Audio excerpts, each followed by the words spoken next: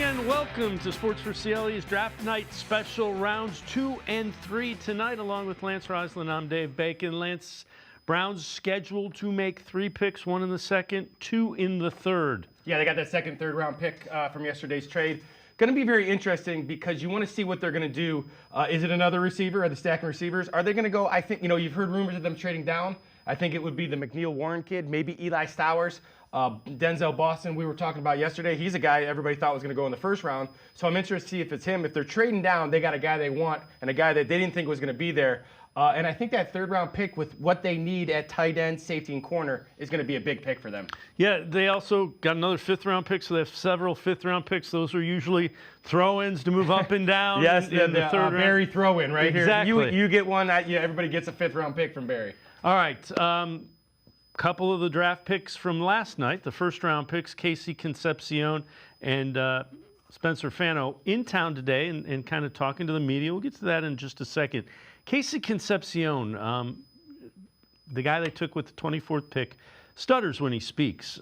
He wrote a letter to the NFL general managers after the combine, and here's what it is. He says, "Before I get out of here, I do want to say once again for all to hear that I'm the best receiver in this draft. But at the end of the day, I'm so much more than just a football player, and any team that picks me is going to realize it immediately. If you're a GM out there reading this, put me on your team. Let's get to work. You're not going to regret calling my name. Never, and I mean never, did I stutter." Concepcion. Andrew Berry, Browns general manager, was asked last night about that letter to the NFL. That's one thing that we talked about. I told him, when he was on his 30 visit, I think it's incredible what he's overcome and gone through in his life.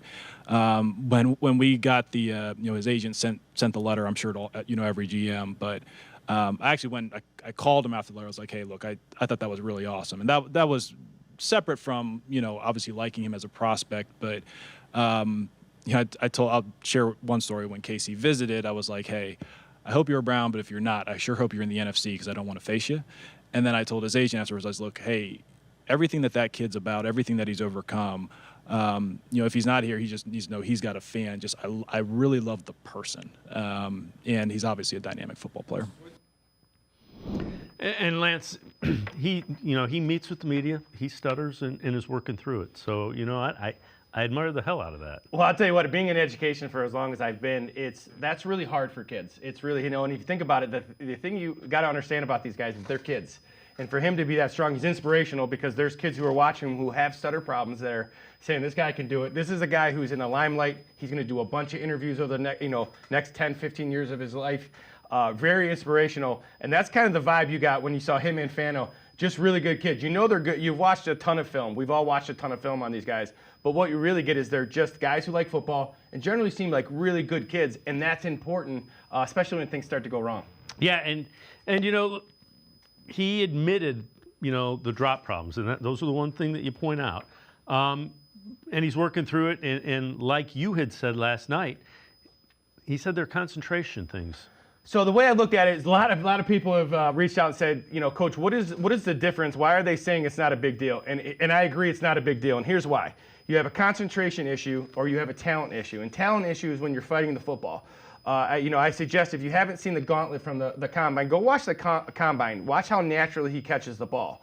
It's a concentration issue. And in my years of coaching, guys who are really electric with the ball after they catch it, sometimes they have an issue of turning their head and getting upfield because that's what their calling card is. So he'll work on that. He'll get better at that. But for me, it's a complete concentration issue. It's not a lazy concentration.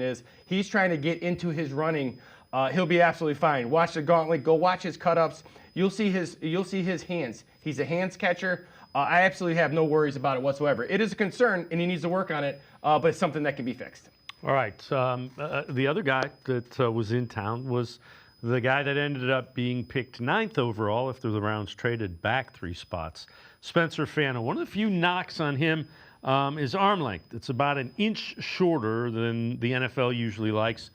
The reason that's a deal is the thought is that shorter arms allow defenders to get a hold of you and kind of not, you can't break free when you get engaged. Fano was asked, are the shorter arms a big deal? I feel like I'm sure it has something to do with it. I mean, I don't think people would make such a big deal out of it if it wasn't a thing. but I don't think anyone has the athleticism and the feet that I have. So I think in my case, I don't think it makes a big difference. Yeah, I know it gets talked about a lot, and I remember the legendary O-line coach Dante Scarnecchia with New England used to say it's way overrated. I think most times tackles get beat for a lack of feet or athleticism or anchor or awareness, as opposed to length. The biggest thing is like, hey, how can the guys shorten the corner?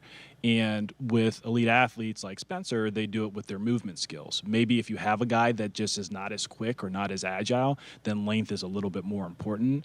But the difference in his success isn't going to be, this in terms of arm length. He has a number of incredible both physical and mental characteristics that we think will lead to a successful transition. And Lance, the other thing is there's some reports that they may have measured his arms a little shorter, and they might have the exact arm length that you had. There were a couple of national guys that had alluded to that. They might have measured him an inch shorter at the combine, which is just kind of, if you think about it, you're doing all these measurements, and oh yeah, we were an inch off. Well, there's a couple of things. First of all, I've thought the arm length is one thing. This is an old test. And it's important. But it's important when you think about the tackles from 20 to 30 years ago. These tackles from 20, 30 years ago are guys who are a little bit slower of foot, right? So that arm length, when you think about a defensive guy getting his hands into you. Now, Joe Thomas has brought up, there's a couple things. One is old school guys used both hands. Now we use individual hands. And if you think about reaching and being able to reach with one hand, you can reach a lot longer with one hand than you can with two. Again, but the key is his feet. And if you think about sometimes what's going to happen is that's the key. The key for the long arm is can you cut off that power rusher, speed rusher from the backside? If your feet are good, it negates the arm length. His feet are as good as it gets. They're light. For me, the arm length, it's not overrated if you have a guy slow of foot. Like Francis Mauigoa, he's a little bit slower of foot. I'd be a little bit more concerned if his feet, if his arms were short, because his feet aren't as good. Fano, I don't think it makes a big deal because of the fact he's going to be in position. He's going to be square more than other tackles. Yeah, so, we alluded to this a little bit last night. So they've remade the offensive line. There might be another one or two of them in this draft that they come away with. What do you notice about this line now? Well, there are a couple things. One is they're not maulers. So the Browns have been they've spoiled everybody with guys who are maulers. Teller, Batonio, Posick, Conklin, guys who they don't care what the front is. They don't care what it is. They're going to knock the guy down in front of them. These guys aren't that. When they say versatile, with these guys, they're pretty good in pass protection. They're functional in the run game. Zion Johnson's a little bit the opposite way. But they're guys who understand the game. They understand the fronts and coverages, the things that they understand the full 11 on defense. And what that does, it allows you to get your backside between the ball carrier and the defender. So they understand that. And they're much better in pass protection than the Browns have had last couple years. Because remember, this offensive line was based on play action, run the ball, Chubb downhill. So these guys are all versatile, but the versatile is kind of an overused term right now. It's just the fact that they're athletic, but they're not guys who are going to pick everybody up and throw them down on the ground. But they're tough, they're physical, and they really have a lot of want to. You see all these guys, they like to play football. When you think about what the Browns have now at offensive line, what does that look like relative to Todd Monken's offense then? Well, there's a couple things. One is he's never going to put bad people. So if you think about, again, system-based offense, we're running this. This is what we run. Regardless of what we see, we got to figure out how to block it. Monken's going to never set these guys up for failure. So first thing they're going to do is they go into each Monday and they're going to say, hey, we got to block this guy. So he's not going to leave guys out on the island. He'll make sure they're blocked. Once again, it's just like the skill guys. Making sure you're maximizing the trait that got him into the NFL. If they're great pass blockers, make sure they do that well, then help them with the run game. It's the idea of not setting your guys up for failure, making sure they have the tools they need and the ability to get help when they need it, and help others, because that's really what the offensive line plays. It's those five guys kind of doing it together. The more nameless they are, the better they are, because it becomes a unit. So what's it look like, the run game? Is it a zone? Is it? Well, once again, it's week to week. That's a great. It's interesting you say this. If you go back to see the Ravens, watch the Ravens against the Browns. Because the Browns get upfield, they trap, counter, because it's hard to block guys when they just get in a gap and go. So when you say one gap, they have a gap either right side or left side. That's called one gap penetration. If it's two gaps, that means that defensive lineman is in charge of to his right and to his left. So they play on the line of scrimmage. So when you go back and watch the film, you'll see when they played the Browns, they would trap, they would counter, they would pin and pull. They would make the linebackers cover. They would make the safeties cover because they want to stay away from the corners. Then they face somebody like New England who plays more two-gap. Then you see more zone. You see more double teams. You see more power, more counter. So it's once again, just like it's system-based, when he said, we're just going to score more points, that's part of it. We're going to do what we do well, our identity, and we're going to attack the weakness of the defense. That's week to week. So they're going to run a bunch of different stuff based on what the defense does. So Andrew Berry last night talked about kind of rebuilding this offensive line for the Browns. Yeah, I think we are very excited about the players that we've brought in, as well as the development that's occurring with existing players.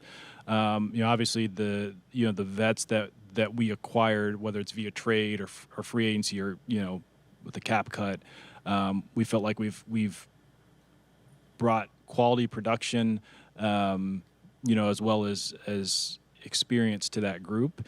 And then obviously with night one adding Spencer, we think that's a big foundational piece to that position group.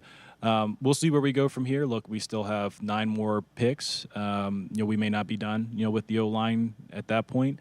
And like I said, we're excited about some of our younger guys that are going to get greater opportunities, but it's a good start. So Lance, when you look at it, obviously the offensive line is better than it was at the end of last year. How good can it be? Well, once again, Warhop's going to have to get in. They're going to have to make sure that they're all, first and foremost, they got to learn each other, right? This guy is going to have a strength and a weakness. They're all going to have to kind of get to know each other, get to learn each other, because unlike any other position, the guy next to you really kind of is important for your success. So they're going to be very successful. Warhop's going to coach them up, but what they got to do is they got to figure out what each other does, the nuances of what that's reps. That's just getting in there, make sure you're watching film. That's making sure that you're on the practice field, you're communicating a lot with each other. But I don't think it's going to take as long as people think because of the want to with these guys. The difference, if you go back to the thing that's not measurable, the thing that I liked about Fano, I didn't even care about anything he said yesterday. He said it with excitement, and that's important for an offensive lineman. It's as simple as that seems. So these guys are willing to learn. They have a really good teacher in Warhop. They have a really good teacher in Todd Monken. I don't think it'll take as long. It will. They'll have their ups and downs, but the good thing is they're facing one of the best defensive lines every single day in practice. That'll get them ready. So second round is underway. The 49ers traded into that 33rd pick last night, and they take Deshaun Stribling from Mississippi, wide receiver. Well, it's funny. So I had Jake Volnick asked me the other day. He said, have you done anything on Stribling? Once again, really good receiver from Ole Miss. If you think about Lane Kiffin, one of the things about Lane Kiffin, Tennessee kind of has that MO too, where the guys don't run a ton of routes. It's more based on pace and space. So some of these guys that come from these wide open offenses, Tennessee, Ole Miss, they have to be really kind of coached up in the nuances of running because in the NFL you don't run away from people all the time. These guys are all good. So you're going to see a bunch of guys that come off the board from the SEC because of the raw talent. They're guys that can run, get great catch radius. He's a guy really productive. He's quick. He's explosive. Really good off the line of scrimmage, catch point. He's a little bit undersized, but again, very talented SEC receiver. Going to have to work on the nuances of playing the receiver at the NFL level. So let's turn our attention now to second round stuff. What do you think the Browns are looking at? Who are they looking at here? Well, I would say I have a couple guys that I would be shocked if they don't go after. First of all, there are some guys that are really talented that are going to be available for them. So you think about McNeel Warren, the safety out of Toledo. If you think about Boston and Malachi Fields, the receivers from Notre Dame and Washington. You have Jake Slaughter, the center. We can talk about attacking that offensive line. I think he's high. Connor Lew, Logan Jones. A guy that I had a first-round grade for is Eli Stowers, the tight end. So they need another tight end like to help Harold Fannin. So I'm thinking if I had to pick, it'd be Boston, Eli Stowers, or McNeel Warren. So the Cardinals are on the clock now. The Arizona Cardinals are going to take Chase Bezanis, the guard that you liked a lot. So Bezanis is a guy, he's probably the most He's the biggest bully. How's that, right? School terms, right? I love that. He's probably the biggest bully in this draft. Really, once again, he's a guy that wants to play in a phone booth. And I had somebody ask me, what does that mean, Coach? It means he's not really good laterally, right? And the guys who aren't good laterally or have super quick feet, they like to move them down inside because you have the center and the tackle next to you. So there's not a lot of window space to get, kind of get hurt. But he's a guy that when he gets his hands on you, for me, he's a better version of like a KT Levinston. Everybody said, oh, KT Levinston can't play. I want you to watch film of when KT Levinston gets his hands on you. He needs to be moved down into guard, because if he's moved down into guard, then he doesn't have to pass protect like he is now, because he's a run blocker. He's not a great pass protector. He's good in pass protection, but if he gets his hands on you, he's very Wyatt Teller-esque. He's going to try to finish you every play. Love bullies on the offense. He's probably... Give me 5 bullies on the offensive line, we're going to win. He's very, very bully-esque. He's very, very fun film breakdown, because he's trying to finish you every time. Lance Reisland and I are going to step aside, take a quick time out. Sports4CLE's draft special for rounds 2 and 3. We'll be right back. Stay with us. You got so much to do. It's got you feeling blue. Put a little play in your day. 'Cause it's fun all over the state. So come on. Great games wait for you and me. The Ohio Lottery. Put a little play in your day. Put a little play in your day. Come back to go forward. Back to learning new things. Back to pursuing your dreams. Tri-C has flexible learning options to fit your life. And every year, more than 1,000 local companies provide Tri-C students with real-world learning. The right education can boost your lifetime earning power by hundreds of thousands of dollars. Start now with a college education you can afford. Tri-C, where futures begin. The Greater Cleveland Sports Hall of Fame celebrates the star athletes and notable sports figures who were born or have made their home in Greater Cleveland. It tells the story of discipline, commitment, perseverance, sportsmanship, and excellence in achievement. It encourages and inspires those who believe in sport and its direct impact on the well-being of our community. Go to clevelandsportshall.com or follow us on Twitter at GCLE Sports HOF for more details. I am powerful beyond my wildest imagination. I will define my future. I will keep challenging myself to improve. Because I am a future leader of this great nation. I will be responsible for raising a beautiful family. And educating not only my generation, but many more to come. I will make a difference in my community. And I will stand up for what I believe in. I will not settle for simply chasing my dreams. I will achieve them. Because I was given a chance. An opportunity. A home. At Family, Career, and Community Leaders of America. The ultimate leadership experience. FCCLA has been one of the greatest experiences of my life. It's made me who I am today. Join us. We'll build a new future together.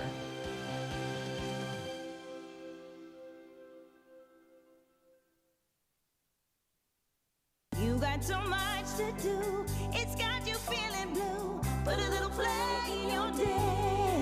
'Cause it's fun all over the state. So come on.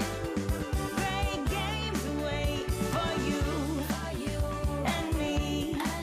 The Ohio Lottery. Put a little play in your day. Put a little play in your day.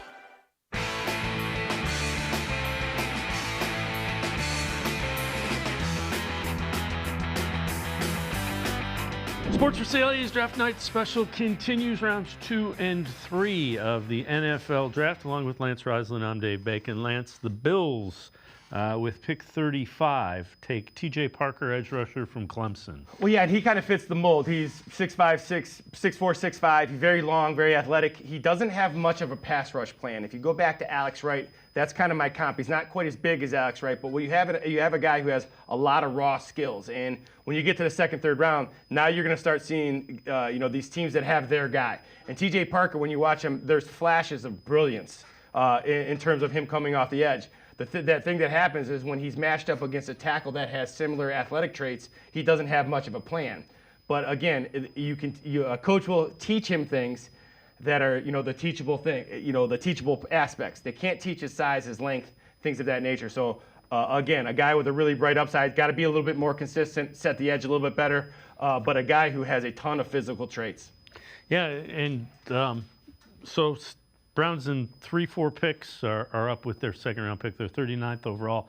Las Vegas just traded their second-round pick to the Houston Texans. Yeah, and you got to think if anybody's trading up now, it's got to be one of those core guys. The Emanuel Warren, the McNeel Warren kid, Boston, maybe Malachi Fields. I know some people were high on Malachi Fields.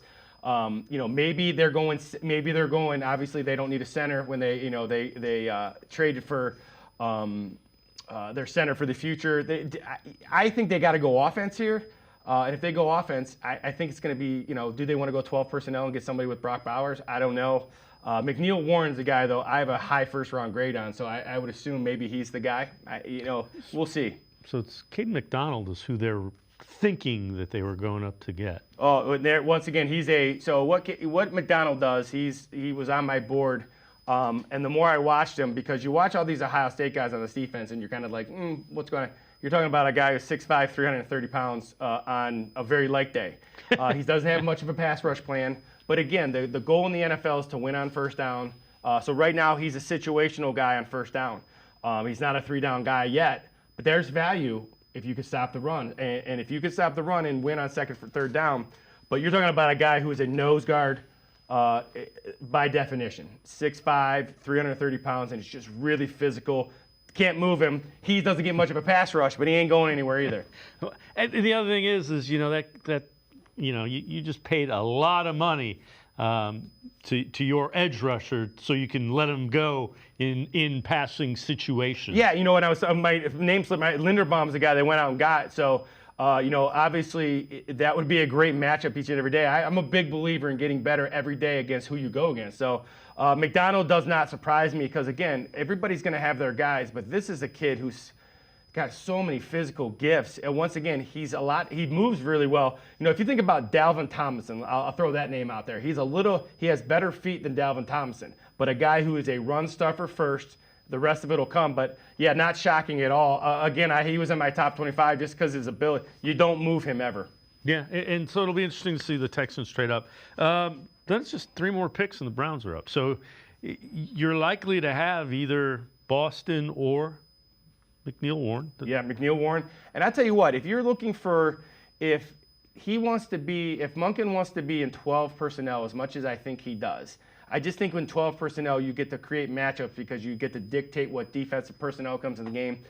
I just think he's probably pretty enamored with Eli Stowers or Oscar Delp even. Now, I have Oscar Delp ahead of Eli Stowers, but they're similar guys who are not traditional tight ends but can really play in the slot. They can block just enough to kind of dictate what that defense has to put in the game. But, I think they got to stay offense here unless McNeel Warren, they have such a high grade on him, and they're worried about what's going to happen with Delpit because he's really, really good. But you can get a good safety later. You can get you can get Bud Clark. There's some really good guys later. We'll see what they. Obviously, we'll know here quickly what they think of the kid out of Toledo. So again, getting ready for the Browns to make their pick in the 3rd round coming up. Who are some guys that if you go off the board? If it's say they want to go another offensive lineman, who would the Browns be looking at there? I would say they got to stay inside. So there is a really good bunch of interior linemen. Jake Slaughter, who I had a front of. Vega Owana. I think he's outstanding. He's the best center to me. Then you have a guy who's right there with him, Connor Liu. Basontis, who was just taken, I really liked him. So those guys are outstanding. You got the kid, Jennings Dunker out of Iowa. And then I actually like the other kid from Iowa just as much. And I really like him inside at the center of the guard, and that's Logan Jones. He played a lot of tackle at Iowa. He's going to move him down inside. He's like 305 pounds now. He'll add some weight. But again, there's some really quality interior guys. And I think they got to think about getting that center for the future. Whether Postic's healthy or not, Postic was losing a little bit of his ability to move people last year. I think they got to think about maybe transitioning or at least getting a guy that can play the center for me, that's if I had to pick a guy, and if they stay with this versatile kind of, it would be Logan Jones, because Logan Jones has played all three as well. Yeah, Whippler hasn't been able to stay healthy. Luke Whippler. Yeah, no, very, very tough. And it kind of goes back to when they got Harris. It's just these guys who are undersized. You know, you see it when you go out to practice.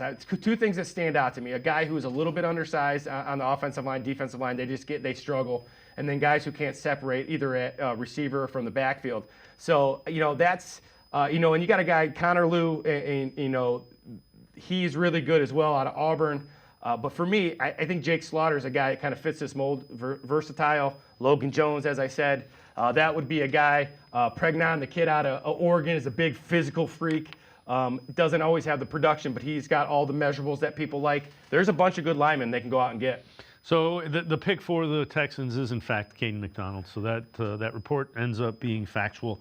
Again, that wasn't somebody that was on the Browns' radar, so those names that we keep talking about become more and more likely that they're going to be there. Well, Kaden McDonald, I think he's a first-round guy, and I think, you look and, the thing that really stood out to me when I broke down the film is he had 12 career sacks. So he does rush the passer. Now, once again, at Ohio State, there's so many good people that you have to stop that Kaden McDonald wasn't necessarily the focus of the offensive coordinator going in each week when you have Sonny Styles and Arvell Reese and other guys. So, they have Curry, the defensive end, who will probably be taken on day 3. But Kaden McDonald he's the best run stuffer in this draft. So the Giants are up next, and they are going to get a cornerback. They're going to take Colton Hood. That brings up another name. The kid from Tennessee that had a knee injury. McCoy. He had if he's healthy, he's probably 10 to 15 in the first round. Yeah, so McCoy I absolutely love. And, once again, those ACLs, it's different than it was, right? It's different than it was when I was growing up where those things were that you didn't play for a long time.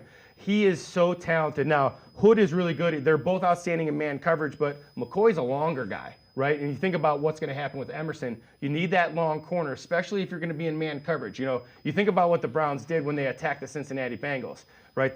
T. Higgins, that was Emerson. Right? Chase Brown, that was Ward. So they've kind of figured out a plan, and you need that big corner who takes that big receiver. That's what McCoy would give the Browns if they decided to go that route. But you're absolutely right. He's a top 10 grade without that knee injury. And again, you don't know. Obviously, they've done all the medicals, and if he's a guy that's going to be fine, then he's a guy you go get because he is super talented for sure. Who are some other cornerbacks that you think could fit in that? They still need... I think they need a nickel corner that they can put on the field pretty quickly. Well, D'Angelo Ponce is a guy that you just love. He's, you talked about him yesterday. That's one of your guys. Super competitive. He's 5'9". He's less than 200 pounds. And for me, the only issue I have with D'Angelo Ponce is he going to be able to stay healthy because he's small. Super competitive. I mean, the size doesn't mean anything to me in terms of what can he do. It's just can he survive. Then you have guys like Brandon Stissy, who's probably the fastest guy in the draft. One of the fastest corners in the draft. You have Avion Terrell, who I have as my #1 sticky corner. And what I mean by that is he's really good in man coverage. Colton Hood just went. He's really good in man zone.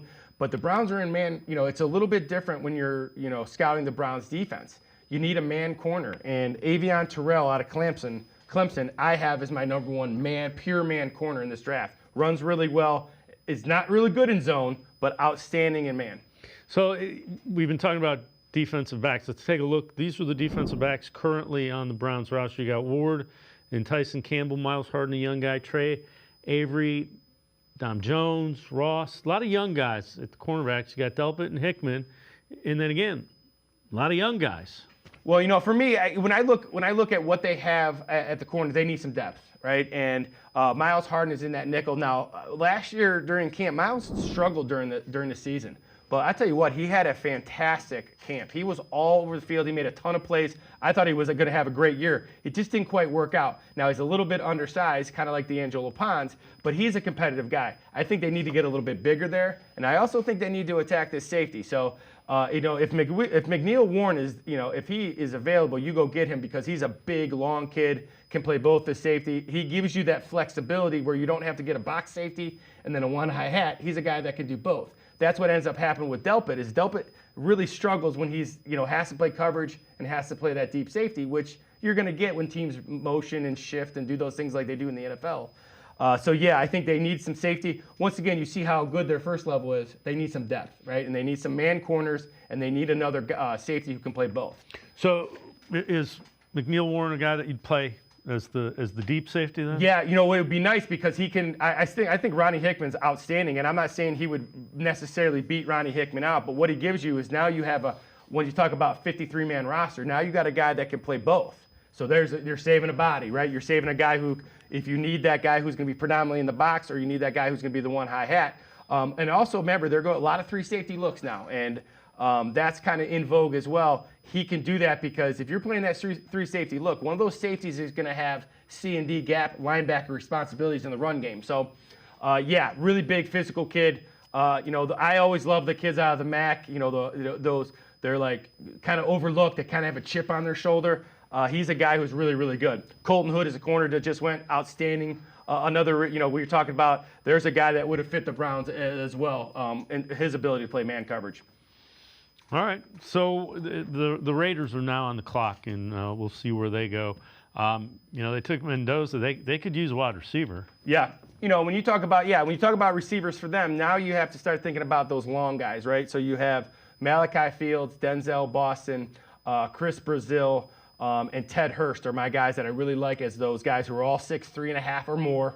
They're all over 200 pounds. They're all guys who can go get the ball in the red zone. When you have a young quarterback, the one thing that you understand about when you go to NFL practice that I've learned as somebody who's been involved in football my whole life, that red zone in the NFL, it's a totally different animal. Their offense isn't the same, so you can be a red zone guy where, it's sometimes in the high school, college level, you got to do more, but you need red zone targets, especially if you're going to have a young quarterback. Well, the Raiders pick us in, and it sounds like it's Stukes, the cornerback from Arizona State. Yeah, so I have Traden Stukes. I had him as my number 10 corner. Again, there is a bunch of corners in this draft. It's been said a number of times by us, people we've had on ESPN, that kind of fit this 5'11" to 6'1", long arms, good in man coverage, good in zone, aggressive against the run. Some of these guys can slide down into the nickel corner if needed. You have to be very flexible in the NFL because teams will come out in 13 personnel and be an empty, right? Or come out in 10 personnel and get in, tight sets.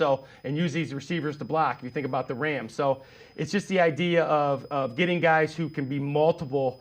And Stukes is a guy. Once again, besides after Mansour Delaney and Chris Johnson, who had 1 and 2, from Colton Hood to Stukes, who I have 3 through 10. Like the grade was all like A, like if you're thinking grades B, B minus, B minus, B, they're all very, very similar because they all have very similar skill sets. So after that pick, Browns are up. So they kind of had the pick of everybody that we'd been talking about. The safety, you got Boston, you got Fields. There's a number of wide receivers still there. Yeah, you so got the tight ends. So I think McNeel Warren's the best player left. Right, but I think it's close enough where you look at a guy like Boston. It's close enough where you look at a guy like Eli Stowers. Again, I know it's hard to pass. I was going down on the ship with Caleb Downs yesterday, right? And I still will because I thought he was so talented. But now that you get here, he is really, really good. But do you say, can we get Malachi Fields at 70? Can we get Ted Hurst at 70, who I think are very similar to Boston? Do you go get Eli Stowers, who some people feel he was as good as Kenyon Sadiq? They love Oscar Delp. I know they do. They had him in. So, again, they have their pick here of who they want to go with and what direction they go. At this point in time, I'm actually kind of, if you think you need to attack offense like you're doing, then go get. There's some really high-quality guys on offense right now you can go get. Yeah, and to your point, we've talked about wide receivers and playmakers. You got the guy that's fast and shifty. You kind of need that big guy on the outside. You need the boundary guy. We used to say, my dad used to say the boundary guy can go get it, right? And that's really what it comes down to is his ability to run the comebacks, the hitches, the curls. And then can he be dominant in the red zone? Can he be dominant in those 50-50 ball situations? That's what these coaches are looking for is, can we get a guy that we can win a matchup with? So, again, so if you think that guy can be really good, then all of a sudden Jerry Jeudy gets better, Fanning gets better, as we were talking yesterday. The more weapons you have, the more that they can't allocate to just your 2 best guys. That's important for Todd Monken. So we'll see what happens. Or do they go Do they wait and maybe they want another guy like Zay Flowers and they go Zach Branch later, who will be available? He will be probably available at 70, 74. So it'll be interesting. I would, if I had to pick here, just because I've always believed, and my dad always taught me this, you win with defense. And I just think for what they do defensively, this McNeel Warren kid out of Toledo might be too hard to pass up here. We'll see. It's kind of interesting. You know, we've talked about this last night.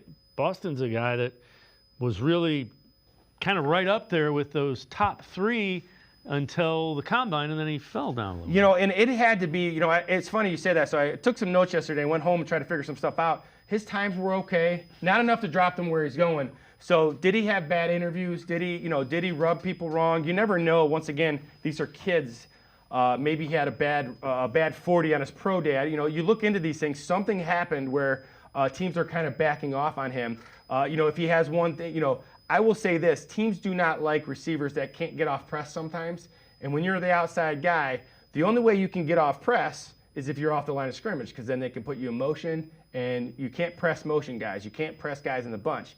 But if you're an X, now you're on the ball. You're easy to jam. So maybe that ties into it too, because he does struggle off the line of scrimmage a little bit.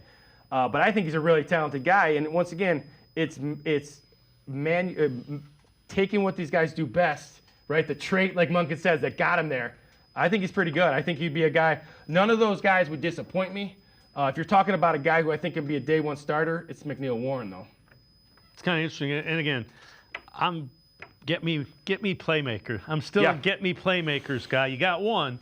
I want a couple more still. And here's the thought that I have. You hired Todd Monken because of his offensive mind. You got to give him some people. Go get him something, because this offense was lacking. Well, yeah, and you know, the word that I've heard from him a lot the last 2 weeks now is the word development. So I know they think they can still get something out of some of those guys on the roster who have not done what they think. And I'm speaking of Ced Tillman, right? Yeah. The elephant in the room is Ced Tillman. Again, I make a point to watch Ced every single practice. Sometimes you shake your head and go, how is this guy not better than he is? Because he practices all the things that you would be hard on a guy for. How's he practice? Is he first out there? Does he work out? He does all that.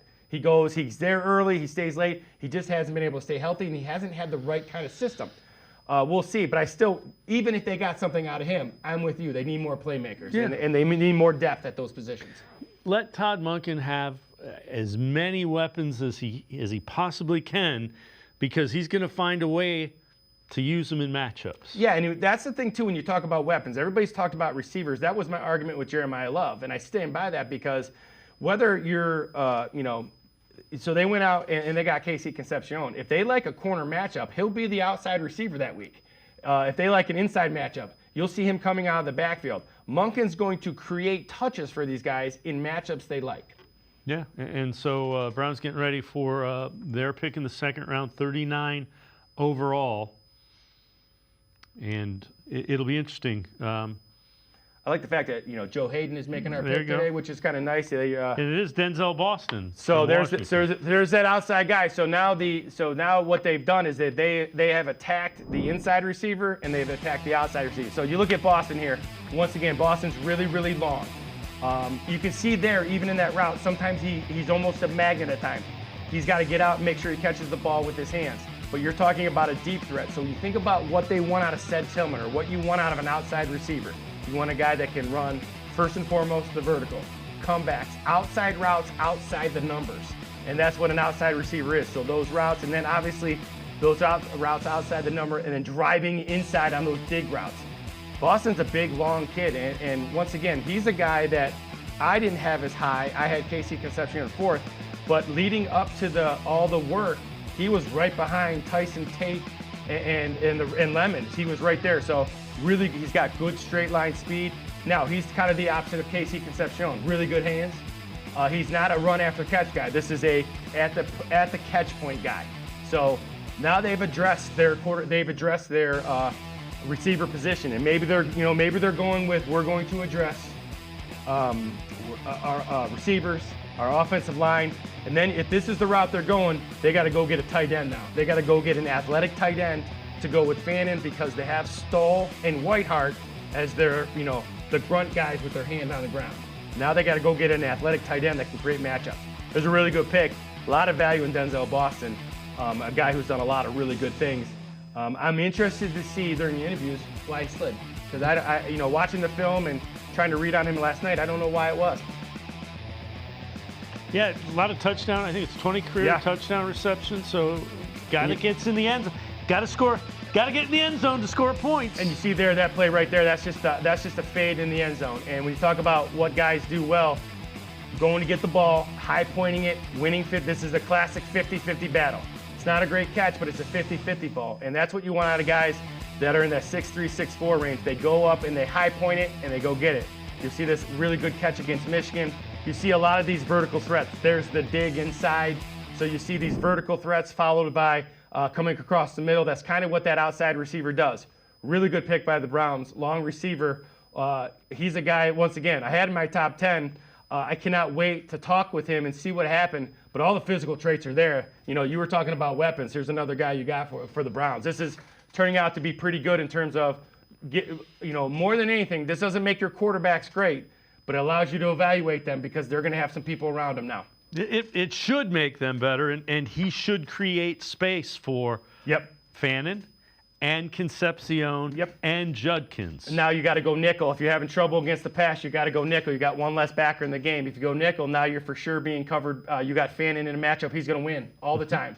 You go 12 personnel. Now I think the key to kind of making this complete, if I'm the Browns, and it's great because there's a bunch of tight ends out there. They got to go get an athletic tight end, and then that offense on paper is starting to look pretty functionable.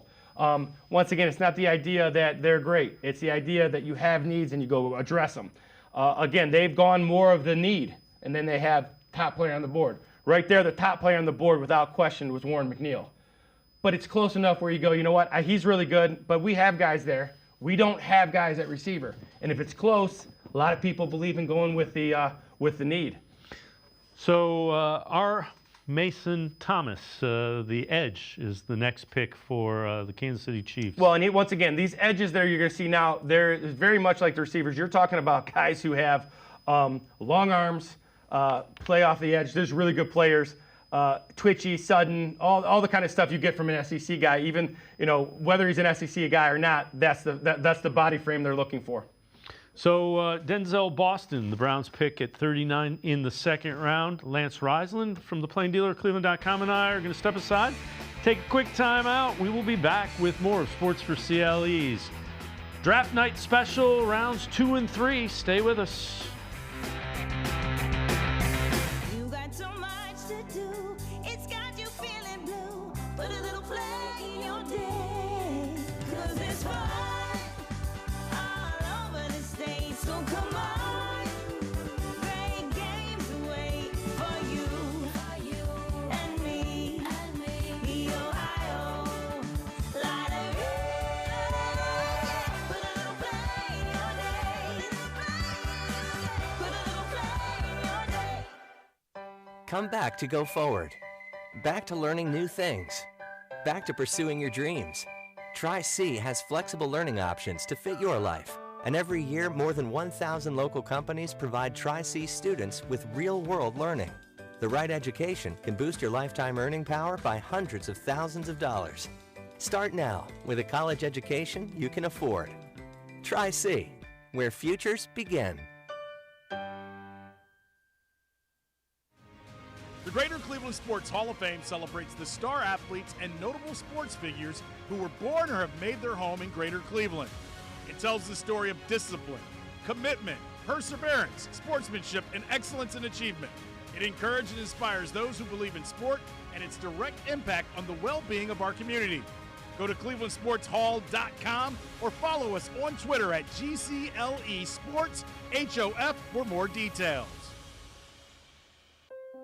I am powerful beyond my wildest imagination. I will define my future. I will keep challenging myself to improve. Because I am a future leader of this great nation. I will be responsible for raising a beautiful family. And educating not only my generation, but many more to come. I will make a difference in my community. And I will stand up for what I believe in. I will not settle for simply chasing my dreams. I will achieve them. Because I was given a chance. An opportunity. A home. at family, career, and community leaders of America. The ultimate leadership experience. FCCLA has been one of the greatest experiences of my life. It's made me who I am today. Join us. We'll build a new future together.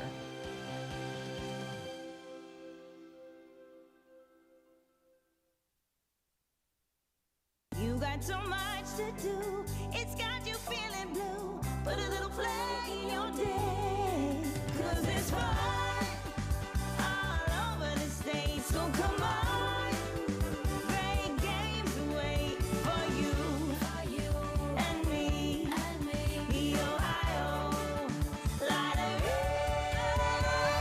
Put a little play in your day. Put a little play in your day. Come back to go forward. Back to learning new things. Back to pursuing your dreams. Tri-C has flexible learning options to fit your life. And every year, more than 1,000 local companies provide Tri-C students with real-world learning. The right education can boost your lifetime earning power by hundreds of thousands of dollars. Start now with a college education you can afford. Tri-C, where futures begin. The Greater Cleveland Sports Hall of Fame celebrates the star athletes and notable sports figures who were born or have made their home in Greater Cleveland. It tells the story of discipline, commitment, perseverance, sportsmanship, and excellence in achievement. It encourages and inspires those who believe in sport and its direct impact on the well-being of our community. Go to clevelandsportshall.com or follow us on Twitter at GCLE Sports HOF for more details. I am powerful beyond my wildest imagination. I will define my future. I will keep challenging myself to improve.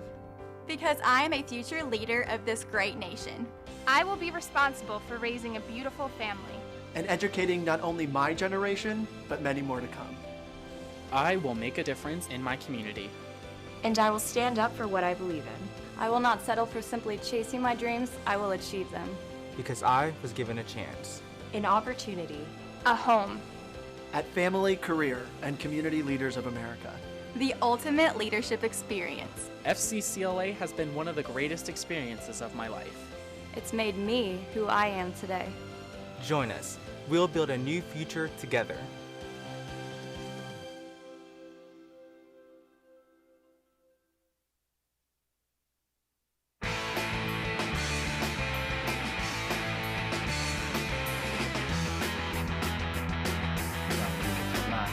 She started laughing. Welcome back to Draft Night Special, Sports4CLE, Lance Reisland, Dave Bacon. Defensive lineman run continues. Well, Christian Miller's a guy I really like. Third on my board, third on everybody's board.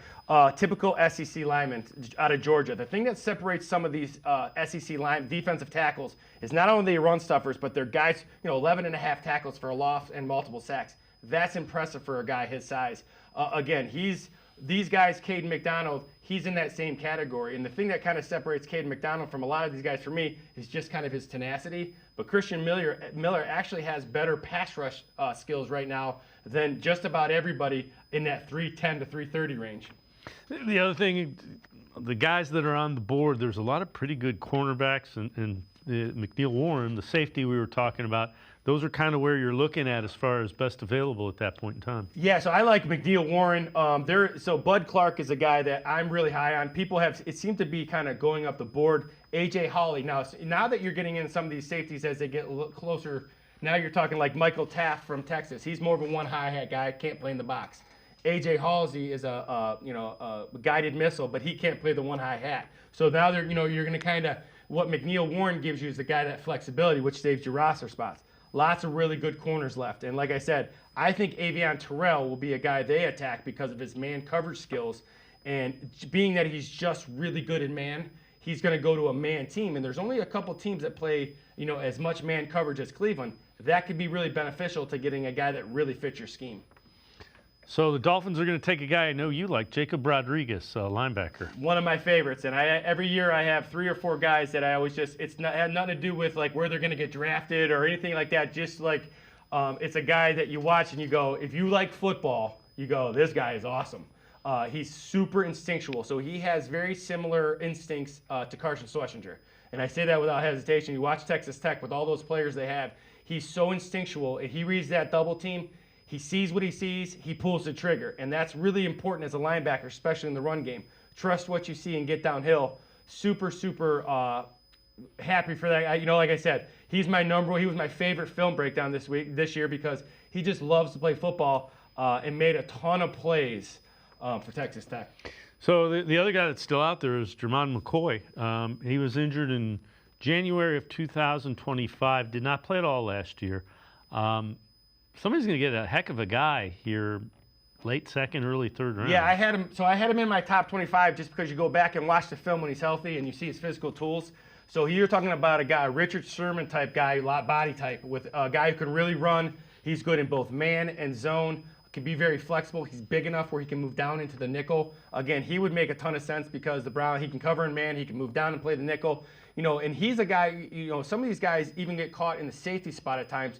He's got that type of range as a safety, really good player. That injury has allowed him to slide, but those are the guys you do your homework on and you check and see if they're healthy and how bad. There's different levels of ACLs. There's different levels of knee injuries, and if it was not where it was, and he's going to be okay, I would take a shot on him for sure. And that's the reason that you have all the medicals at the NFL Scouting Combine is for that very reason. So you get that, and then you'll get follow-ups with your own doctors. So there's, if the medicals check out, that's got to can play.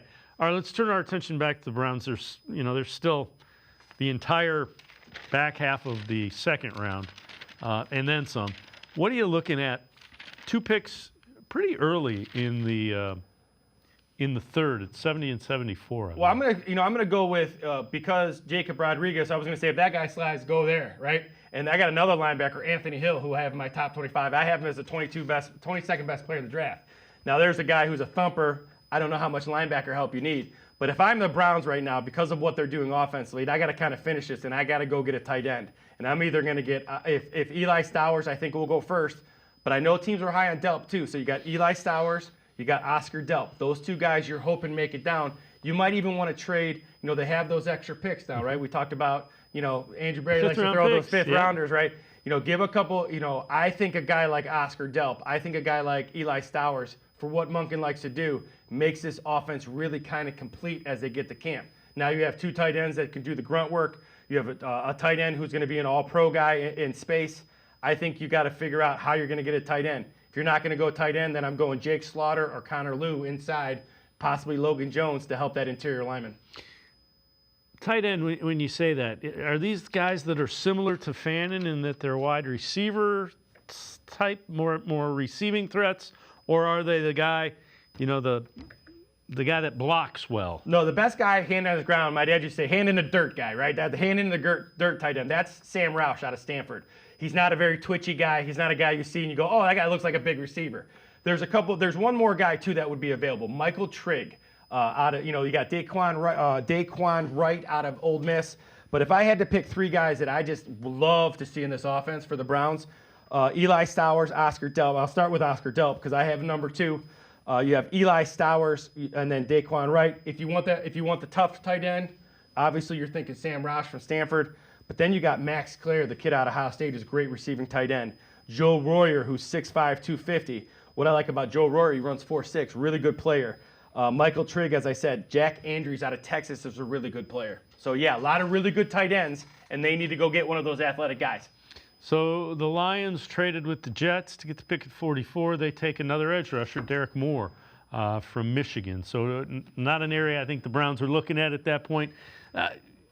Can you have Delp and say Fannin on the field at the same time, or Stowers and Fannin? Absolutely. So if you think about what 12 personnel is, it comes down to what is 12 personnel. I'm not very smart. You got 5 offensive linemen, right? You got the quarterback. 12 the personnel groups. When people say personnel groups, it starts with the backs, the tight ends, and then the rest are receivers. And it adds up to 5, right? I don't know, no idea why football people do that, but that's what it is. So when you think about 12 personnel, you're thinking about 1 back. That would be Judkins. Now, if you go 2 tight ends and you say it's Fannin let's go Delp. They're big enough where they can block. So if the defense brings in regular personnel, there's 2 tight ends in the game. Traditionally, that's been a running formation. Well, these guys are athletic enough, you split them out now. So now you get into a receiving formation, make the linebackers cover them. Well, the defense goes, well, these are receiving tight ends. We got to play nickel. Well, if they play nickel, now you move them in. Now you have one less linebacker in the box. They block a little bit. Now Judkins is running free. So that's what that athletic tight end does for you. Now, if you Sam Roush or Whiteheart or Bates, those are guys traditional 21 personnel, where you're going to have a fullback who will most likely be Fannin or Delp, and then a traditional tight end, which would be attached to the tackle, and then you can do things out of there. But 12 personnel, if you get really athletic tight ends who can block just enough, it's a nightmare for a defense coordinator. So we've added now 3 offensive players. You've added a left tackle, and Andrew Berry said Fano's going to play left tackle. We're going to put him there. We're going to let him play there. You've added a touch guy. We call them touch guys because you get the ball in the air. Yep. In Concepcion, you've added an outside guy in Boston. How much have you improved this offense? Well, with 3 picks, you've solidified your offensive line. You had a really terrible offensive line in 2025. You went out and got 4 new guys, and then you draft who I think is the best tackle in the draft. So doesn't mean they're going to be good, but you've addressed it, and that's part of what football is. You address issues you have. Doesn't fix them, it addresses them. Now, you struggled outside. Now, what this does, maybe this sparks said Tillman, right? And that maybe said Tillman's like, you know what, I'm going to compete with that. I'm not getting beat out. You never know. Those type of competitions help. He's never, not only has he been injured and not, produced like he's never been challenged. So now you got a guy who's going to challenge you for that outside spot. But I think the key for this offense, besides Fano, Boston's going to be really good, is Casey Concepcion.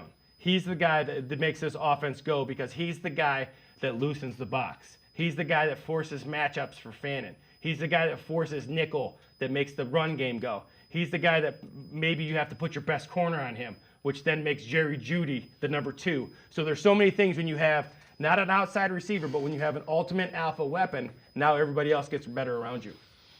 So the Ravens are on the clock. They will be making their pick shortly, and kind of interesting. The Ravens and the Steelers always seem to pick well. And it's the MO, how we're going to pick. They're going to pick really tough guys.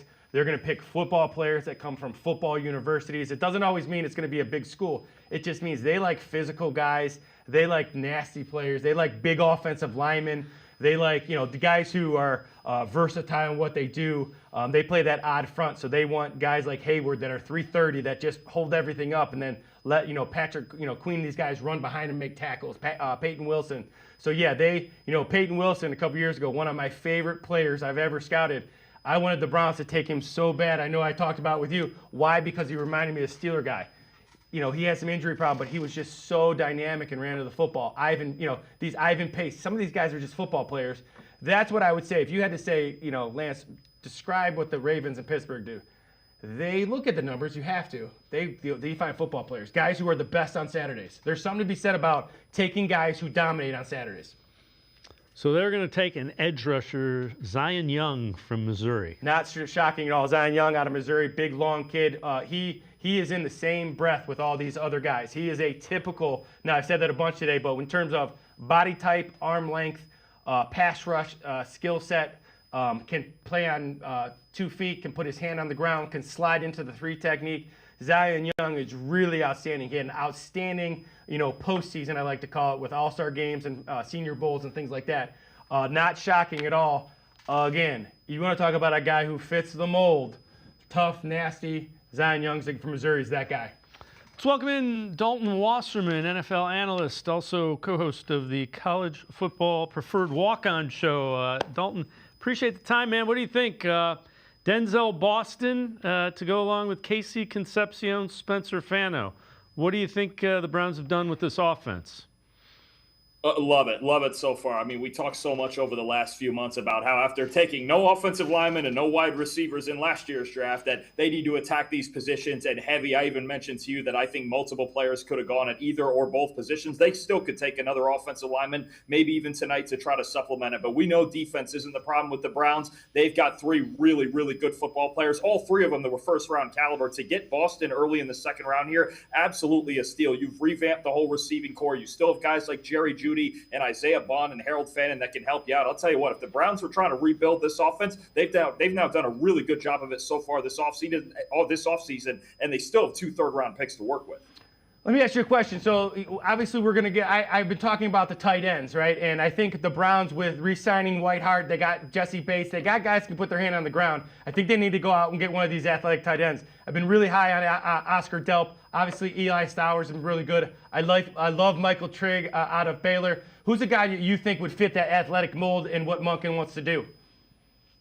I mean, Oscar Delp is a good call right there, and I still think they need somebody who can play a little bit inline, right? Because with Harold Fannin in the mix, I think you still want to be able to move him around the formation, put him in a lot of motions. Todd Monken's going to want to do a lot of different things with him. So somebody that leans maybe a little more traditional than an Eli Stowers or Michael Trigg. Oscar Delp is a good call, maybe in the 3rd or 4th round. Eli Raridan from Notre Dame is somebody that would intrigue me, maybe even a Sam Roush from Stanford, because you still want the blocking that Njoku gave you, right? And you obviously have those other talented guys too that can do that. But to me, the key is going to be to have somebody to play inline in a similar role to David Njoku, so you can still use Harold Fannin as that flex option. Dalton, Boston going in the 2nd round. Why do you think he kind of dropped down a little bit? What was it about him that and it's not a huge fall by any stretch of the imagination. I thought he'd go in the 20s, kind of around where Concepcion went. Yeah, honestly, my thought this entire time for the process with Boston was that it was similar. It was very similar to how I thought of Jaden Higgins out of Iowa State last year, where the range was anywhere from 25 to 40, and he just got to a little bit of the lower end of that range, right? I mean, he's very good at beating man coverage. He's still working on some zone feel and things like that, but a lot like Higgins, he's got good size. He's got good releases off the line of scrimmage. He can really win those one-on-one battles as your pure X receiver. I love the size that he adds to the Browns receiving room. So, look, I think you're just going to get all these GMs and scouting departments in this draft. They're going to have different opinions on everybody, right? This is about the range I thought he would go in, maybe a handful of picks, maybe even a dozen picks lower, but I thought he was a borderline 1st, 2nd round guy. I think for the value of getting him at, pick 39 it was? I mean, that's fantastic stuff right there. This is a guy that I was mocking to them at times at number 24, and they end up with both him and KC Concepcion. So it's an awesome pick. It really is. I'm a big fan of it, and Boston just brings size and that one-on-one ability to that room. Dalton, I would like to see the Browns address the interior line a little bit, maybe even a center. I'm big on Jake Slaughter. I'm big on Connor Lew, but I'm big on Logan Jones, and I love his versatility. If the Browns were going interior lineman next, or in the 3rd round, who would you attack, and who do you think fits with what they want to do? I think the luxury of having Elgton Jenkins as a guy who can play center or guard means that they can really attack this position any way they want. But that group of centers right there is really good. I think you're going to get a run of these centers in the 3rd round. I like Jake Slaughter the best of those guys. Honestly, for the last 3 years of college football, he's been the best center in the country. He's not the biggest guy, but he's always on assignment. He can run really any scheme you want him to. Mentally, just understands the position so well, and you just don't see him mess things up all that often, right? I think Logan Jones is super athletic, a little undersized, and can get to the 2nd level with ease. And Connor Lew, a little more of a powerful guy coming off the knee injury, so you're taking a little more of a gamble with him depending on his recovery. But I like all 3 of those players. I would not be shocked at all if they went center or they went with a guard that they liked, if there's any left in round 3 for them for the taking there. What did you think of Fano? There was, it's kind of a little bit of a wider range of thoughts with him. Everybody agrees he has really good feet. Everybody's not quite sure that he can play left tackle. Andrew Berry said he's going to be our left tackle. We're going to put him there and we're going to let him play there. The good news is he's athletic enough. I had him as my 2nd best offensive tackle behind Francis Mauanoa. And when you talk about him being athletic enough, having the foot speed, having the quickness to run any system, and there was such a diverse array of run concepts there at Utah, I think the only thing with Fano you're looking at is, there's pretty average length, and you're going to get similar questions maybe to like a Will Campbell with the New England Patriots. But the athleticism plays out on the edge, out in space, and on the 2nd level. And I think he's got to add a few more pounds of muscle, right? I mean, a lot of guys have to come into the NFL, and they got to get just a little bit stronger. I do think that's the case with him, where early in his career, maybe some of the more powerful rushers will get him. But I'll tell you, at least he's playing alongside the most powerful rusher in the league in Myles Garrett, so he doesn't have to deal with that once or twice a year. But I like it a lot. I think he's fully capable. I think the only reason Utah didn't put him on the left side is because Caleb Lomu was really good too. You saw him go in the 1st round last night. So I think it's a great fit, man. You get Titus Howard as a reliable right tackle. You move Fano over, but he is certainly athletic and smart enough to be able to do that. Going to be a fun transition. Might get some bumps early on, and he's still got to get a little bit stronger, but I think it's a move that could really pay off 2-3 years down the road. Dalton, I really like moving to the other side of the ball. I really like Avion Terrell, especially in sticky man coverage. Besides him, who are some other man coverage guys? Obviously, we know the Browns play a ton of man. Who are some man coverage guys that maybe could fit, kind of create some depth for the Browns are really good in their first level, but they got to create some depth here. Who's some guys in man coverage guys in particular that fit what the Browns do? One guy that I love who's undersized and maybe they won't love as much as I do is D'Angelo Pons from Indiana, who I believe is still on the board right now, unless he's got taken while we've been talking. He's a smaller option, but his technique is outstanding. But if you want size really, and you want those big 6'1", 6'2", 6'3" type corners that will just get in your grill and play one-on-one, the two guys I think of, Davison Igbinosun from Ohio State really sticks out, right? Aggressive, kind of gets a reputation for sometimes being too aggressive, picking up penalties and things like that. And then Devin Moore from the Florida Gators, 6'3", and when you get him in press man, he is locked down. He needs some work in zone coverage and an off coverage with his vision and things like that. But if you're just looking to do that, get in cover one and line him up and light somebody up, Devin Moore, Davison Igbinosun, those are your two guys. I think round 3 targets. That's entirely possible. Is Pons probably the better nickel corner? They really need a guy that can play nickel corner. So the funny part with Pons is I love him, and I know he's undersized, and people make the assumption like, okay, just put him in the nickel. I would leave him outside. I think if you're looking for a guy or two to play the nickel and just insert right away, I actually think Terrell would be better in there. Terrell's a really good run defender. He doesn't quite have the speed, the straight line speed that Pons has, but he's more used to playing the nickel than D'Angelo Pons is. So if you want somebody to just play the nickel and go insert right away with Tyson Campbell and Denzel Ward on the outside, just go, okay, let's plug and play him at the nickel. Maybe Pons, he can make the transition. I just like him so much on the outside that I would leave him out there. But Terrell's one, and then I would say Keontae Scott from Miami. That's the position he played. He might be the best pure nickel in this draft when you factor in the math that he brings to you, the equation that he changes in the run game. He's so good in run defense, and he's really solid in zone coverage. So for me, if you're looking for a more pure nickel, Avion Terrell, Keontae Scott are your guys. All right, Dalton, let's talk about safety. Obviously I love McNeel Warren. I thought he was a great fit, box corner. I thought he could play in the box, that one high hat guy. I also really like Bud Clark, and some people have been hot and cold on him. Who's another guy when you talk about a guy who could possibly be that one high hat and be that box, C and D gap run fit guy at times? Who are some other guys that maybe could fit that kind of that dual role for the Browns?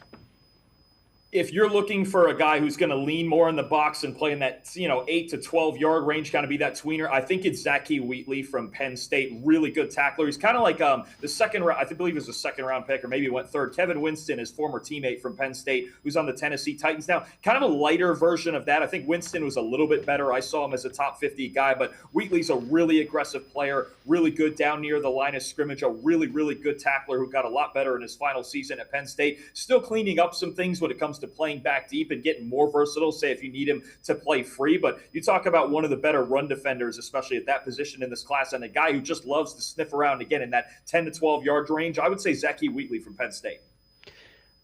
Let's look at the 3 guys that the Browns have taken. How much better do you think this you and I have been killing this offense for a couple of years. How much better did Andrew Berry make this offense with these 3 guys, do you think? I think a lot better. I'm surprised, and I know the value with Boston is really what made it possible, but I'm surprised they actually went and doubled up at receiver in the top 50, and that's the luxury of having all these picks in the top 50 is you can do that. And, it doesn't – they made 2 picks at receiver, and obviously they needed a left tackle, but it doesn't feel like they're just drafting for need. They didn't reach it all. They got 3 really good football players. I think they got a lot better, and what you wanted to do this offseason if you're the Browns, whether your starting quarterback for the long term is on your roster now or in next year's draft, you want to make the environment as easy as possible to deal with, if you're the Cleveland Browns. The offensive line could not be, as bad as it was last year. They've gotten a lot better. They've gotten at least 4 new starters so far, and that offensive line should look a lot better. You've overhauled this receiving core with these 2 kids they just drafted. I mean, it's a lot better. And then you get a healthy Quinshon Judkins back, and you continue to add depth like we were just talking about at tight end. I think now the X factor just becomes a quarterback situation, right? It's almost like by the end of the year, if Shedeur Sanders or whoever can't have some level of success with this, you go, all right, now we know what we need as the missing piece. I really like the way the Browns are going about this. I think their offense got a lot more talented. Let me ask you a question. They got Boston, all right? And let's say do you think they would go another receiver if a guy like Ted Hurst or Malachi Fields is there? Or do they stop? Or they say, like for me, I'm thinking they got to get a tight end. I think Oscar Delp is the perfect pick at 70. But who else could they, is there a possibility they can go offensively? Could they get another running back? What else could they grab on this offense that would kind of push it forward? Dalton, Lance wants to play fantasy football with 9 receivers. I want them all. Give me some receiver. I want to score some points, Dalton. Give me some guys. The good news is, I mean, you have plenty of depth, so it depends what they're looking for. I don't think they would attack the position again in round 3 unless there's someone they absolutely love and they just want to keep overhauling it. I think you were right. The tight end and interior offensive line could really be the focus. Maybe they even add a linebacker or somebody at D tackle in the 3rd round. But you talk about some day 3 receivers, right, that might get there. I think about, we'll see how high he goes. Maybe a Bryce Lance from North Dakota State, who's kind of like Boston, a bigger athletic player who can really win down the field. I think about some blazing fast guys. You think about Brennan Thompson. You think about Kevin Coleman from Missouri. You think about, who knows where Zachariah Branch is going to get drafted after what he's gone through the last week. So I think as far as receiver, it's a deep enough class where they could go with maybe one more player in round 4 and 5. And hey, we're just having an open competition. Everybody here, you're on the hot seat because the way the receiving core was last year was not good enough. So I don't think it's something they'll attack again in round 3. I'm with you, center, guard, tight end. And then if you go on the defensive side of the ball, more depth in the middle of that defense. But certainly they could take one more. Why not? In round 4 or 5 in this draft with as deep as the receiver class is, I'd have no issue with that. I was big on Anthony Hill. He's still on the board, linebacker from Texas. Is he a guy that you had high on your board? And where are some other linebackers? I love Jacob Rodriguez. I just think there's guys I watch. I don't look at measurements. I just like watching as a football coach. And Anthony Hill is that thumper. Who's another guy that they could go get maybe even on day 3 that could kind of give them some depth at the linebacker position?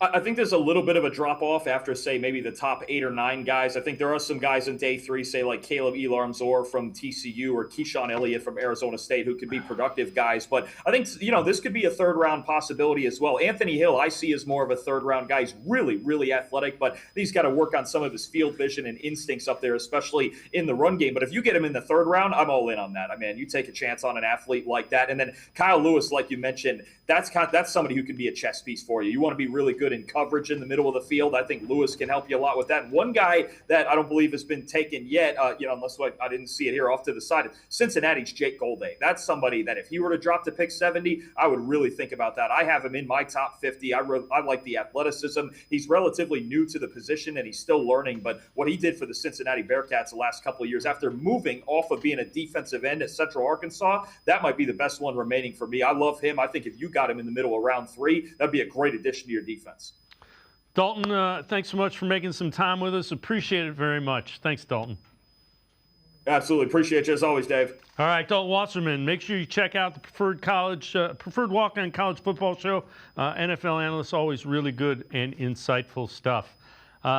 Avion Terrell goes to the Falcons in the 2nd round. So there's one of those corners off the board. Yeah, and I had Avion Terrell. I just love his ability to play man coverage. And like Dalton was saying, there's certain guys that struggle in zone, certain guys that struggle in man. I've always believed that as a football coach, you can teach zone a little bit easier than man. Man is kind of the, basketball on grass. You have to have elite athleticism to play man, consistently play man, like the Browns play it. So Avion Terrell for me was that guy that, you knew he was going to be man. He didn't care. The Moore kid out of Florida is the next guy that I really like, just because his length. Now, he really struggles. Dalton was really nice when how he said it, but he really struggles in man coverage. In zone coverage. So he's a guy that if they're going to go man, he's a guy they go after too, because he's 6'3" and he's really aggressive. So again, I loved Avion Terrell. I thought he would last a little bit longer.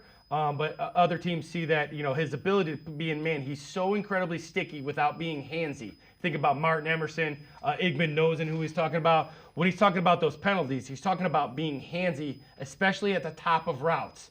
Avion Terrell, with his speed and sticky, he's not handsy, though, and that's really hard to do. All right, you see the number. If you want to give us a call, 330-963-7763. We do have the ability to take phone calls live here, so give us a call if you're interested. Let's take a look at what has gone on here in the 2nd round, the early part of the 2nd round. 49ers started the 2nd round, take a look. They drafted Stribling, the wide receiver from Ole Miss. Basanis, the guard from A&M, goes to the Cardinals. T.J. Parker, edge rusher to the Bills. Kaden McDonald from Ohio State goes to the Texans. Then a couple of DBs, Colton Hood to the Giants, Traden Stukes to the Raiders. The Browns say thank you. We'll take Denzel Boston with the 39th pick overall. R. Mason Thomas, edge rusher from Oklahoma, goes 40th to the Chiefs. The Bengals continue the D-line rush with Howell. Christian Miller, defensive tackle, goes to the Saints. Rodriguez, the linebacker you liked, goes to the Dolphins. Moore, an edge rusher to the Lions. Young, another edge rusher to the Ravens. Josiah Trotter to the Buccaneers. He's a linebacker. Bernard, the wide receiver from Alabama, goes to the Steelers. And Avion Terrell, the cornerback, goes 48 to the Falcons. And that's where we sit.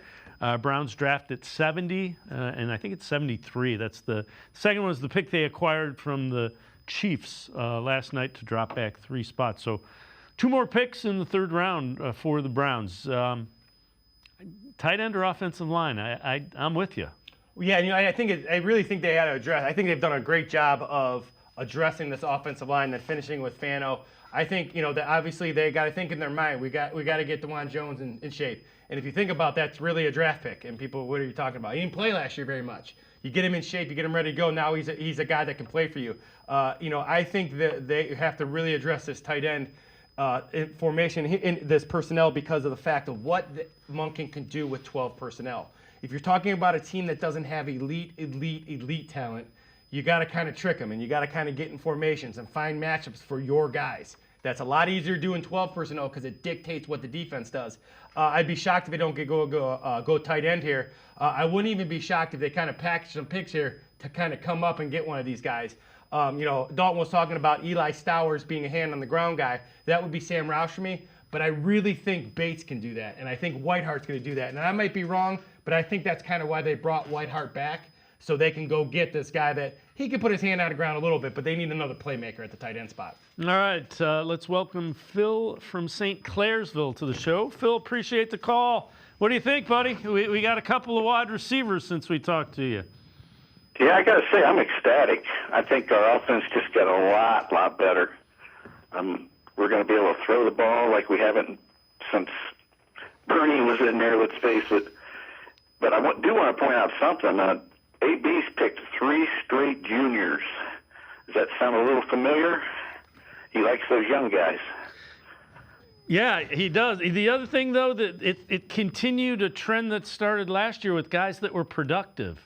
Right. It's not as much with the numbers that you see, and I'm sure the numbers back up what he's doing, but he's counting on production a little bit more. Yeah, I go with that. Definitely go with the production part, but he likes those young guys. But so far, so good.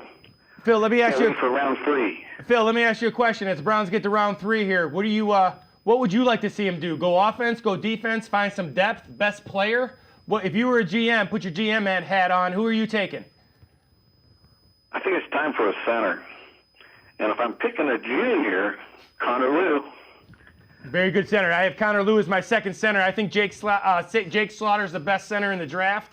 I think Logan Jones is right there, but I think Connor Lew is a very good player, and he's a very workmanlike guy, very tough inside, very smart inside. Yeah, I love Slaughter. I would take him in a heartbeat over all of them. I'm with you, Lance. As far as some other juniors, I noticed Jalen Farmer, Brian Parker, and then Max Clare, tight end. If you want some more offense, they're juniors. Yeah. Well, the age is the other thing because you figure 4 years, 5 if it's a first-round pick, and if you're giving them another 4 or 5 years, you want to get them to that 30 mark. You don't want to be over 30 with the second contract. That's the thought behind the age guardrails. I get it. I don't think I like those guys, that's for sure. Yeah, it doesn't bother me. What did you think? I didn't think Boston was going to be there, to be honest with you, when they picked it. I thought he was going to be the first pick off the board today, especially the way people were talking this afternoon, that San Fran was going to take him for sure, and then they took Stribley, and I'm like, wow, okay, he could be heading our way, and I'm psyched. I mean, what a pair that we got this week so far. I'm with you. Phil, let me ask you a question. I got a couple of defensive guys for you that are also younger that could be possibilities in round 3. Let's hear them. Keith Abney, Brandon Sissy, and I really like Jason Kilgore. And then I've heard a lot of talk about Genesis Smith as well, some guys that could be on the radar. Well, Genesis Smith, Phil, that's a good call there. So Genesis Smith is 2 things. One is he's probably the best free safety. So he's not a guy that can come down in the box like Delpit, but if you're talking about a guy who can play just the free safety, he does it just about as well as anybody in this draft. The problem is he's pretty unique in the fact that he's not a very good box safety. So if you can get him later in the draft and keep him at that 1 high at safety, you can get a steal in this Browns defense. Oh, yeah, maybe even round 4 or 5 for him. Yeah, guys, loving it so far. Appreciate it, Phil. Keep it going. Appreciate it, Phil. Thanks for the call. You got it, guys. Appreciate you guys so much. Have a good one, Phil. Bye-bye. All right, have a good one.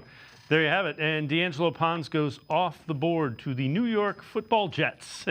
Well, you know, we always have. We've been doing this a long time. There's certain guys that we just like, and Pons is a guy. You're a football guy, and Pons is a guy that it's not. You don't look at measurements, and obviously in the NFL, you have to have a certain size. You have to. All these things tie into it, and I think Munkin said it best yesterday. Those are givens, right? You can't be.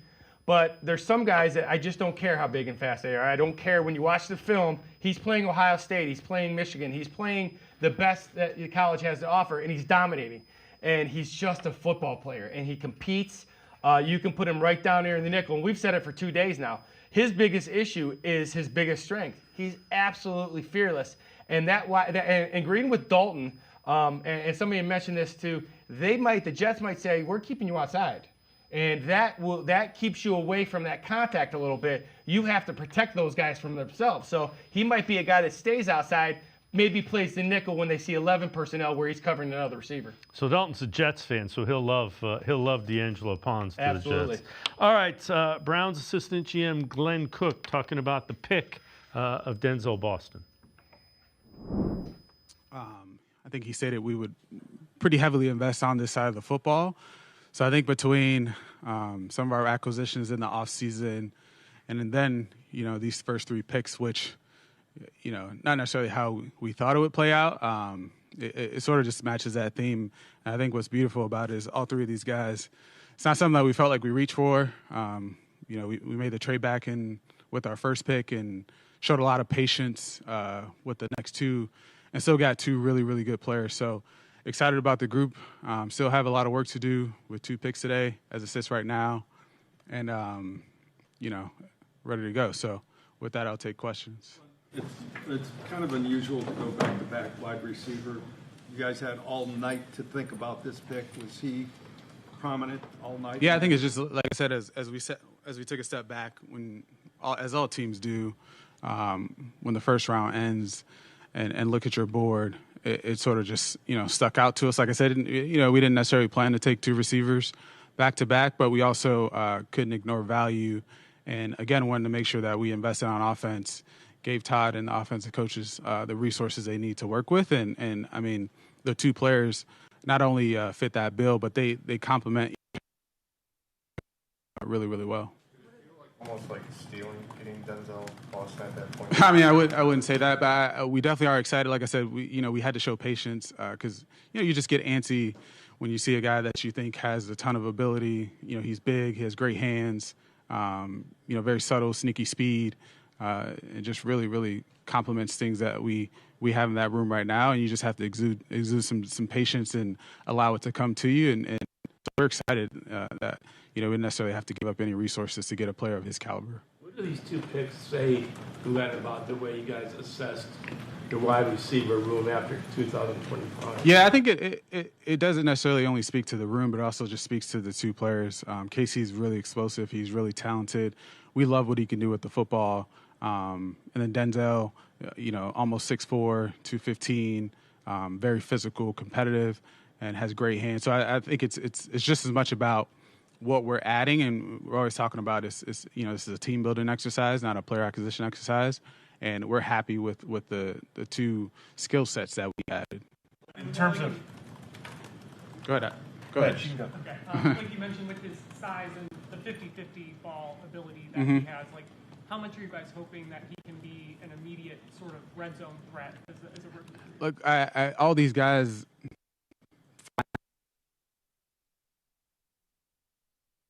he has a great foundation, and it's those different skill sets that you spoke. We trust Todd, Travis, and the rest of the offensive staff, CJ, in the room, to put them in the right spot. And our biggest focus is let's give them as much talent, as much versatility, and allow them to do their jobs. The room now in general. Just kind of talk about how well-rounded. Yeah, I think that's a fair question. At the end of the day, we talk about this. We want to add competition, so this is a top-tier offense in the NFL. We want the cream to rise to the top. And so, we definitely believe we have talent in the room. Jerry Jeudy is still a talent in NFL. But we're also going to not be complacent and push ourselves to keep making sure that we have what we need to be the type of offense we want to. There was reports at the beginning of the night about the Browns talking about moving up in this round. If that's true, was it for Boston or someone else? I can't speak specifically to what you're saying. There's multiple conversations going on. We had conversations about every direction, moving up, sitting still, moving back. So I think that's just a part of, managing, our position on the board and trying to get a feel for what's happening in front of us and behind us. So, like I said, I don't know specifically what you're talking about, but yeah, we're always on the phone. I probably have to go back up and get on the phone again. So that's just a part of it, Tony. The collaboration like with, Coach Monk, and we saw the video, wanting a fist bump from Andrew after making the Boston pick, but you worked with Kevin for 6 years, and now you're working with Todd. So just what's that collaboration been like? Yeah, no, I think Todd, as you all probably know or are getting a sense of, he's very direct and he's very clear about what he wants and what he needs. I think you have a good sense of how each skill set will fit into the system and the scheme. And so throughout the process in the spring, just across all the receivers and a lot of the offensive players, I thought our offensive coaches gave us a really good picture of, one, what we needed, and then also, two, just as it respects to each player, how they would use them. And that just makes it a lot clearer for Andrew and just our staff as a group to walk into it saying, hey, if we take this player here or if we take this specific player, this is how they're going to be deployed in our offense and feel good about it. So I think he gave us a picture for both players, KC and Denzel. I know that you've invested in receiver in other ways, right? Trade, but this is the highest this regime has taken one receiver, let alone two. Was there something different philosophically or in the approach to this draft that led you to the receiver so high? Honestly, no. You always step back and assess what you can do better, just within the job. So yeah, we definitely looked at just across all our picks, and we do that every year. How can we be better? What do we miss? What do we hit on, et cetera? But, some of it is one, we just had higher picks, for the second year in a row.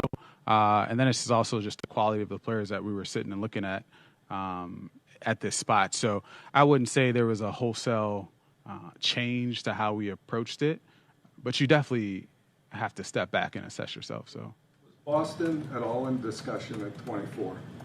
I'm not going to get into that. I think, I don't want to make it a KC versus Boston thing. What it is we trusted the board.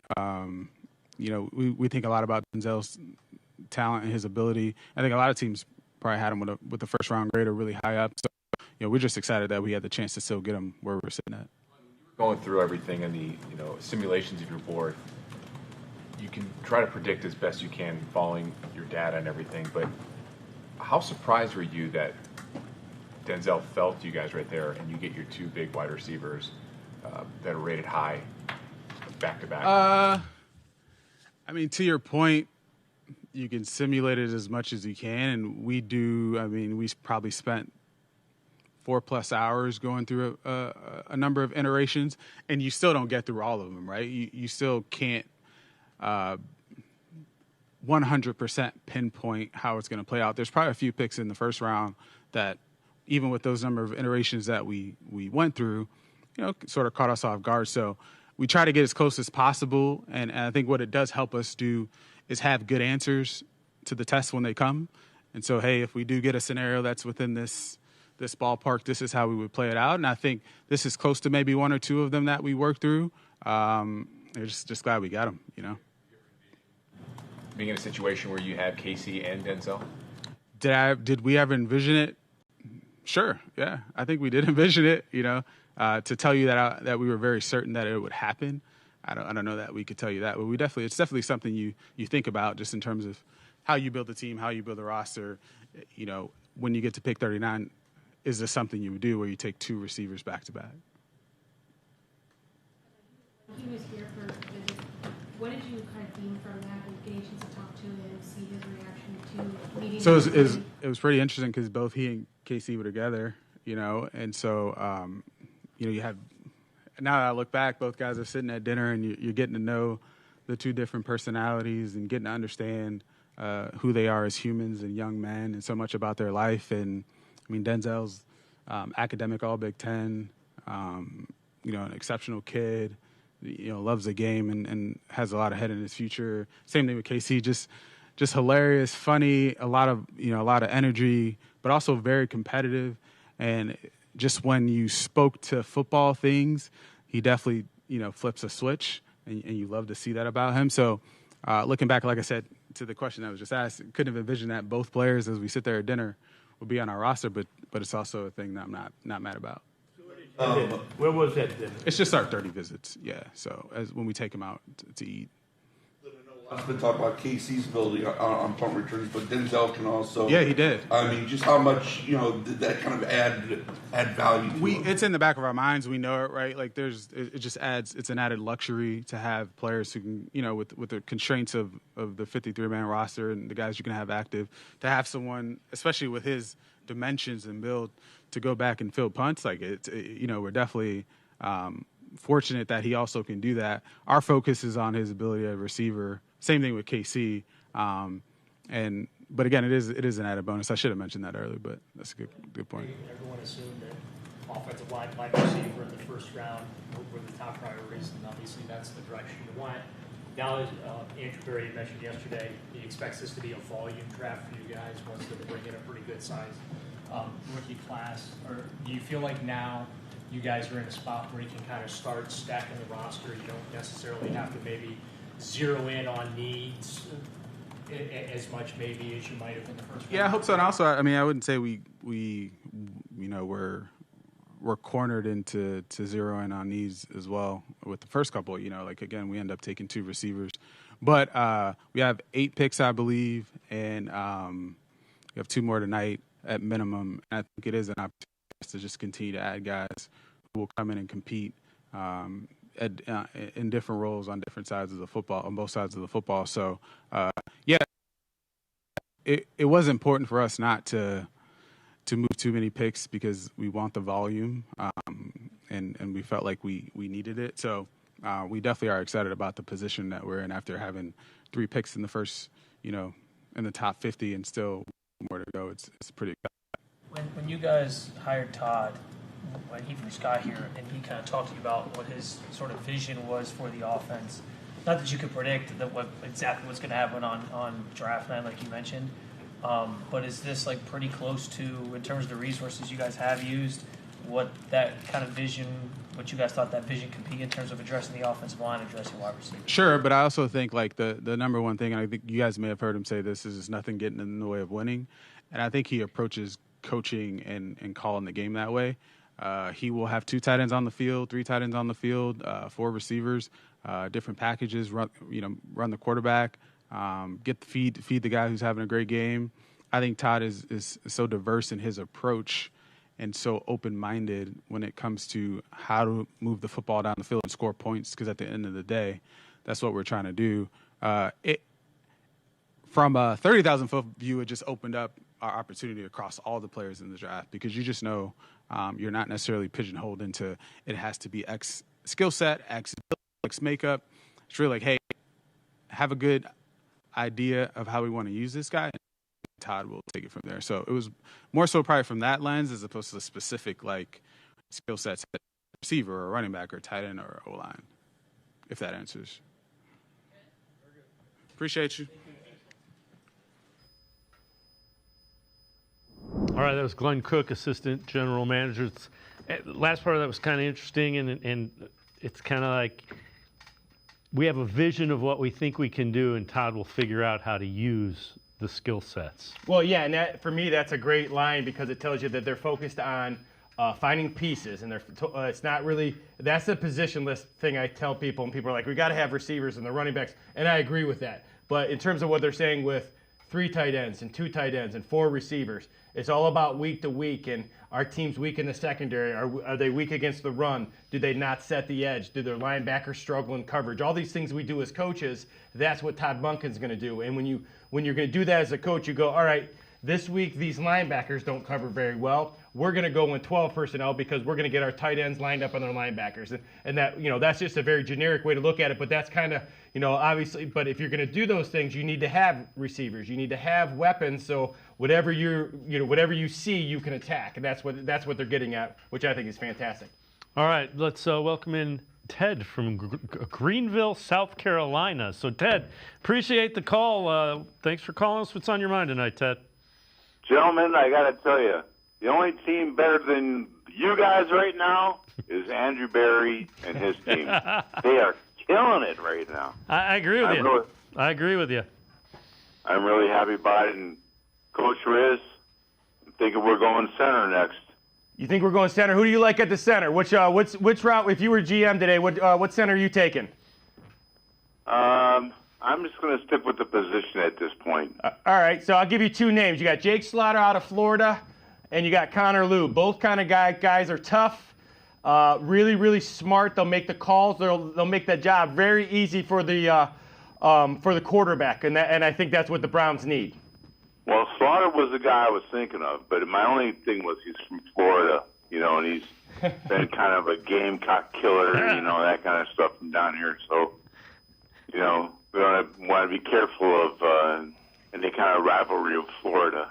Can you forgive him if he has the brown and orange on, though? Can you? You better believe I'll be up there rooting for him, on the sideline before the game.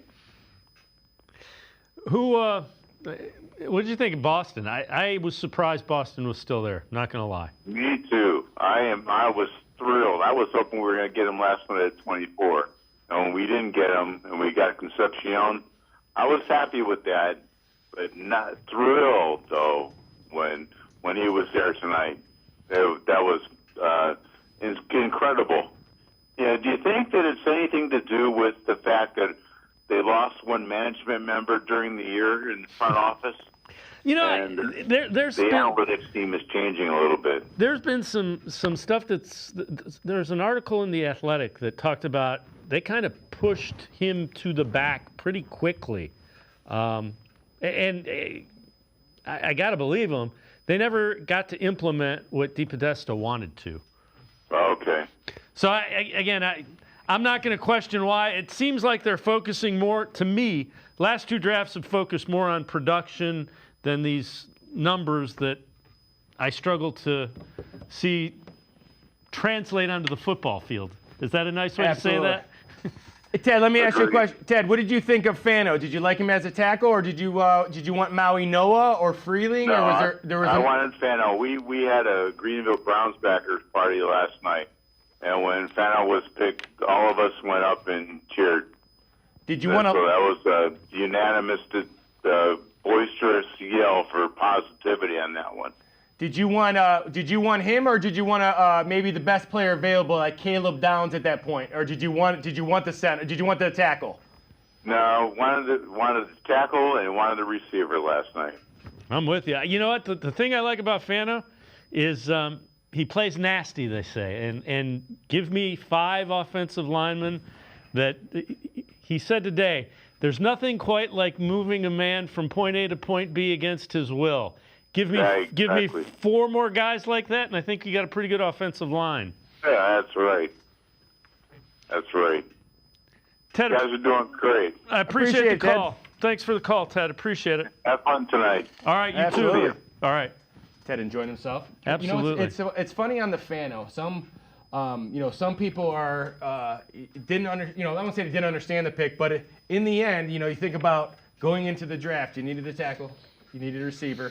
And whether you went best available like I would have done, or other people have done, you look at it and go, the plan is there. And it's whatever they're, I like my only plan I don't like is no plan. And sometimes you felt when the Browns were drafting in the past, you weren't quite sure what direction they were going. And you're right. I think the big thing about the last 2 drafts, we said this last year during the show, these guys all were really good in college. It wasn't all based on how good they could be. They were the best guys in college. And I just always think that's important, that regardless how big, strong, and fast a guy is, then he better be the best player. And these guys are all guys that when you watch on Saturday, they were the best players. Yeah, I agree with you. And let's hope the production for the rookie class is similar to what it was last year, because it could be a fun fall if that happens. Well, I mean, if they hit, the idea is you want to hit on 1 or 2 and then 2 or 3 the couple of years. They just had such an outstanding class where all these guys were not only playing, but super impactful. You had Rookie of the Year. You had Mason Graham, who was outstanding. Even though people don't understand how impactful he was because the numbers weren't there. And then all the other guys, and then Isaiah Bond, who wasn't even, they had some guys that really made impact. If they had that this year, once again, you're never as far away as you think in football. You're usually never as good as you think you are, but you're also never as bad as you think you are. And if the Browns with that defense can be somewhat productive on offense, they can be in a bunch of games and win those games. And it sounds silly because you got to go out and do it. But the great thing about coming in with the new staff, none of that matters. The how bad they've been since 1999 means absolutely nothing to Todd Monken and his staff. Lance Reisland and I are going to step aside, take a quick time out. We will continue with more of Sports for CLE's Draft Night Special, rounds 2 and 3 after this timeout. We'll be right back. You got so much to do, it's got you feeling blue. Put a little play in your day, 'cause it's fun all over the state, so come on. Great games wait for you.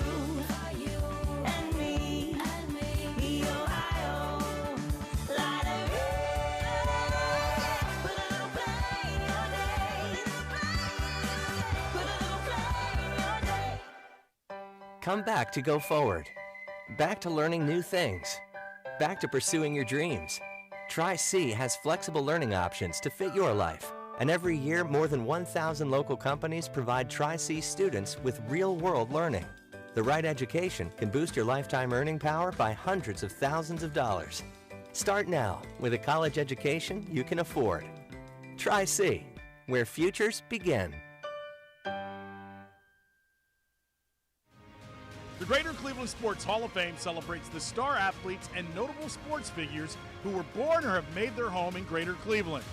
It tells the story of discipline, commitment, perseverance, sportsmanship, and excellence in achievement.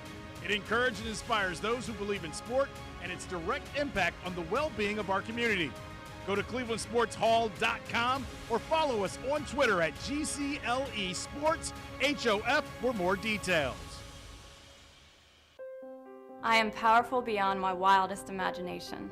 I will define my future. I will keep challenging myself to improve. Because I am a future leader of this great nation. I will be responsible for raising a beautiful family. And educating not only my generation, but many more to come. I will make a difference in my community. And I will stand up for what I believe in. I will not settle for simply chasing my dreams. I will achieve them. Because I was given a chance. An opportunity. A home. At Family, Career, and Community Leaders of America. The ultimate leadership experience. FCCLA has been one of the greatest experiences of my life. It's made me who I am today. Join us. We'll build a new future together.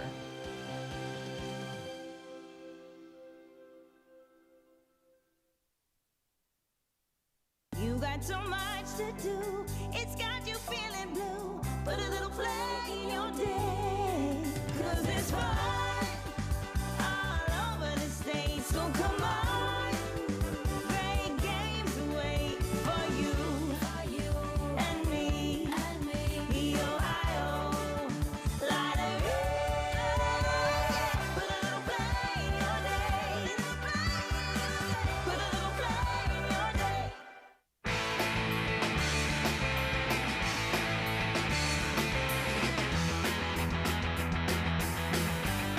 Denzel, how you doing, buddy?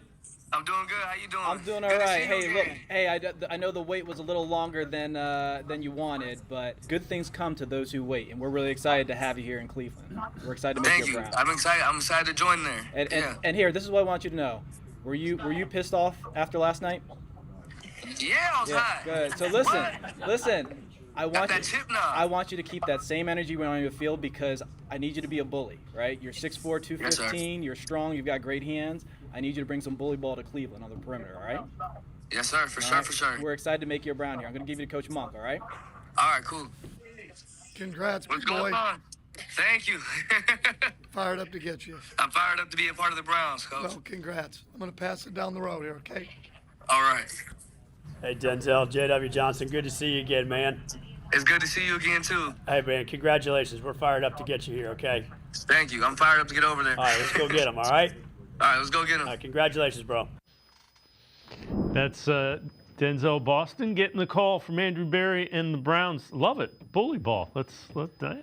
Yeah, big physical kid. You know, again, it's going to be fascinating when you go down and watch him because I want to see what happened with the slide. Even, you know, we had Dalton on who obviously knows his stuff. It was fascinating talking with him and his knowledge. This is a guy who had a first-round grade. I have him at his first-round grade. Guys who are a lot smarter than me has him as a first-round grade. He's a guy who's 6'4", he's 215 to 220, really good in the red zone. He'll be able to win those 50-50 balls. You've always talked about those guys. So they got the guy now that I like in terms of the easy yards. They got the guy you like in terms of going to get it, right? Yep. And things break down. Because sometimes in the red zone, you simply say, go win, right? There's a lot of things you can do in the red zone, but teams are bringing 6, 7, 8-man pressures down in the red zone. Man coverage, you need a guy to go win. He's the guy who's going to win. If you think about Cooper, Omari when he was here, go win. And that's what Boston's going to do. His initial impact will be in the red zone. Yeah, and you know what? They needed that outside guy. Denzel Boston did a conference call with the Cleveland media. Let's listen in. Hi, Denzel. Just wondering, how do you feel about both you and KC being drafted back-to-back? I know you guys were here on your top 30 visit together, so what do you think you guys will bring to the table together? Yeah, I know. For sure, I think that, we're going to bring a good mix of explosiveness and just, having explosive plays after explosive plays. We both of us have generated tons of touchdowns throughout our college career. So, I think those are the two things for sure you can look forward to. So, Denzel, last year the Browns were last in the league in receiving yards and last in touchdowns. So how can you and KC help turn that around? Yeah, I think with the duo that we just got, I think that with us, with being able, both of us can take the top off, both of us can make plays in the red zone, and also, we both got a little bit of yak on us. I think that with all that together, I think we're going to be able to change a lot when it comes to that.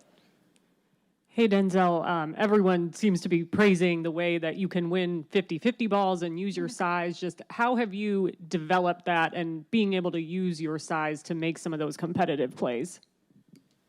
Yeah, for me, it's always about making sure that, I'm doing whatever I can to make sure I'm refining that skill. So whether that's putting the bag down, putting the football on top and trying to box that out and grab the ball off of it, all types of things like that. And also, it kind of takes repetition with your quarterback, him understanding this time I'm going to put the ball here when the DB's playing you this way. So a mix of both of those things allow me to make those great contested catches.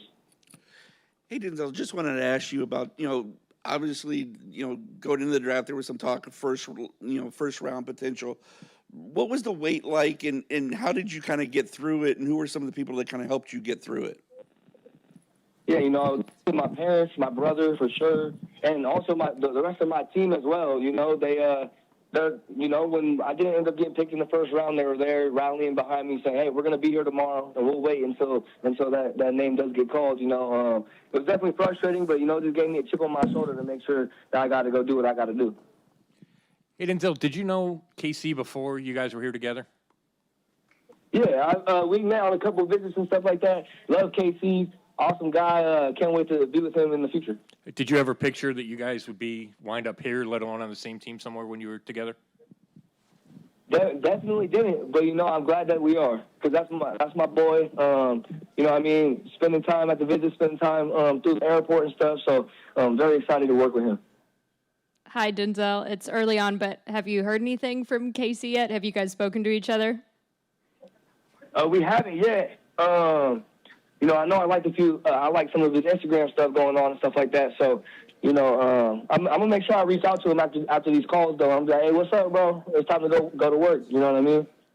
And how do you feel like you two will complement each other here in Cleveland? You know, I think that, you know, you got a taller receiver and you got someone that's you know, we got two different receivers. You know, I can take off the top when it comes to the 50-50 catches and everything, but, you know, he could do that too. We're both great red zone threats. You know, I think with our duo together, his quickness and my size and everything, I think we're going to be able to do great things. Casey, what was it about your visit here in Cleveland with Denzel and Casey, both you guys together, that made you think this could be a destination for not just you, but potentially both of you when you guys came here? When we were there, I mean, I wouldn't say that we ever even thought that was going to be an option or a possibility. But, you know, the fact that it did turn into a possibility is going to be a great thing. Hey, Denzel, I know it doesn't matter now because you're with a new team, but the reason you didn't run 40s at all in the pre-draft process, and what do you think you would have timed if you did? Yeah, you know, definitely mid 4.4s. Like that's where all my projections were. When it came down to it, I had some inflammation in my knee that happened through the combine. There wasn't really a true diagnosis for it, but we were able to get that out the way and everything. So it was just best in that time to not run the 40.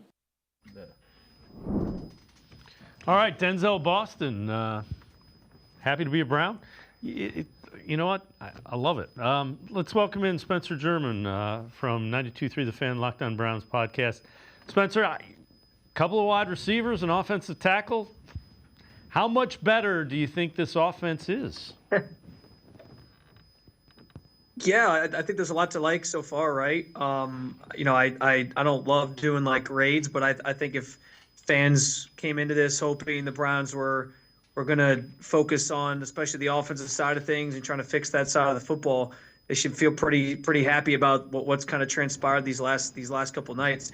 You know, I didn't necessarily think I came into the weekend believing that going with multiple wide receivers was an option. I didn't necessarily think they'd go back to back like that from 24 in the first round, then to 39 in the second round. But when you really think about it, you know, Boston was a guy coming in that I was like, hey, best player available type situation. I thought there might be teams maybe trying to trade up to get him. And as it turned out, he kind of continues to slide and then makes it there to 39. And at that point, it's like, why not, right? His value at that stage was clearly there. Many people had him projected as a first-round talent. So I love what they've been able to do. I wasn't necessarily the biggest Casey Concepcion fan in terms of the drops and those types of things, but I see the electricness in his game, and I think that's exciting. And I think there's some upside there if he can correct that issue. But you know, no matter how you felt, I think about the players themselves to this point, like how you graded them or where you had them in your rankings, if you do a big board, I think the consensus here should sort of be, listen, like the Browns made their offense better so far this weekend, and that I think was probably the number one thing people wanted to see transpire in the draft here these 3 days. So, just so you know, the Browns have traded up to get the 58th pick, and they are taking Emanuel McNeel Warren. So they made a trade. They gave 70. They gave 70 and 107 to the 49ers. They got 58, and they got a pick in the 6th round. So they get a safety that Lance loved. Yeah, I kind of, before I jumped on, I was looking over a couple of names because I figured you guys were going to ask me, like, who else is still there that you really like? And that was going to be one of the top guys that I mentioned was Emanuel McNeel Warren. I was kind of surprised he had made it even this far. What you said they traded up? What pick was it that they traded up to? The 58. So it's 58, back okay. of the second round. They gave up 70, so they still have 73. They traded. It was 107, and then they gave up they got a 170s pick back. Yeah, no, listen, I think that's good value to move up and get him. I'm sure they must have felt he wasn't going to last much longer. I think safety was, and I think you and I talked about this, Dave, one of the other more prominent needs on this team, on the defensive side of the ball in particular, but also in general, just like that wasn't maybe talked about as much because, there were so many things we were focused on the offensive side. And, I think Emanuel McNeel Warren is a guy that can play down in the box, play that slot or nickel role for you. And I thought it was interesting last week when Andrew Berry talked in his pre-draft press conference, he alluded to the idea of sort of positionless defense and not having guys slotted into very specific roles. So I think, it feels like he's the type of guy that you can put down there and trust to make some plays for you. Not necessarily the best in like downfield coverage, but he can do some stuff underneath. And he's a bruiser. Like he's going to come up and really hit guys. He's not afraid to fly around. I love that they traded up to get him. He was a guy I kind of had circled as Browns should be pursuing him, and Browns probably will pursue him as they start to turn towards focusing on the defensive side of the ball. I just didn't really know where. I honestly thought he'd be in play for them at 39 as he kept falling, but with Boston's value, I understood why they didn't take him. So I love that they traded up to get him, got aggressive, and I think that's a move that makes a lot of sense and fills yet another need for this Browns team here this weekend. Spencer, going back to pick one, I know you and I have talked endlessly about what they were going to do. What did you think about the trading back a little bit and then going after Fano? Obviously, I wanted Caleb Downs. I was excited. I thought they might pull the trigger on Downs. What were your thoughts on that initial trade down and then the pick? Yeah, I thought you were going to nail that one, Lance. I really thought when they traded back to 9 and Downs was still there that was going to be the pick ultimately. But yeah, listen, I had talked so much about a trade back, and that became my ideal scenario just to get some sort of future draft capital. I'd hoped they could have gotten something next year, but that wasn't in the cards. I still think it was worth the trade back, and you got a couple extra picks this year. And now you're talking about like some of these picks are going to help you retain a pick in the third round now that they traded up to get Emanuel McNeel Warren. So I thought the value of the trade back was good. And you still got the guy, if you're the Browns, that they clearly had their eye on from the beginning when it came to this tackle class. And listen, I know there's varying opinions on Fano. I know different people like different guys. I was a Monroe Freeling guy. I thought if they had traded back that he would be very much in play. But I thought Fano was always kind of my second guy in line that I really liked for them. That versatility was something that caught my attention because, frankly, every guy they've added this offseason in the trenches has been versatile. They can, Elton Jenkins can play center or guard. Zion Johnson can play either guard spot. Like there's a lot of versatility there. And so I kind of thought that might be something that played into who they would ultimately choose. And it did with Fano. And yeah, I think the arm length is a concern, but I thought he had a really good answer about that today where he said, my athleticism is going to make that not matter. And I think he's right about that. Like he's a freak athlete for that position. That was evident at the combine and his relative athletic score. So I know people maybe like different tackles better or whatever, but I think they got a really good one. I think you should feel good about that. And it sounds like they feel comfortable that they got their left tackle of the future, and now he's just got to go out there and prove it. So we'll see. But I like the move as a whole, and it was kind of what I felt like was going to happen. And I thought they'd also prioritize offensive tackle first if they were going to go needs, because of everything Tom Monken has said about the identity of his offense and run the football and winning in the trenches. I just thought that would be the priority. All right, Spence. I think they gotta get a tight end. If you got obviously Eli Stowers is off the board now. Kenyon Sadiq's off the board. Who are you going if they got a guy at 70 or 73, I believe it is? Mm-hmm. Who are you going to get at 73, or do you think it's another position they should attack? Oh, you know my answer to this. Lance. It's Oscar Delp. You and I have talked at length about him on Locked On Browns a ton this year, and it's that athleticism piece, right? Like he's got these freakish athletic abilities that just maybe weren't maximized in Georgia's offense to the point where he put up big numbers. But listen, the history with Todd Monken makes you want to connect the dots a little bit more. But Todd Monken and the way he's talked about running his offense, what he wants to do, the fact that he's going to play to a guy's strengths, I think he's the perfect offensive mind to pull and use that athleticism in his favor and make sure that that's accentuated. So yeah, I love Oscar Delp for this team. If he's still there in that range, I would absolutely pull the trigger on him. I think he's worth it there, especially knowing that now you don't have that pick at 107 to maybe fall back on.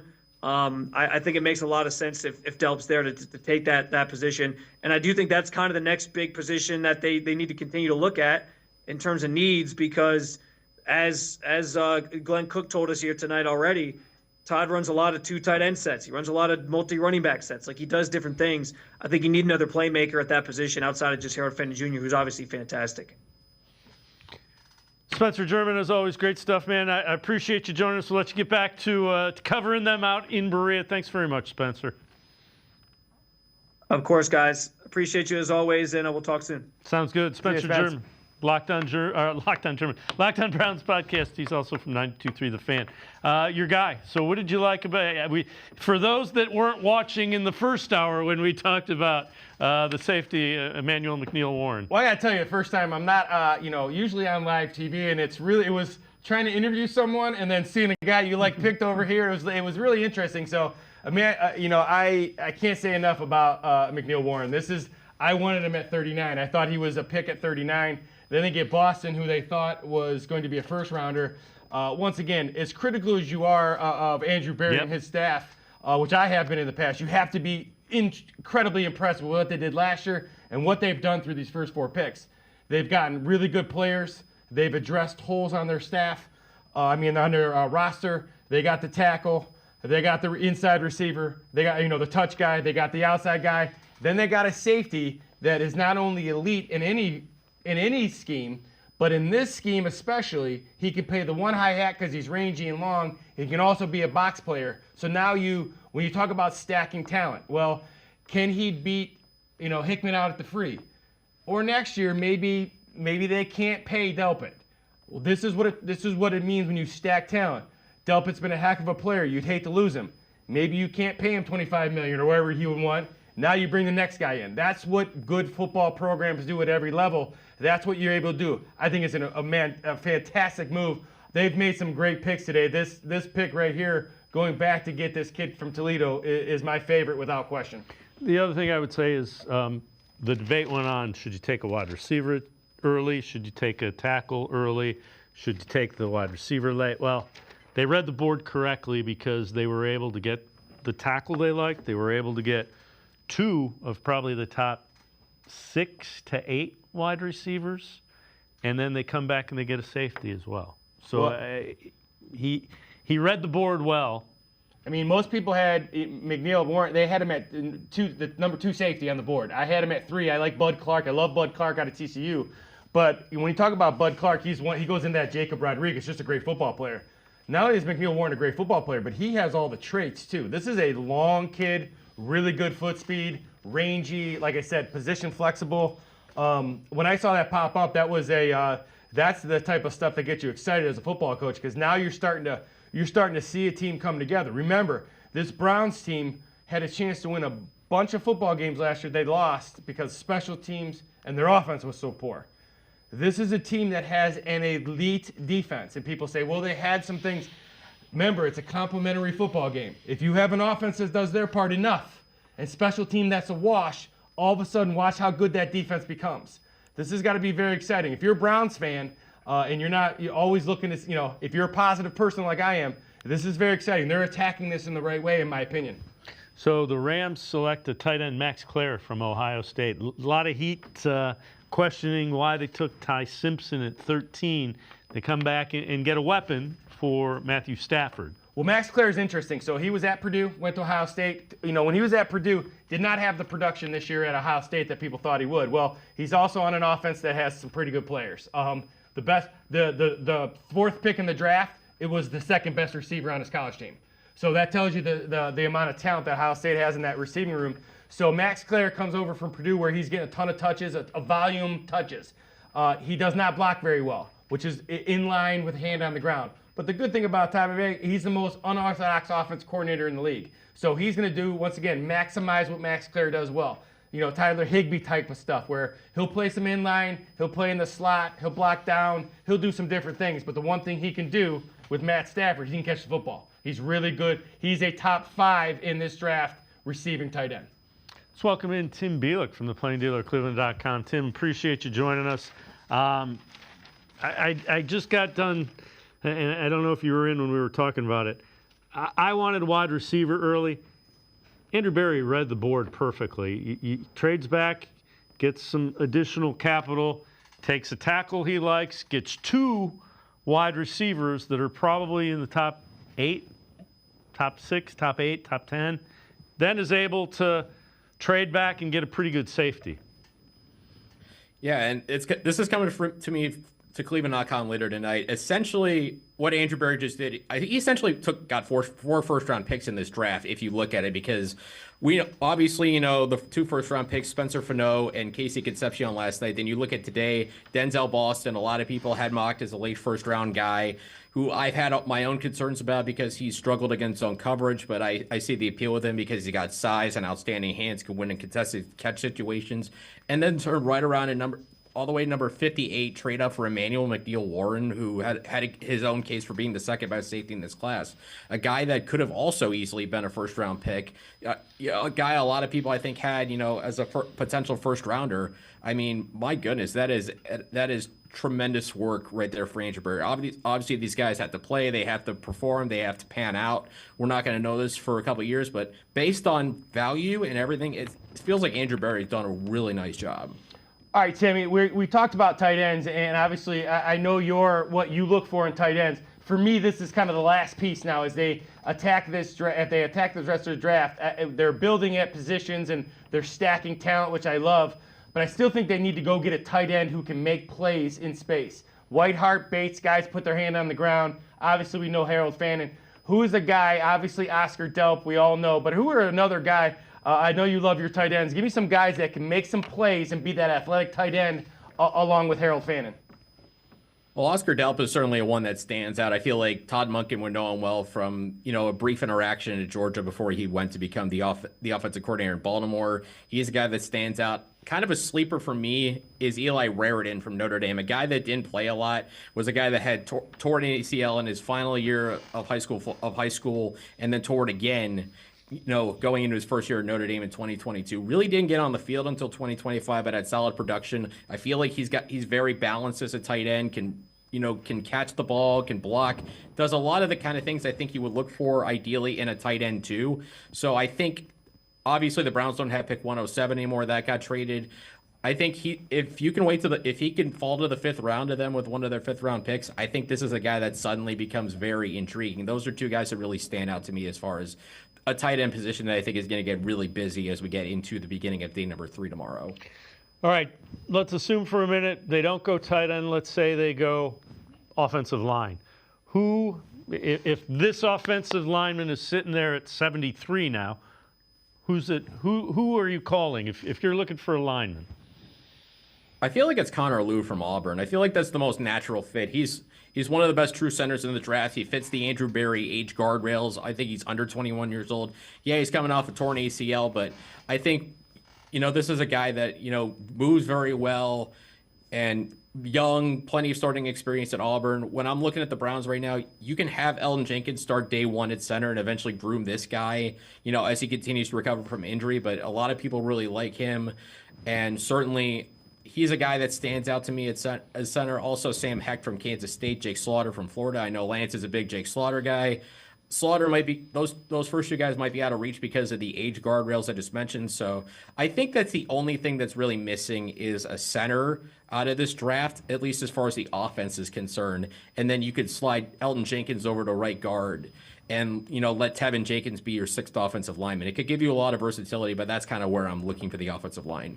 All right, Timmy, linebacker. I think they need to build some depth at linebacker here. I know, obviously, went out and got Quincy Williams. We all know the NFL is a violent thing, and you're going to need depth. Obviously, Anthony Hill's off the board now. Jacob Rodriguez, who I love, is off the board. Give me another name or 2 on your board, which I always love reading, at linebacker that maybe can give these guys some good depth, even into tomorrow on day 3. Well, he may not be a true linebacker, but I loved Harold Perkins Jr. from LSU. I think he's got some Diet J-OK to his game. This was a guy who, when he was a freshman, was an absolute monster at LSU, just racking up sacks like crazy, making big plays. I think a lot of people thought he could have been a top 5 pick in his draft year, but, he had a torn ACL in 2024. And it seemed like after that freshman season, LSU really didn't figure out how to use him properly. And that's one thing. That's what the Browns did with JOK. They took him even though it was unsure how they were going to use it. A lot of people were unsure how they were going to use him. They figured out how to use him properly. And when he was out there, he was one of the best linebackers in football. I see some of those similarities in Harold Perkins Jr. I think he's got some work to do to get there. But I think especially he'll need to get healthier and he'll need to improve as a tackler. But there is a lot of fun when you watch Harold Perkins Jr. Kyle Lewis from Pittsburgh's another guy I look at, smaller guy, 6 foot, 220. A really good coverage linebacker and stronger than he looks for a guy of his size. So maybe he's a day 3, maybe he's a second, third round guy you look at linebacker. Certainly a couple options there. What about, what if they go depth at corner? Who do you like that is still left at corner?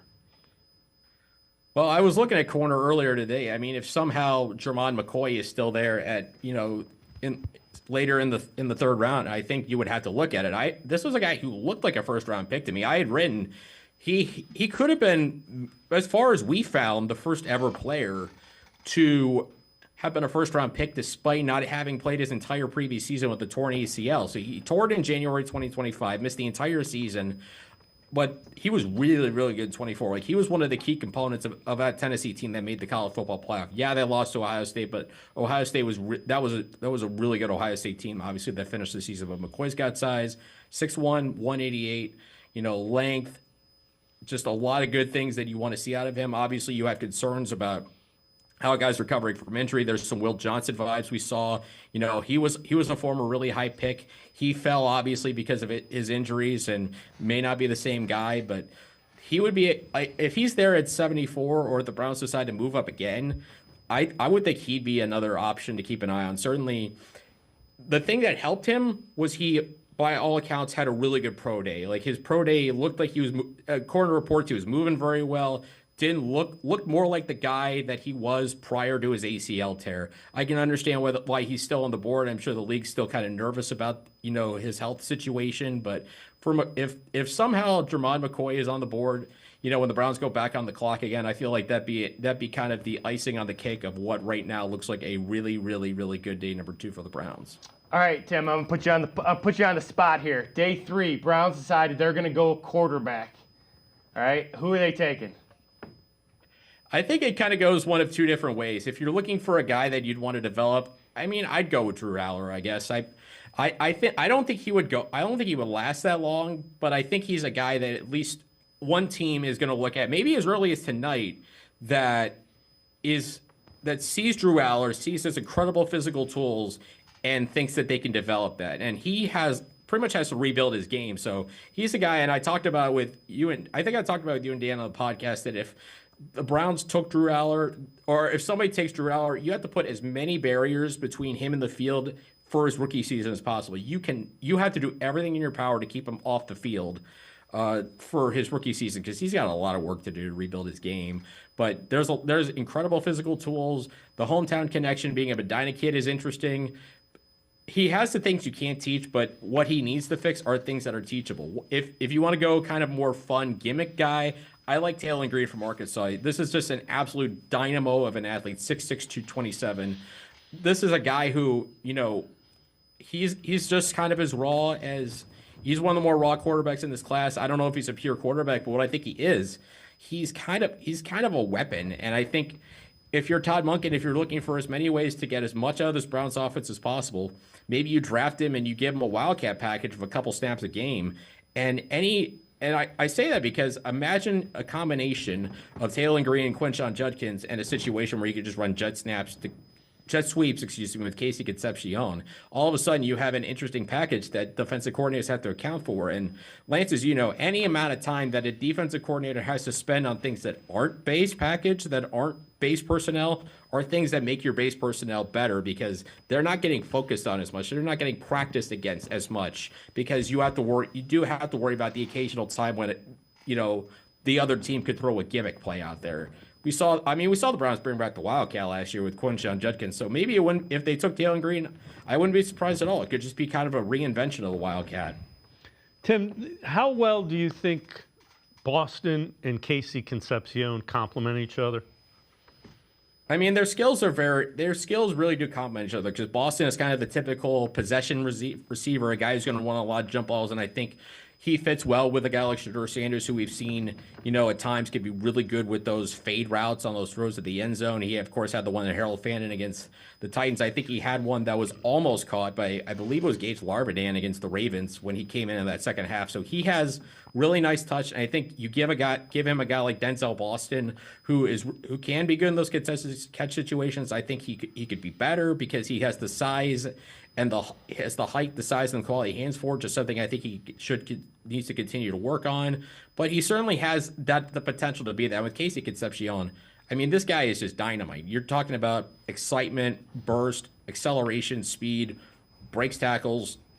Like, he's a receiver, I feel like, that plays with an attitude when he's out there, and just kind of a physicality that you don't typically see from guys who are more speedy like him. There's nuance to his game, and he feels like a guy that, you can design a lot of things for, and you just want to get in the ball in space. I know Lance likes to talk about the touch guys. I think he had Casey as one of his touch guys, and he's a guy you just find a way to get the ball to about 7 to 10 times a game, whether it's on, jet sweeps or, quick bubble screens or even just regular patterns, and then especially being a punt returner. So I do have my questions about those two, because they have had struggles in zone coverage, and Lance could probably answer this better than I could if that's something that can be taught as far as, what you do as a receiver when you read zone coverage.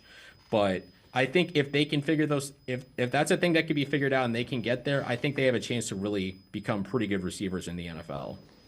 Tim Bielik, as always, great stuff. Appreciate the time and the insight. Thanks for making some time and joining us, Tim. Thanks for having me, guys. Enjoy the rest of the draft. Sounds good. Tim Bielik, appreciate it.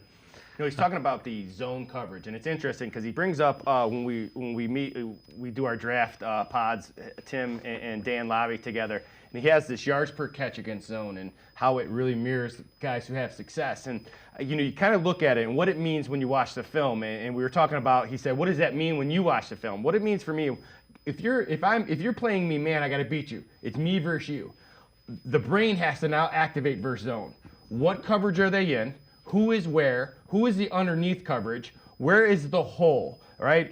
Are they rotating coverage? Is it too high? One high? If it's one high, the hole is here. If the one high, is the guy coming? Am I hot? So there's a lot of things that happen in zone. So if you face man, sometimes that's, even though it's harder maybe to get off that guy, it's just you versus him. Zone. So once again, if you're doing all that, the minute your brain starts to think, your feet are now slow. And if your feet are slow in the NFL, you look slow. And that's what ends up happening. So that zone, and I do think it can be taught. It's basically just learning the game, especially at the NFL level, because everybody's so big and fast. So, yeah, I think it's something that we could taught, but that would be my call on that. That would be just understanding where everybody's going to be and where do I go, and where's the hole in this particular zone. I think it's understand. You hit it. It's understanding. How are they covering me? Mm-hmm. So if you understand how somebody's covering me, I know how to beat them. Yeah, if it's man, I'm 100 miles per hour because I got to beat you. Now, if it's zone, do I have to beat you? But I beat you, and now I got to get inside this linebacker, or maybe I have to make sure I sit in front of the safety, or maybe they're rotating, and if it's an option route, now I got to run a post instead of a dig. And there's so many little nuances. But once again, if you're thinking about that, you're not going very fast. And that doesn't make you very quarterback friendly because that quarterback is on a fast clock in the NFL. So that would be my answer against why some guys struggle against zone. All right, let's take a look at the second round, and we will take a look at the picks. Started back with Stribling, wide receiver. 49ers took him at 33. Casanis goes to the Cardinals. Parker to the Bills. McDonald from Ohio State to the Texans. Colton Hood and Stoops, cornerbacks, go to the Giants and Raiders. Browns get Denzel Boston at 39. R. Mason Thomas goes to the Chiefs at 40. Bengals start a run of some defensive linemen. Howell goes to the Bengals. Miller to the Saints. Rodriguez, a linebacker, goes to the Dolphins. Then Moore to the Lions. Zion Young from Missouri to the Ravens. A Missouri linebacker, Trotter, goes to the Buccaneers. Bernard, wide receiver from Alabama, to the Steelers. Avion Terrell, cornerback, goes to the Jaguars. Take Bokrich from Texas A&M. Jakic from Illinois to the Patriots. Hunter to the Panthers. Pons to the Vikings. Galladay to the Vikings. Cece to the Packers. Allen, and then the guy you like, Eli Stowers to the Eagles. Yeah, the Eagles just keep stacking talent. Logan Jones, the center from Iowa, goes to the Bears. Browns trade up to 58 to get Emanuel McNeel Warren from Toledo. Klein, the tight end from Michigan, goes to the Texans. Hill to the Titans. Claire to the Rams. Igbinosun to the Bills. Jake Slaughter, you like him. And Bud Clark, a couple of guys that you like. Last two picks of the second round, Slaughter to the Chargers. Well, Marlon Klein, the kid from Michigan, I knew he's a pretty talented guy. I knew he was going to test very well. I knew he was going to do some things very, very, very well in terms of things physically. You look at Bud Clark. Bud Clark is, almost 20 interceptions in his college career. He's that ball hawk the Browns have been looking for at the safety position. Logan Jones is the center. Loved Logan Jones just because of his versatility. He's a guy that's played tackle, played guard, played center. He's going to obviously be a center. There's Max Claire's a guy that fits the Rams. A lot of, you could argue right now the Browns are right there in terms of. I'm not big on grading drafts before they play, but for things they needed and players they've got, the Browns are right there with anybody in this draft right now. They're doing a really nice job. Lance Reisland and I are going to step aside, take a quick timeout. Sports4CLE Draft Night Special Rounds 2 and 3. We'll be right back. Round 3 straight ahead. Only 5 minutes between picks in the third round. Stay with us. You got so much to do. It's got you feeling blue. Put a little play in your day. 'Cause it's fun all over the state. So come on. Great games wait for you and me. The Ohio Lottery.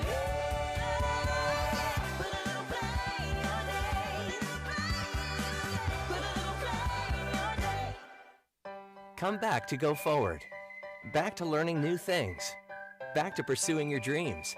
Tri-C has flexible learning options to fit your life. And every year, more than 1,000 local companies provide Tri-C students with real-world learning. The right education can boost your lifetime earning power by hundreds of thousands of dollars. Start now with a college education you can afford. Tri-C, where futures begin.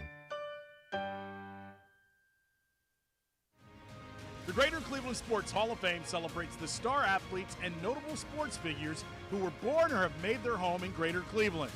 It tells the story of discipline, commitment, perseverance, sportsmanship, and excellence in achievement. It encourages and inspires those who believe in sport and its direct impact on the well-being of our community.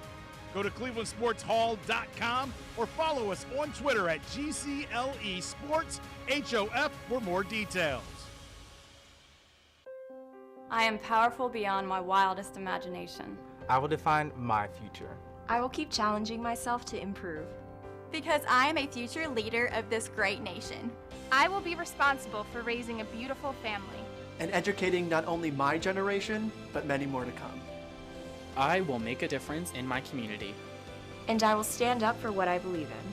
I will not settle for simply chasing my dreams. I will achieve them. Because I was given a chance. An opportunity. A home.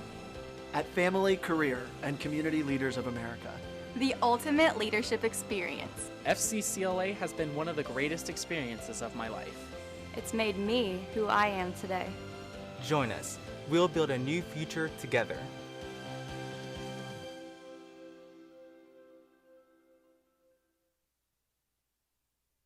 You got so much to do. It's got you feeling blue. Put a little play in your day. 'Cause it's fun all over the state. So come on. Great games wait for you and me. The Ohio Lottery. Put a little play in your day.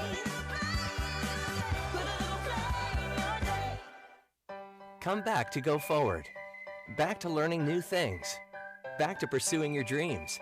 Tri-C has flexible learning options to fit your life. And every year, more than 1,000 local companies provide Tri-C students with real-world learning. The right education can boost your lifetime earning power by hundreds of thousands of dollars. Start now with a college education you can afford. Tri-C, where futures begin. The Greater Cleveland Sports Hall of Fame celebrates the star athletes and notable sports figures who were born or have made their home in Greater Cleveland. It tells the story of discipline, commitment, perseverance, sportsmanship, and excellence in achievement. It encourages and inspires those who believe in sport and its direct impact on the well-being of our community. Go to clevelandsportshall.com or follow us on Twitter at GCLE Sports HOF for more details. I am powerful beyond my wildest imagination. I will define my future. I will keep challenging myself to improve.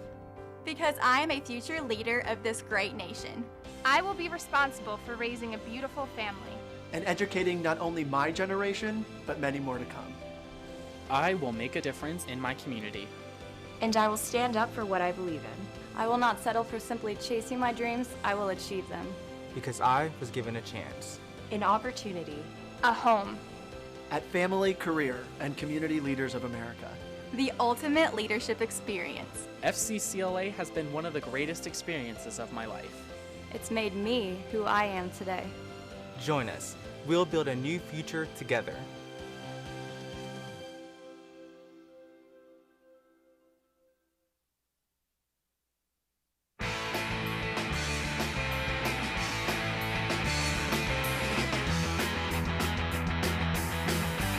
Sports4CLE's Draft Night Special Rounds 2 and 3 continues along with Lance Reisland. I'm Dave Bacon. Lance, first pick of the third round, a quarterback. So no quarterbacks in round 2. Carson Beck goes to the Cardinals. First pick of round 3. You know, it's interesting. So Carson Beck is a guy, he had a lot of tools, had a lot of tools at his time in Georgia, goes down to Miami. Once again, though, it's very interesting when you take these guys. So obviously my quarterback after Mendoza was Garrett Nussmeier. And I think Garrett Nussmeier is closer to Mendoza than many people think. I think he's going to be an outstanding pro. But then a guy like Drew Aller, though, you take a shot on like what you're saying because of the physical tools. You're like, somebody's going to make that work.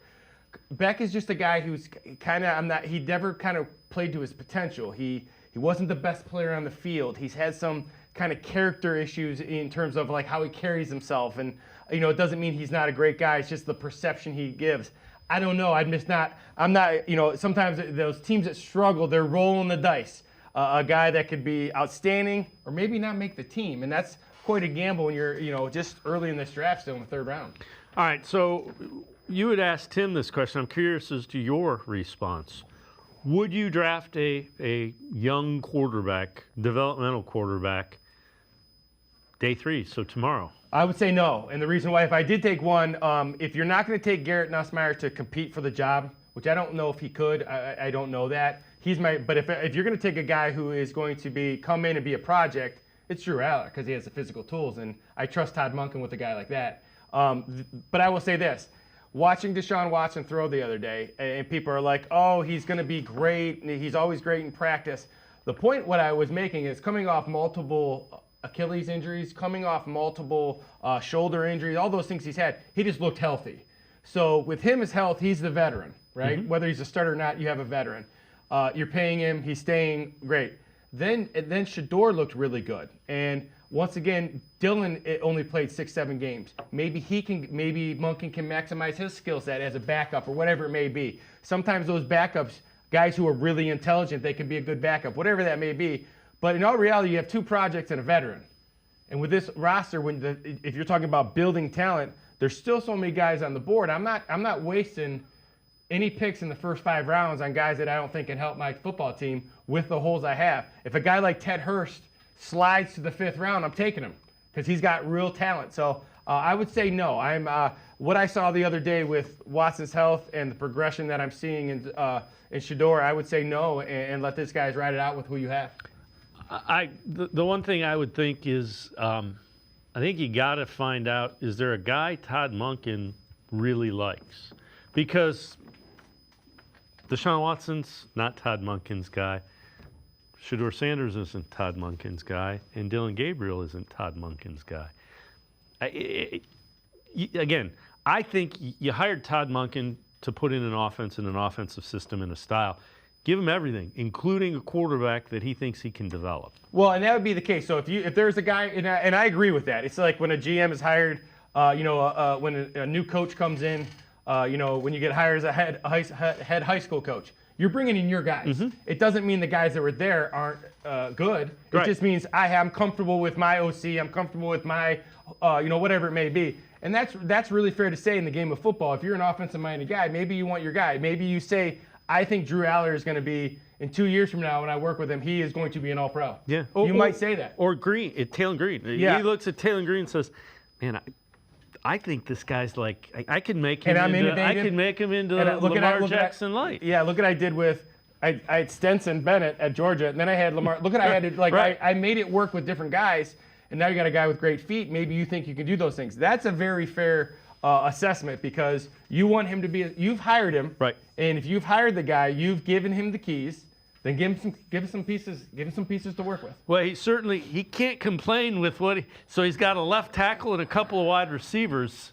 Give him a couple more toys. Well, what I like is that there seems to be, going back to last year, as we were talking about, I just love the fact that these drafts right now, they're taking guys who are the best players on Saturday. And once again, there are so many numbers and analytics and yards per catch and yards per throw, and how do you take on double teams? Turn on the film and who dominates on Saturday, especially in the Power 4 conferences. If they're the best player on Saturday, there's a good chance they're going to be pretty good on Sundays. Doesn't mean automatically, because there are some measurement things that you have to have. But if you think about going back to Mason Graham and Dylan Sampson's the SEC Offensive Player of the Year in the SEC, so the best, there's some things that are in the same thing they're doing this year. So I feel Todd Monken, it kind of mirrors that, where they're going, we're going to find football players first. And I think that's important, especially when you're trying to build something. Yeah, it'll be interesting to see what they do. It's actually 74, so it's a 10th pick in the 3rd round. That's the one they got in the trade back from Well, that's brilliant, 6 to right? 9. Because they got the extra pick from the trading down. Then they were able to sell one of those to go get McNeel Warren. I mean, that's, once again, you have to call it like you see it. It's very much, I put this in the Shedeur Sanders realm. You can be really critical. You can be really, he's fantastic. But in reality, it's in the middle, and they do good things. And, Andrew Berry's the same thing. I didn't think he was very good early on with the drafts. These last two, last year going in this year, they're getting some really impactful players, at least on paper to start. Last year, those guys proved they're impactful. They got starters who were really good, Rookie of the Year type guys. So very impressive with how they're attacking this. Yeah, it'll be interesting to see, do any more of those quarterbacks come off the board? So far, we're into the 3rd round. There's only been 3 quarterbacks taken. Well, you got to think Nussmeier, all right, because he's coach's kid. Somebody's going to like him. But do they do it in the 3rd round? Or Yeah, I is would it say third. day Yeah, I would three? say third, maybe day 3. Then you got to think Drew Aller because of the traits. Taylor Green traits, right? There's even a guy that when you watch I've watched maybe 6 full games of Sawyer Robinson out of Baylor, and there are times you're talking about a guy 6'4", 220. There are times you watch and you go, this guy's a first rounder. Then all of a sudden you go, this guy's not a first rounder. This guy's not a day 3 guy. But really, I would say I would assume Nussmeier or Aller would be next. But once again, you just said it best. There's a guy out there that thinks he's 6'6" and runs a 4.3. I'm going to do something with him.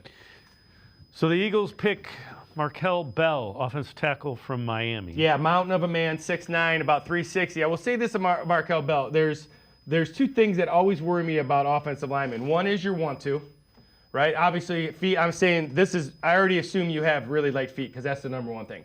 But intangibles is, what is your want-to, and are you a waist bender or are you a knee bender?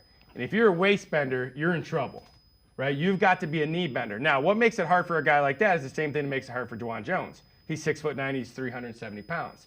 Now, if you're a waist bender, you're talking back injuries, and you're talking how much weight does this guy carry. He's a really good player. He's really good on film. He finishes blocks, but right now he's too much of a waist bender for me right now. He's got to learn to bend. But if he's got athletic ability, somebody, once again, there's that offensive line coach is going, I'm going to make this work. That's what those NFL coaches are absolutely relentless. Everybody talks about Todd Monken. they're pushing towards 2027. I guarantee you Todd Monken thinks they're going to win every single game they play this year. That's the mentality you have to have.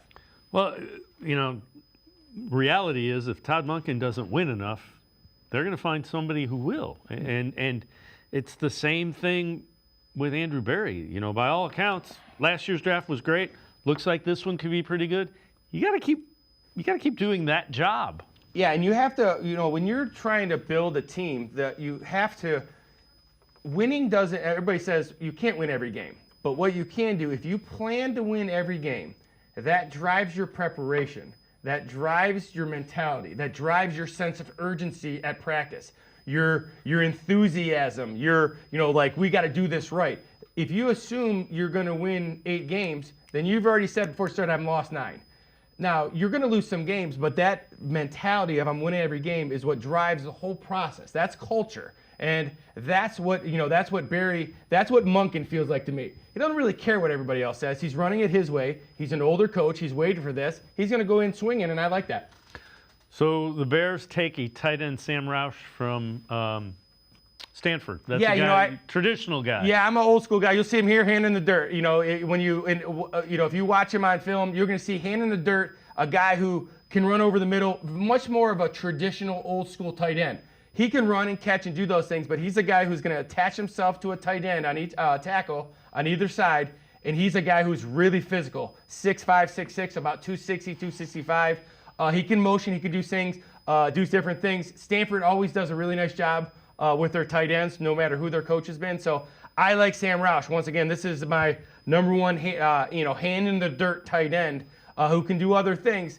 But once again, this is a kind of a glue guy, a guy that he'll do all those things for you. And if you talk about he's especially good if you have an elite tight end with him, because then he can do all the dirty work. Colston Loveland? There you go. Yeah. So now what you're doing is you're saying, Colston, you don't have to do all this stuff. We got this guy now, and that's important. Yeah, so tight end off the board, not the one you're looking for, not Oscar Delp. So again, if they don't go tight end, what do they do?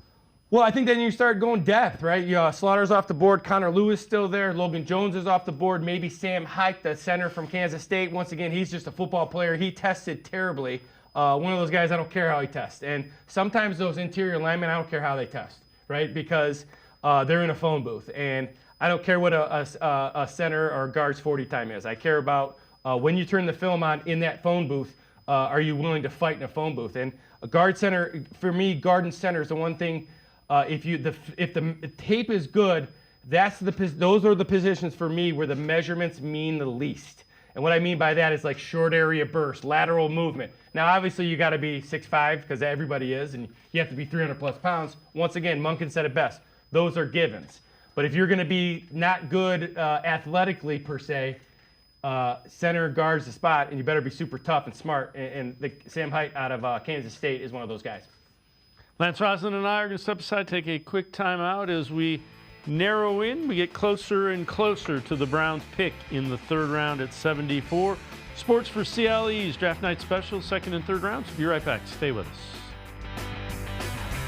You got so much to do. It's got you feeling blue. Put a little flag in your day.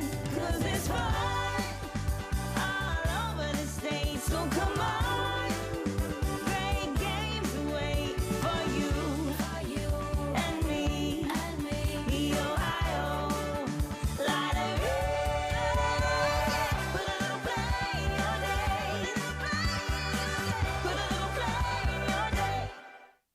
Come back to go forward. Back to learning new things. Back to pursuing your dreams. Tri-C has flexible learning options to fit your life. And every year, more than 1,000 local companies provide Tri-C students with real-world learning. The right education can boost your lifetime earning power by hundreds of thousands of dollars. Start now with a college education you can afford. Tri-C, where futures begin. The Greater Cleveland Sports Hall of Fame celebrates the star athletes and notable sports figures who were born or have made their home in Greater Cleveland. It tells the story of discipline, commitment, perseverance, sportsmanship, and excellence in achievement. It encourages and inspires those who believe in sport and its direct impact on the well-being of our community. Go to clevelandsportshall.com or follow us on Twitter at GCLE Sports HOF for more details. I am powerful beyond my wildest imagination. I will define my future. I will keep challenging myself to improve. Because I am a future leader of this great nation. I will be responsible for raising a beautiful family. And educating not only my generation, but many more to come. I will make a difference in my community. And I will stand up for what I believe in. I will not settle for simply chasing my dreams, I will achieve them. Because I was given a chance. An opportunity. A home. At Family, Career, and Community Leaders of America. The ultimate leadership experience. FCCLA has been one of the greatest experiences of my life. It's made me who I am today. Join us. We'll build a new future together.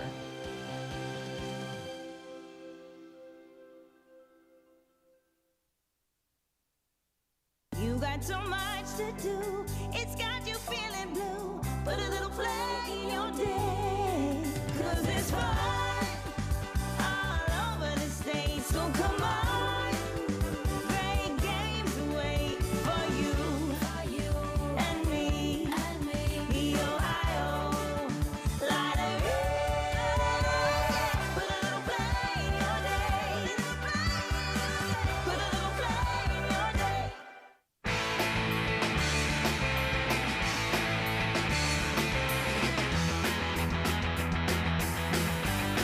Hey man, we are so excited. We traded up to take you off the board here. You're a perfect fit for what we want to do on defense. You're versatile. You're a ball hawk. I tell you what, when we watched you for the first time, our safeties coach, Ephraim Banda, he came down, put a sticky on my computer. It said, big old heart with Emanuel McNeel Warren. So we can't wait to get you out here and get you up and running. And we're happy to take you off the board here, all right? Yes, sir. Let's do it then. I got Coach Monk here for you, all right? Yes, sir. Hey, man, congrats. Appreciate you, Coach. Yep, can't wait to get started. Let's do it, man. Yeah, let's do it, man. Gotta like that. So you gotta like it when the safeties coach has a heart with your name in it in the draft process. I tell you what I like is Monk is so like old school football coach. Like the idea of like being on a phone FaceTiming like bothers him, and I just like that he's all about football all the time, and you see that when he's excited to get these guys here. But what he's really excited about is he's excited about getting these guys here so he can personally work with them. And I'll tell you what, it's refreshing. Monken is refreshing because everybody that wanted to see, you know, the old regime kind of show emotion, you're gonna get it. You're gonna know how he feels about stuff, and that's not always bad. And he's gonna put pressure on himself, put pressure on his coaches. You know, once again, this is the honeymoon period. These guys come in and they pat you on the back, they tell you how much you love you, but then you got to go play and you got to produce. It's kind of interesting. You also heard Andrew Berry allude to what you had said about Emanuel McNeel Warren. Versatile, fits exactly what they want to do. Yeah, so you got a guy who's, you know, when you're 200 plus pounds and you're going to play, you're going to be, you know, a safety in this style defense. That means occasionally you're going to be deep, right? So you're going to be the guy in charge of, you got to be rangy sideline to sideline. But then based on formation or based on what the call is, you might be the box safety like Delpit. And that means you're going to have run responsibilities. That means you have nickel responsibilities. You might be the nickel backer, which means you have a lot of run responsibilities. You might have to cover a tight end, a slot. There's certain things that you're going to have to do that make you very, very, when they say chess piece in this style of defense, that's the chess piece. Because I think he can be, you know, when you're his height and his size and the violence he plays with, he can be the nickel linebacker, which is really important because now you got guys who can run because it's a pass down, you know, they can stop the run even though it's a pass down. So if you try to run it at him, he's a real, like I said, this is my favorite pick. I like what they've done. He's my favorite pick. So the Washington Commanders picking in the third round take the wide receiver from Clemson, Antonio Williams. Yeah, one of the faster receivers in the draft. Great ball skills. He's electric with the ball in his hand. Once again, these receivers, when you start getting to the third round, it's hit or miss. But I think for me, these guys really fit in like a Todd Monken's offense because they're going to have, if you're not a first rounder or a second rounder, you do have limitations. But you do have a trait that got you to be an NFL draft pick, which there's less than 1% probably ever that would do that, especially at the receiver position. So what is that? Are you good at the catch point? Are you good run after catch? Are you know what you're doing against zone? All those kind of things that tie into it. There's something you do that's elite. That's what these coordinators are trying to do now, is find what they do that's elite. Antonio Williams is a guy who can flat out run. When you see him on film, you'll see a guy who's electric off the line of scrimmage. He's very good at the catch point. He plays about 5'11", a little under 6 foot, but he'll go get it, plays a little slot, a little outside. A good pick because he can absolutely run. Jaden Daniels needs more weapons down there in Washington. This is a guy that will be very, very happy down in Washington. So it's kind of interesting, the cornerback from Tennessee still on the board, was considered, which this point of the third round leads you to believe there were some questions with the medicals. Yeah, when you talk about a guy that length, you're talking 6'1"-ish, 190, great cover skills, great ball skills. So, you talk about a DB, the ability to move your hips. I think one of the things that people talk about that I really think is important is recovery when you get beat. He does all those things at a first round, first 15 pick kind of guy. Something's going on with the physicals, and a lot of times it just scares people when it happens. And whoever takes him, that's what you're going to hear. If it's this today or early tomorrow, they're going to say, this is a guy we had a first round grade on, the medicals, and hopefully he comes back healthy. But yeah, there's a guy that you might pull the trigger on because he's so dynamic when he was healthy. So Bengals are up next, and they'll make their pick in the third round. Moving towards the Browns, and it's Takario Davis. Once again, that would go. We've talked about the corners, and Dalton was on earlier when we talked about guys from 2 to 15, 2 to 20. They're all so similar, whether they're man guys or zone guys. They're 6'1", they're in your face. These cornerbacks now in college football, because of the inability to use your hands like you used to, they're extremely athletic because they have to be sticky without their hands. And that's hard to do because at the top of routes, guys want to get handsy, especially if you get beat a little bit, you can grab a little bit. You can't do any of that. So, again, this another corner that's kind of like in a mold this year, last couple years. The guys who are elite are the guys who are maybe a little taller or maybe a little bit more physical or can play multiple positions. But for the most part, these guys are all 6 foot to 6'1", long arms, good in man, good in zone. It depends on what coach likes those particular guys. So that puts the New Orleans Saints on the clock, and then following the Saints, it'll be the Browns who are up. Well, I'll tell you what. Here's the thing I think about with the Browns. The Saints are going to go. Obviously they're in a position where they're continuously picking the best players.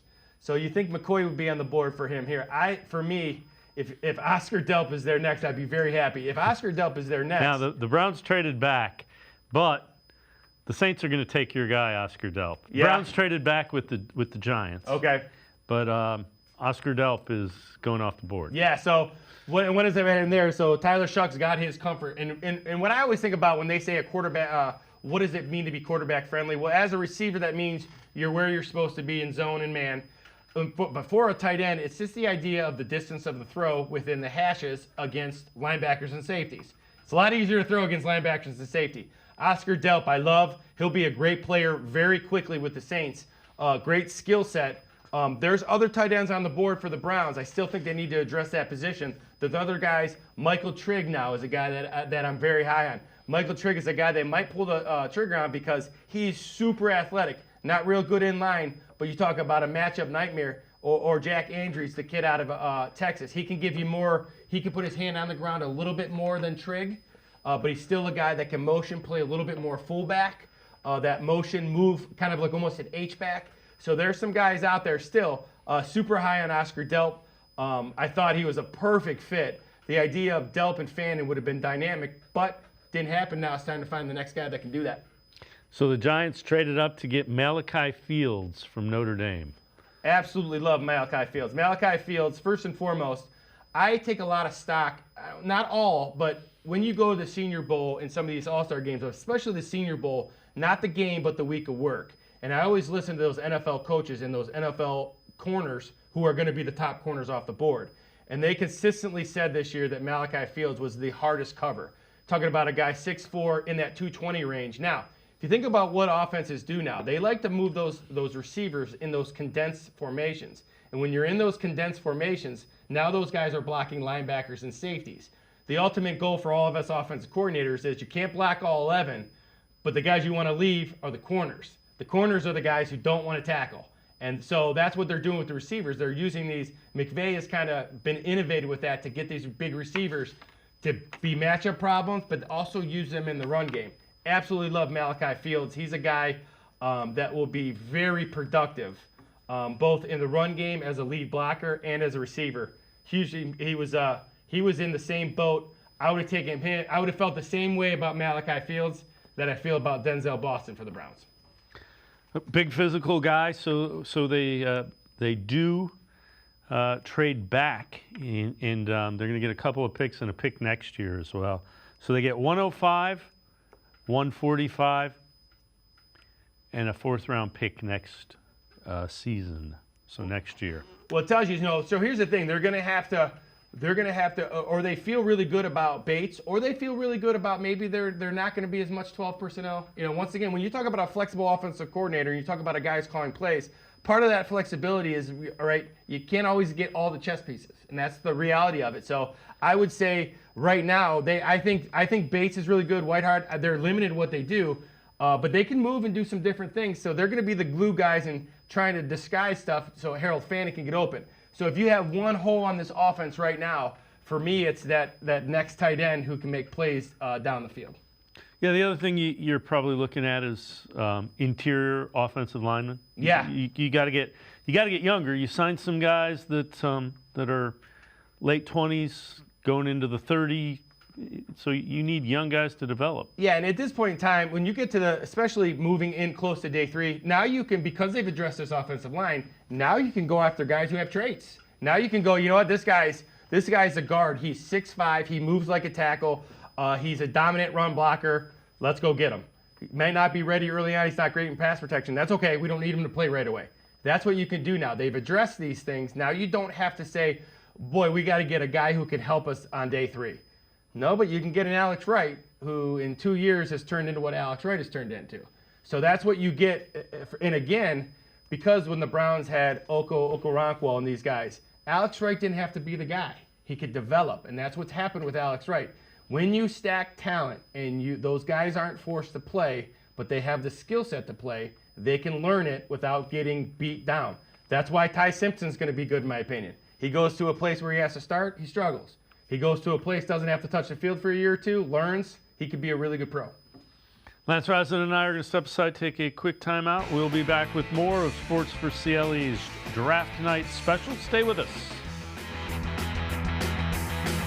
You got so much to do, it's got you feeling blue. Put a little play in your day, 'cause it's fun all over the state, so come on.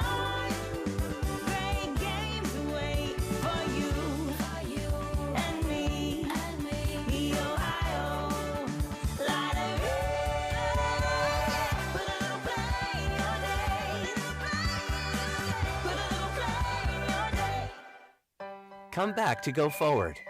Back to learning new things. Back to pursuing your dreams. Tri-C has flexible learning options to fit your life. And every year, more than 1,000 local companies provide Tri-C students with real-world learning. The right education can boost your lifetime earning power by hundreds of thousands of dollars. Start now with a college education you can afford. Tri-C, where futures begin. The Greater Cleveland Sports Hall of Fame celebrates the star athletes and notable sports figures who were born or have made their home in Greater Cleveland. It tells the story of discipline, commitment, perseverance, sportsmanship, and excellence in achievement. It encourages and inspires those who believe in sport and its direct impact on the well-being of our community. Go to clevelandsportshall.com or follow us on Twitter at GCLE Sports HOF for more details. I am powerful beyond my wildest imagination. I will define my future. I will keep challenging myself to improve. Because I am a future leader of this great nation. I will be responsible for raising a beautiful family. And educating not only my generation, but many more to come. I will make a difference in my community. And I will stand up for what I believe in. I will not settle for simply chasing my dreams, I will achieve them. Because I was given a chance. An opportunity. A home. At Family, Career, and Community Leaders of America. The ultimate leadership experience. FCCLA has been one of the greatest experiences of my life. It's made me who I am today. Join us. We'll build a new future together.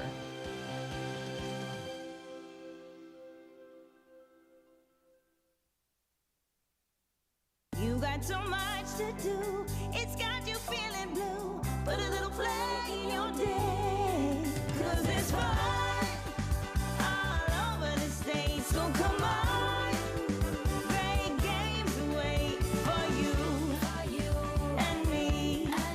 The Ohio Lottery. Put a little play in your day.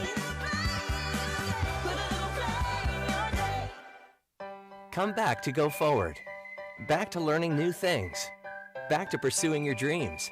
Tri-C has flexible learning options to fit your life. And every year, more than 1,000 local companies provide Tri-C students with real-world learning. The right education can boost your lifetime earning power by hundreds of thousands of dollars. Start now with a college education you can afford. Tri-C, where futures begin. The Greater Cleveland Sports Hall of Fame celebrates the star athletes and notable sports figures who were born or have made their home in Greater Cleveland. It tells the story of discipline, commitment, perseverance, sportsmanship, and excellence in achievement. It encourages and inspires those who believe in sport and its direct impact on the well-being of our community. Go to clevelandsportshall.com or follow us on Twitter at GCLE Sports HOF for more details. I am powerful beyond my wildest imagination. I will define my future. I will keep challenging myself to improve. Because I am a future leader of this great nation. I will be responsible for raising a beautiful family. And educating not only my generation, but many more to come. I will make a difference in my community. And I will stand up for what I believe in. I will not settle for simply chasing my dreams, I will achieve them. Because I was given a chance. An opportunity. A home. At Family, Career, and Community Leaders of America. The ultimate leadership experience. FCCLA has been one of the greatest experiences of my life. It's made me who I am today. Join us. We'll build a new future together.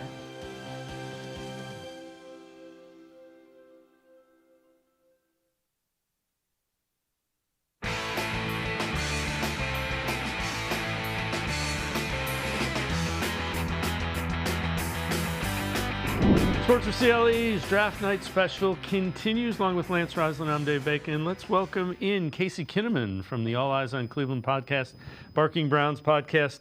Casey, Drew Allard just gets drafted by the Pittsburgh Steelers in the third round, but we're not going to talk about that. Let's talk a little bit about what you think about the first four picks.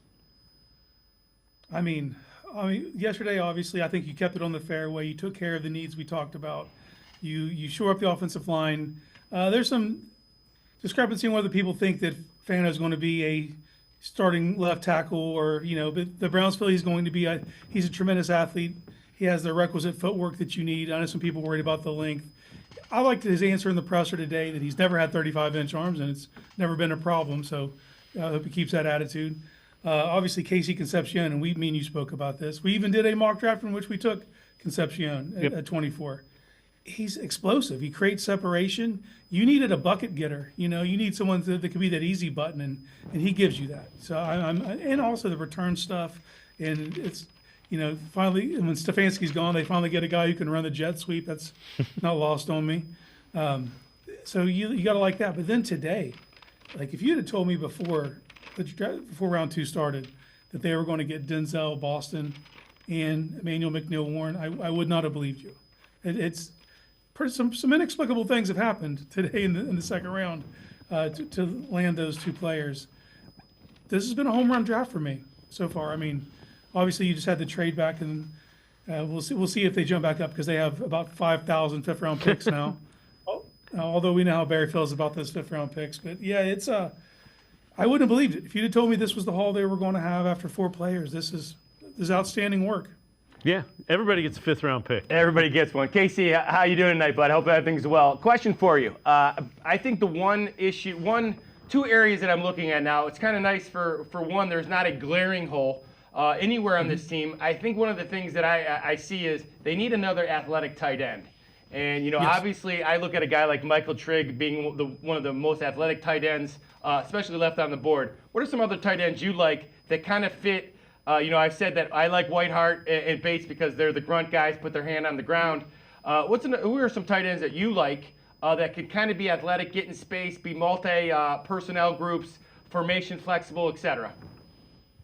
Well, I want someone who can at least fake like they're going to be at the end line, even if they're not right away. Someone like Jack Endries from Texas or Eli Raridan from Notre Dame.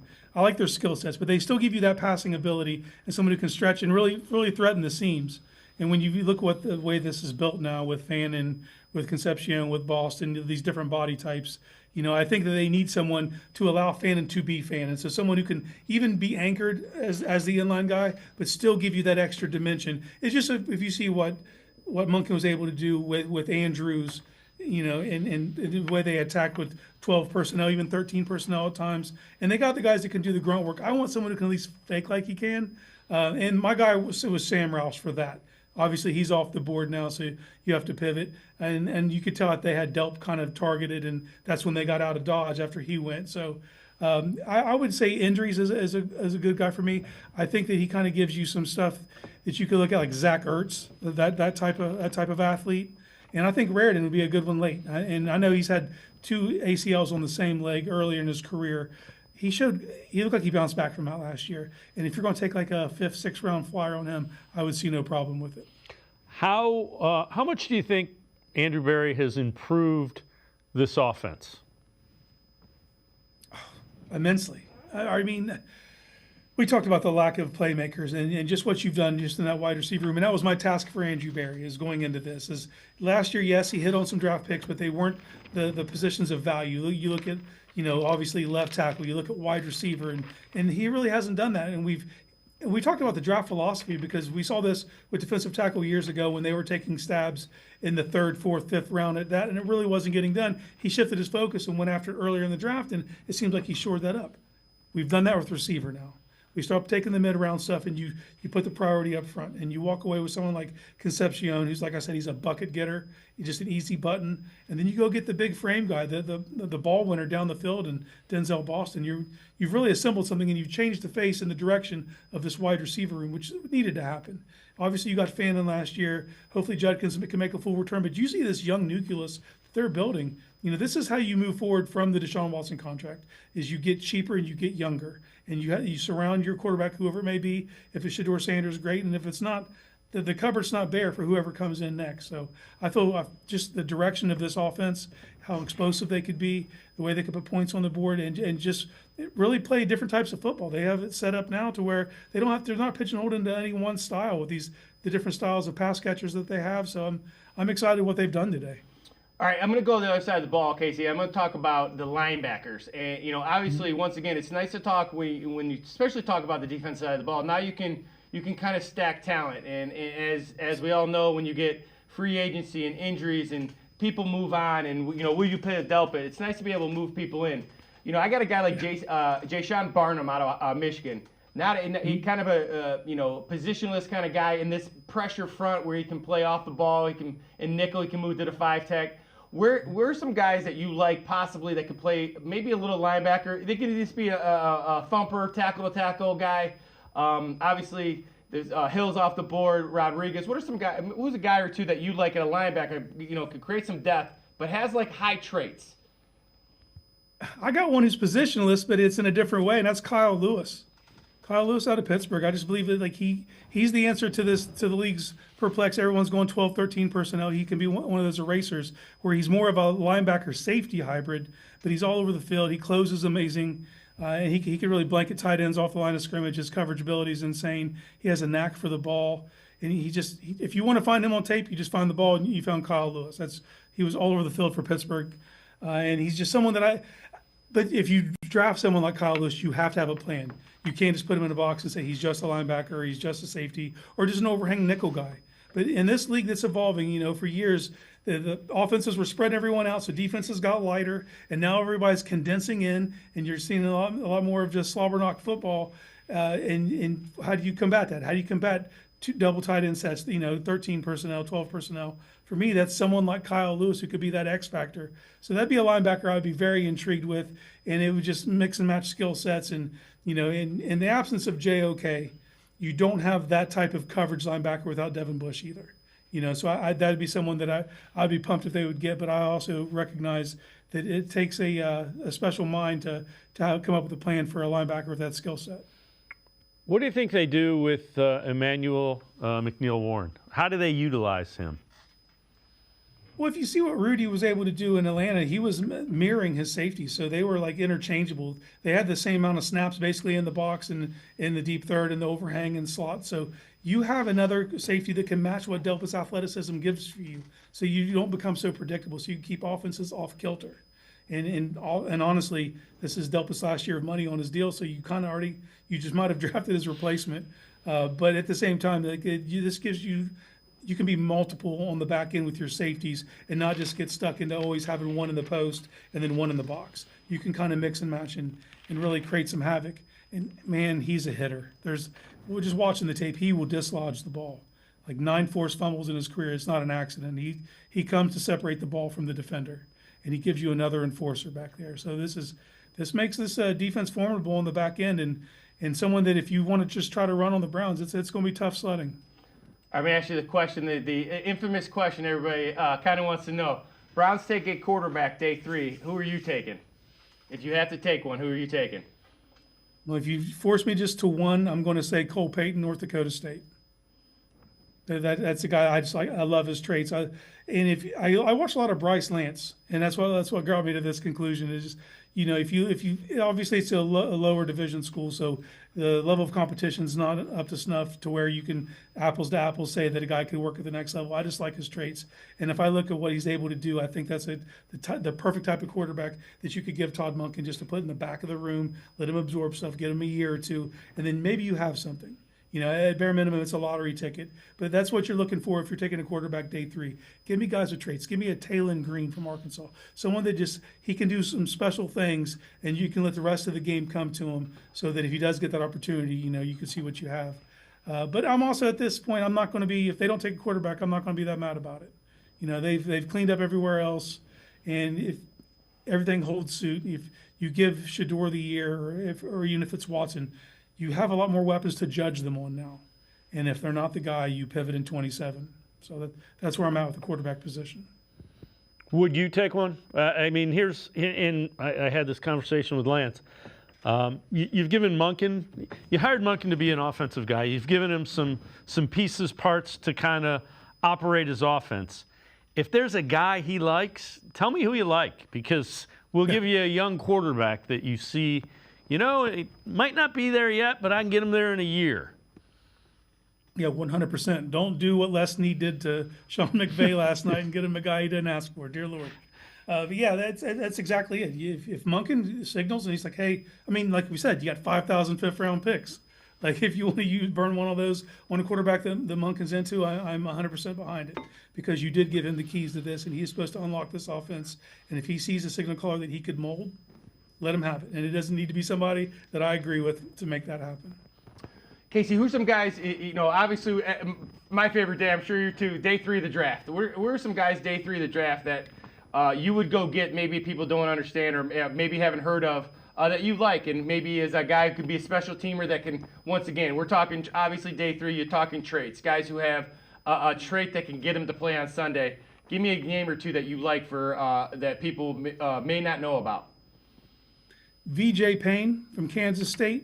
He might be listed as a safety. I see him as a nickel player, and I think that's something this defense still needs. You need to go stack some nickels, and he's another guy. He has cornerback coverage skills, excellent length, excellent athleticism. He's going to go later. This is a very deep draft in some positions, and you need to take advantage of that. But you have to pick and choose your spots. So for me, VJ Payne is someone that I would bookmark if you get to day 3, and you're in one of those 5th round positions, maybe even 6th round if he's still sitting there. I would take him, and I think that in short order, this time next year, I think he could be your starting nickel. Casey Kinnaman, as always, great stuff. Appreciate you joining us, giving us some time. Thanks very much, Casey. Anytime. You guys enjoy the rest of the night. Sounds good. Casey Kinnaman, make sure you check him out. The Barking Browns podcast, as well as the All Eyes on Cleveland podcast. Yeah, it does a great job. Those guys do a great job talking ball and understanding, and they're Browns crazy, which is fantastic. So Zachariah Branch goes to the Falcons. Which is interesting because, Kevin Stefanski has not had a ton of success with those type of players. And once again, you talk about value maybe at this position, but this is a non-system player, right? This is a guy who doesn't fit the mold. When you talk about positionless guys, this is the reason why I would say as a kick returner, if this guy was around when you're picking later in the draft, you go get him because he's electric with the ball in his hands. He's little. You can't maximize his touches. You can't give him more touches than that his body can handle. But again, I think about, when I think of him, I think of Sean McVay's offense. I think about offenses that Todd Monken rely on space and pace. That's not this, but maybe they have a plan for him. Maybe they like him as a true slot. So we'll see what happens there. Interesting when I think about, square peg, round hole. That's what I think about Zachariah Branch in a Kevin Stefanski scheme. Yeah, I'm thinking that's your -2 yard jet sweep guy for the Atlanta Falcons. Well, and it's once again you try to, once you get past, like for me it was 6 players. Once you get past 6 players, then you got to balance this is what we need and this is how good this player is. If they're kind of equal, at one guy's at another position and the position you need is as equal, then you go. That doesn't make sense just because there's that offense, and there's other offenses. Kevin Stefanski gets a lot of huff. There's a lot of system offenses. They're just not really good for guys like Zachariah Branch because he needs to be innovative in how he gets his touches. Yeah, and so kind of interesting that's the kind of guy they went out and got at this point. Lance Reisland and I are going to step aside, take a quick time out. Other side of the break, we will continue talking draft. We're in the 3rd round. It's Sports4CLE's Draft Night Special. Stay with us. You got so much to do. It's got you feeling blue. Put a little flag in your day. 'Cause it's fun all over the state. So come on. Great games wait for you and me. The Ohio lottery. Put a little flag in your day. Put a little flag in your day. Come back to go forward. Back to learning new things. Back to pursuing your dreams. Tri-C has flexible learning options to fit your life. And every year, more than 1,000 local companies provide Tri-C students with real-world learning. The right education can boost your lifetime earning power by hundreds of thousands of dollars. Start now with a college education you can afford. Tri-C, where futures begin. The Greater Cleveland Sports Hall of Fame celebrates the star athletes and notable sports figures who were born or have made their home in Greater Cleveland. It tells the story of discipline, commitment, perseverance, sportsmanship, and excellence in achievement. It encourages and inspires those who believe in sport and its direct impact on the well-being of our community. Go to clevelandsportshall.com or follow us on Twitter at GCLE Sports HOF for more details. I am powerful beyond my wildest imagination. I will define my future. I will keep challenging myself to improve. Because I am a future leader of this great nation. I will be responsible for raising a beautiful family. And educating not only my generation, but many more to come. I will make a difference in my community. And I will stand up for what I believe in. I will not settle for simply chasing my dreams. I will achieve them. Because I was given a chance. An opportunity. A home. At Family, Career, and Community Leaders of America. The ultimate leadership experience. FCCLA has been one of the greatest experiences of my life. It's made me who I am today. Join us. We'll build a new future together.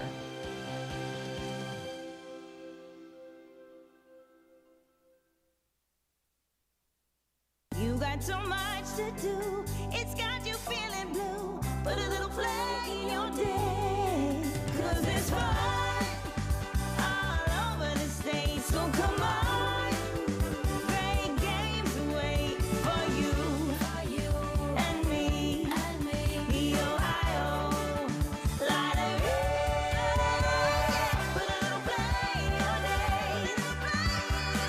Put a little play in your day. Come back to go forward. Back to learning new things. Back to pursuing your dreams. Tri-C has flexible learning options to fit your life. And every year, more than 1,000 local companies provide Tri-C students with real-world learning. The right education can boost your lifetime earning power by hundreds of thousands of dollars. Start now with a college education you can afford. Tri-C, where futures begin. The Greater Cleveland Sports Hall of Fame celebrates the star athletes and notable sports figures who were born or have made their home in Greater Cleveland. It tells the story of discipline, commitment, perseverance, sportsmanship, and excellence in achievement. It encourages and inspires those who believe in sport and its direct impact on the well-being of our community. Go to clevelandsportshall.com or follow us on Twitter at GCLE Sports HOF for more details. I am powerful beyond my wildest imagination. I will define my future. I will keep challenging myself to improve. Because I am a future leader of this great nation. I will be responsible for raising a beautiful family. And educating not only my generation, but many more to come. I will make a difference in my community. And I will stand up for what I believe in. I will not settle for simply chasing my dreams. I will achieve them. Because I was given a chance. An opportunity. A home. At Family, Career, and Community Leaders of America. The ultimate leadership experience. FCCLA has been one of the greatest experiences of my life. It's made me who I am today.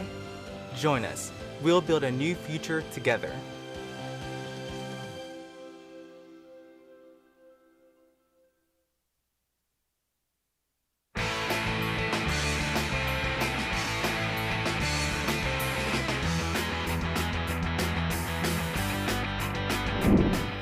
Sports4CLE's Draft Night Special continues. We are in the third round, and the Baltimore Ravens selected Jacoby Lane, wide receiver from USC. Once again, complete Ravens pick. Jacoby Lane is very interesting. He's not very sudden, he's not very twitchy, but he's just a very good receiver, and he kind of gets overlooked because of Lemon.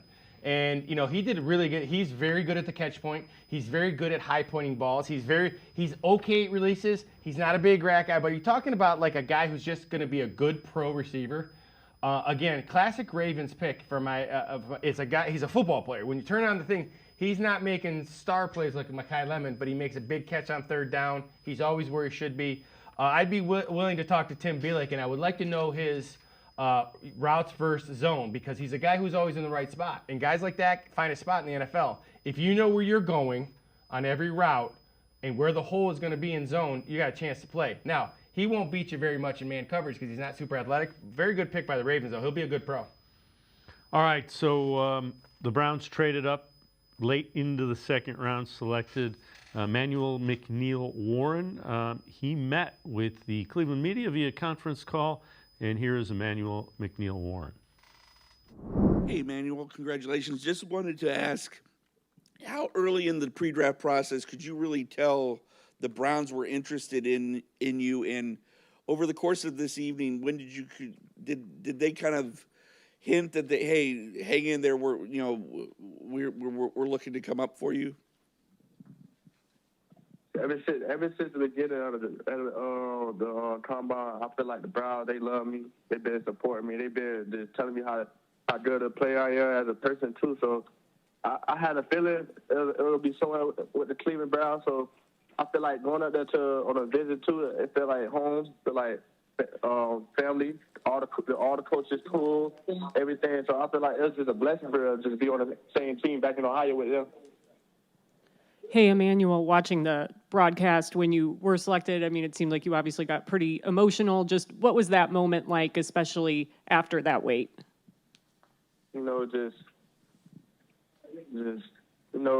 predicted high, but, fall a little bit short. I was just thankful for God. God got me in position just to be in this position because nobody else to be in this. So I'm just thankful for him and just all the hard work and dedication that I've been putting through. Even when I got hurt my senior year, my junior year, on my shoulder, I just all the hard work coming back on that field with my brother, just being happy to be out there again, just hearing my name called. Emanuel, when one of the Browns' assistant GMs listed your attributes, she mentioned physicality, versatility, and ball hawking. Of those three, what would you say is your number one attribute?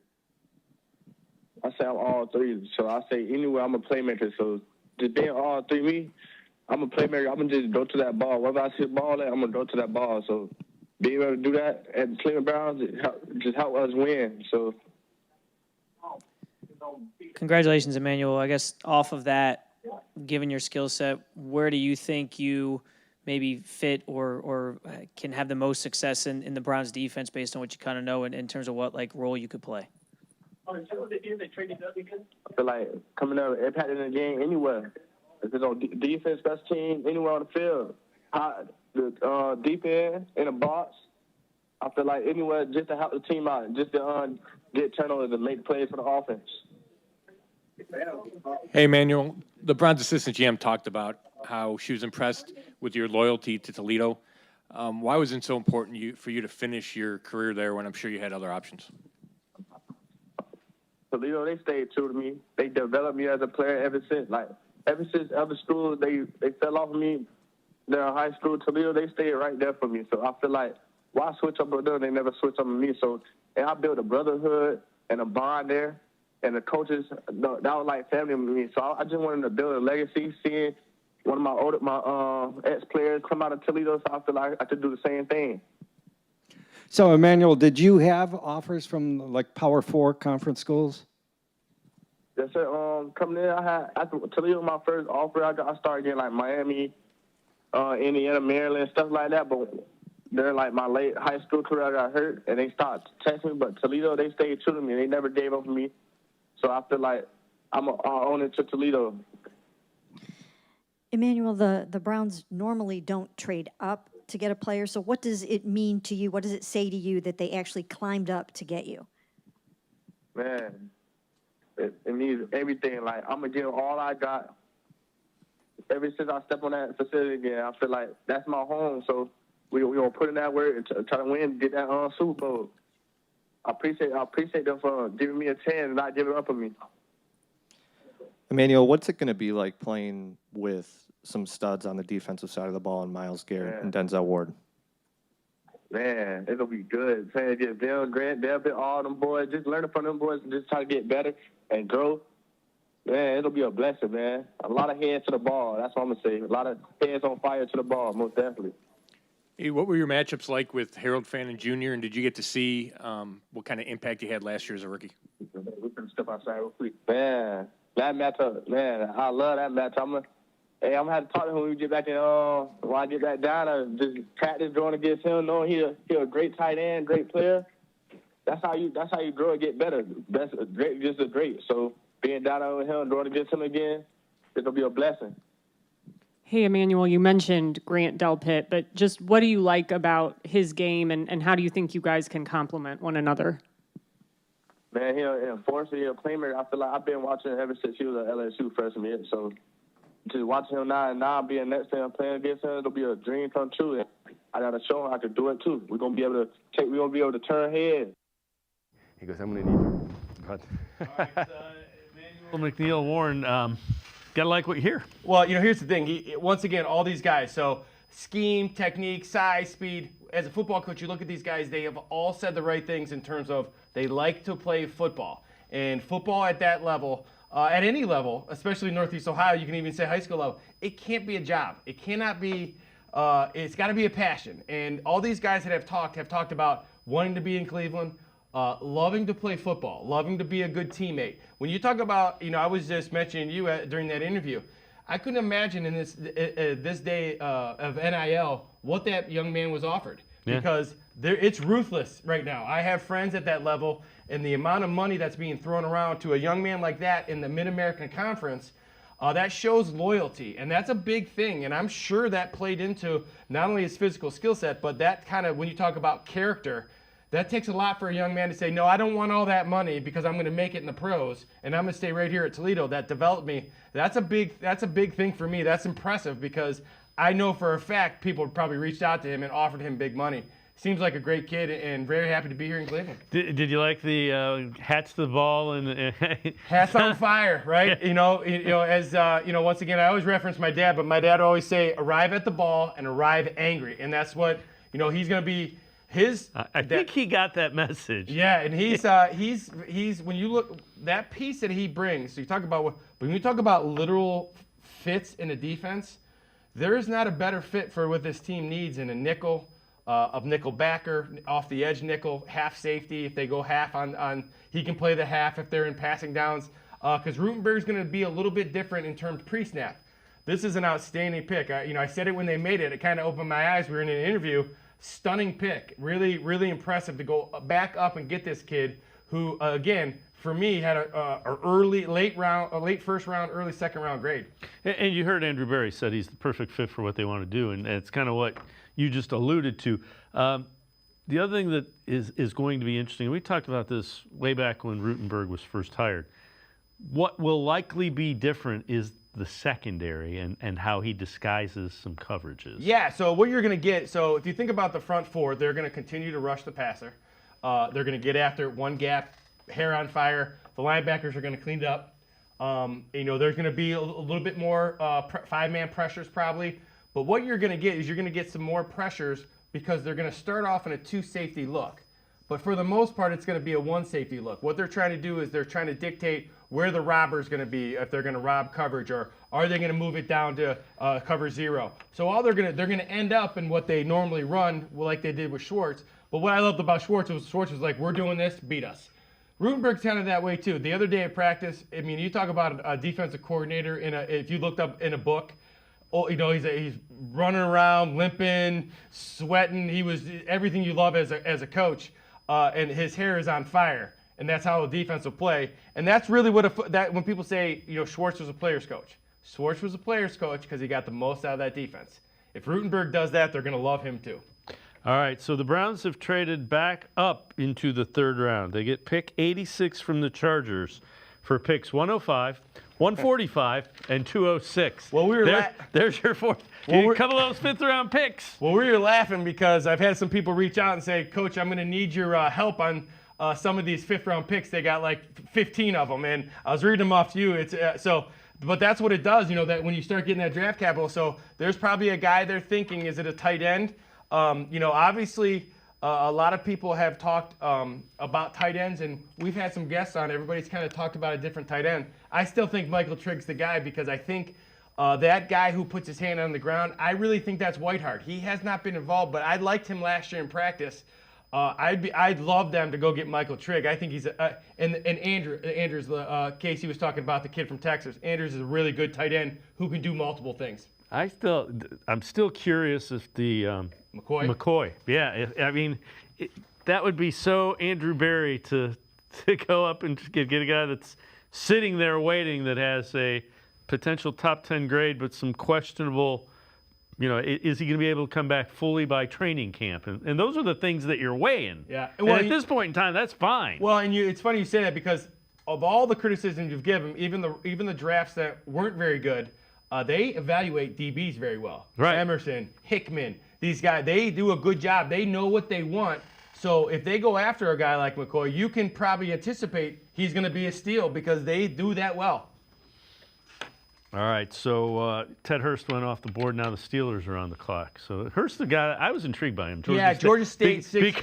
Because Georgia State plays on Wednesdays and Thursdays in the Sun Well, Belt. you're a football fan, Right. So when you get to November, it's Maction on. If it's Maction on Tuesday, and then all the different conferences on Wednesday. Yeah, he was a guy that stood out every single week. If you're a guy, that's what helps those conferences because Right. they're the only game. They're the only game in town. So yeah, he's a guy that kind of like Harold Fannin.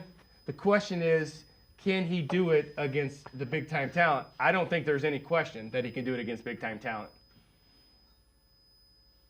So the Steelers go with Dalen Everett, right? And if you look at Dalen Everett, again, we've talked about it now with three corners in a row that all kind of fit the same mold. They're 6'1", between 6'1" and 200 pounds. They're good in man coverage. They like to get up in your face. They can play the nickel corner. They can play outside. They can cover tight ends. They're good in man. They're good in zone.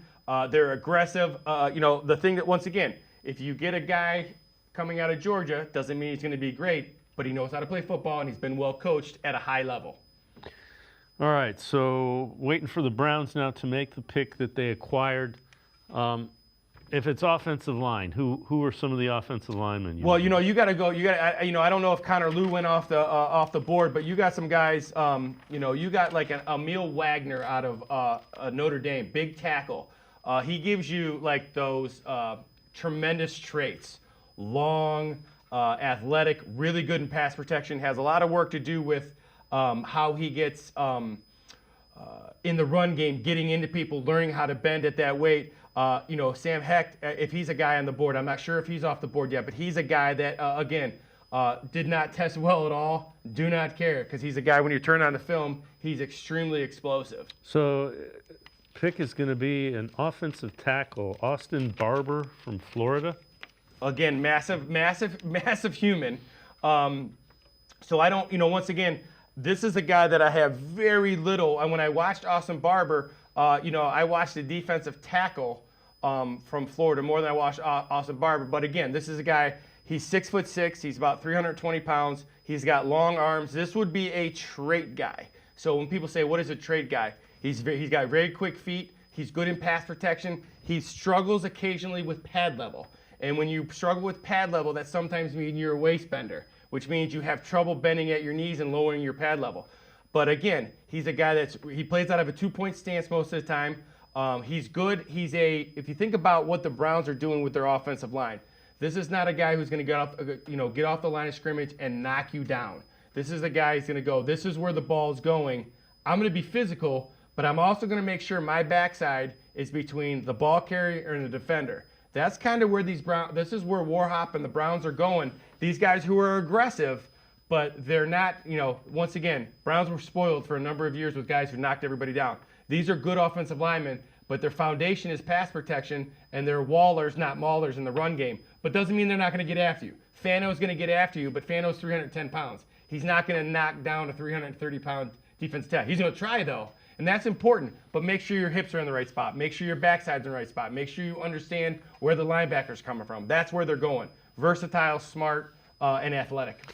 And not expected to come in and start would be the other thing. Yeah, and now you're getting to the point with a Barber guy. So there's something they see with his athletic ability and his long arms, and they're saying, you know what, this is the Alex Wright now of the defensive line. This is a guy that doesn't even have to play this year, right, if things go well. Now, you would like him to, but he's a guy who can come in and learn. Now you've got veterans who are still somewhat young. Now you're getting a unit together, guys who are going to be under contract and are going to be together for a while. Kind of what the Browns had with this. The thing with the offensive line with the Browns is, unfortunately the NFL, it ran its course as well. You get 6, 8, 10 years of an offensive line together that's dominant. That's a long tenure. It's time for, some turnover. They're doing a good job. They haven't fixed the offensive line, as we've said. No. They've addressed it, and I think they've done a good job of it. Yeah, and you had pretty much 4 of the 5 guys age out. Mm-hmm. Yeah. And the question becomes, how do you let that happen? But that's a different question for a different day. Now they've kind of filled it back in. Yeah, and they filled it back in, and now they have depth. So now they have guys who can go out, guys who can play multiple positions. You're going to have injuries. You have young guys that can play multiple positions. You have Fano, who you think is going to be your foundation left tackle. You have the guys you've picked up. You have Zion Johnson, who got into a little bit of a scuffle, and I was excited during the mini camp the other day, just because they're aggressive guys and they're trying, and they're going to play with the chip on their shoulder. This Browns team, that's all, a lot of them knew, the whole staff's new. They're being told how bad they are, and you have 2 ways. You can crawl in the corner, or you can come out swinging. I expect Monken at his age and his feistiness. This is a Browns team that's going to be a hard out on Sundays. Lance Reisland and I are going to step aside, take a time out. We will have more of Sports4CLE's Draft Night Special. We are towards the end of the 3rd round. We'll be right back after this timeout. to do. It's got you feeling blue. Put a little play in your day. 'Cause it's fun all over the state. So come on. Great games wait for you and me. Ohio. Light it up. Put a little play in your day. Put a little play in your day. Come back to go forward. Back to learning new things. Back to pursuing your dreams. Tri-C has flexible learning options to fit your life. And every year, more than 1,000 local companies provide Tri-C students with real-world learning.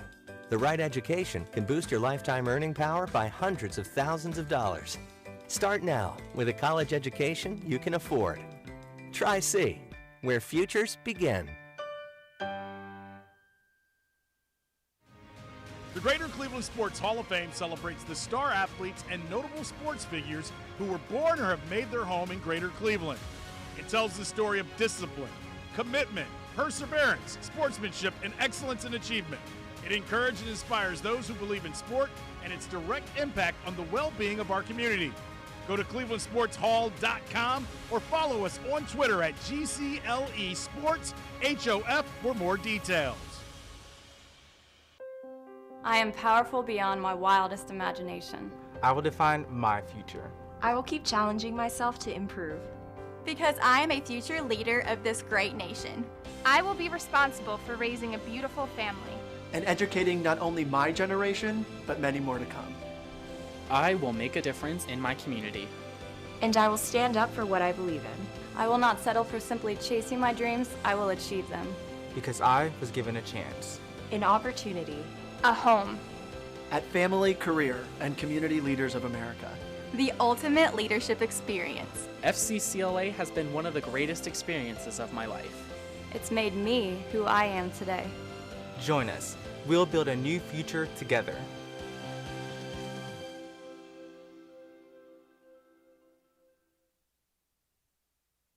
You got so much to do. It's got you feeling blue. Put a little play in your day. 'Cause it's fun all over the state. So come on. Great games wait for you and me. Ohio. Light it up. Put a little play in your day. Put a little play in your day. Come back to go forward. Back to learning new things. Back to pursuing your dreams. Tri-C has flexible learning options to fit your life. And every year, more than 1,000 local companies provide Tri-C students with real-world learning. The right education can boost your lifetime earning power by hundreds of thousands of dollars. Start now with a college education you can afford. Tri-C, where futures begin. The Greater Cleveland Sports Hall of Fame celebrates the star athletes and notable sports figures who were born or have made their home in Greater Cleveland. It tells the story of discipline, commitment, perseverance, sportsmanship, and excellence in achievement. It encourages and inspires those who believe in sport and its direct impact on the well-being of our community. Go to clevelandsportshall.com or follow us on Twitter at GCLE Sports HOF for more details. I am powerful beyond my wildest imagination. I will define my future. I will keep challenging myself to improve. Because I am a future leader of this great nation. I will be responsible for raising a beautiful family. And educating not only my generation, but many more to come. I will make a difference in my community. And I will stand up for what I believe in. I will not settle for simply chasing my dreams. I will achieve them. Because I was given a chance. An opportunity. A home. At Family, Career, and Community Leaders of America. The ultimate leadership experience. FCCLA has been one of the greatest experiences of my life. It's made me who I am today. Join us. We'll build a new future together.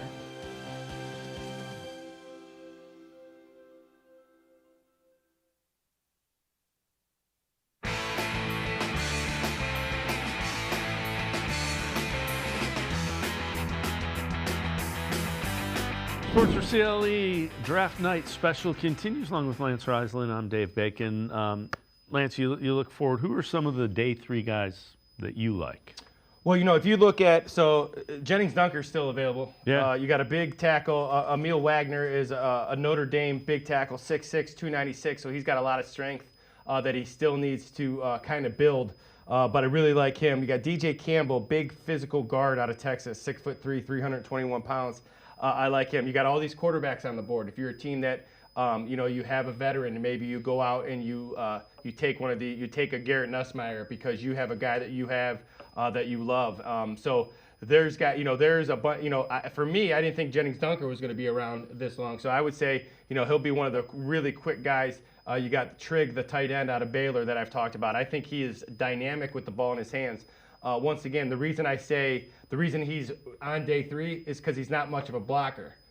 I don't care, right, in terms of a matchup offense. So specifically for the Browns, I think Michael Trigg is a great answer. Daquan Wright is another tight end from Ole Miss. He's a guy that can really run. And then you start getting into these running backs, right? There's not been very, very many running backs since early on, right? You get the kid out of Arkansas. You get there's a ton of guys. Emmett Johnson out of Nebraska. He's a heck of a talent.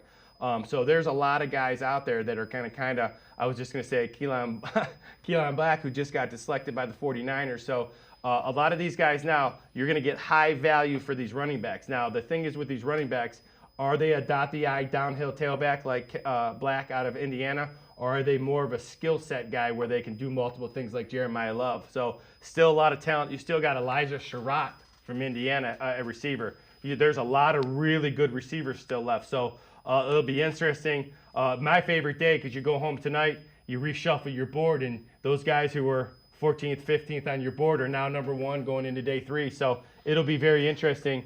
But a guy like Elijah Sherratt, he's a great zone runner, and playing against zone. So there's a guy you look, great back shoulder. There's some guys out there for sure for day 3. McCoy's still on the board, so that at this point in the draft, late in the 3rd round, kind of leads you to believe the medicals were a little bit more serious than you might have thought. Well, yes, especially you're getting to the point now where if you think he's going to be okay, you're taking a shot on him, and that's just not where it is right now. He is too talented, even with an ACL. I don't care what injury is, unless it's very dramatic. That's the issue. So, you got DeMonte Capehart from Clemson. He had an outstanding Senior Bowl. He's still on the board. A perfect fit for the Browns would be Zane Durant, defensive tackle from Penn State. Very specific. If he's out there on first down, he's going to get driven into the sidelines because he's 290 pounds. However, you're talking about a 3rd down nickel guy, rotational guy. He's about as good as it gets as an interior rush lineman. So there's some guys out there they can go get. There's some safeties they can go get. Obviously they got to say, but now you're taking best guys and you're stacking talent and you're building competition and you're you're weathering the storm of free agency when these guys get paid and stuff. So there's a lot of available guys on day 3. Connor Lewis still out there, the center from Auburn. You'd ask this question, I'm going to ask it of you. If they decide we're taking a quarterback day 3, which one is it for you? Oh, it's Garrett Nussmeier. And once again, I always like to stay true to the evaluation I had, and the evaluation that everybody else has of Garrett Nussmeier is this year. This year where he played poorly. So once again, he had his hand in it. I'm not blaming everybody else. He had his hand in it. But the one thing, if you go back to his junior year, receivers played well, offensive line played well, Brian Kelly was there. This year he played poorly. He got hurt. He had an oblique injury. His receivers didn't play very, very well in terms of LSU. They had major issues up front, especially when Kelly was removed. So when you go back to that junior film and you watch that junior film, that didn't go away for me, right? It didn't go away. So not only do I have Garrett Nussmeier as my number 2 quarterback, I have him closer to Mendoza than I have any other quarterback in this draft. So the other thing that's kind of interesting with him, they found a cyst, not, that kind of was exacerbating the oblique. So they think they may have found a medical reason for the oblique. Well, and he's not a 6'5", 230 pounder. So if you think about going back to Baker Mayfield, there's torque throwers, right? There's a guy like Josh Allen, or even Deshaun Watson, because I've watched a lot of quarterbacks. If you see Deshaun Watson throw in person, it's incredible. But guys who just, it comes off like a dart. It's very easy, effortless. And then there's guys like Baker who throws it hard, but he's getting his whole body into it. And when you torque that body and you transfer your weight from the left, if you're a right-handed quarterback, from the left side, from the right side onto your left side, that's all obliques. So you can imagine he's a torque thrower. So I couldn't imagine the pain. So I'm going back to his junior year. I'm saying Garrett Nussmeier gets a chance next year. I'm saying he's going to be a really good pro quarterback. I would really love him to get, go where, Ty Simpson went. Can he go to a place that's got a quarterback who's on the end of his career? He can step right in a year or two and be very, very good. What positions defensively do you look at? I mean, you got safety that you thought we needed in McNeel Warren.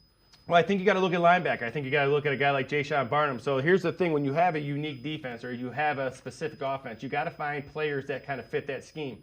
I steal this from Dan Labby all the time, but if you look at, I was describing what the defensive linebackers do, and he's like, it's like almost like they're covering kicks, and that's a great way to look at it.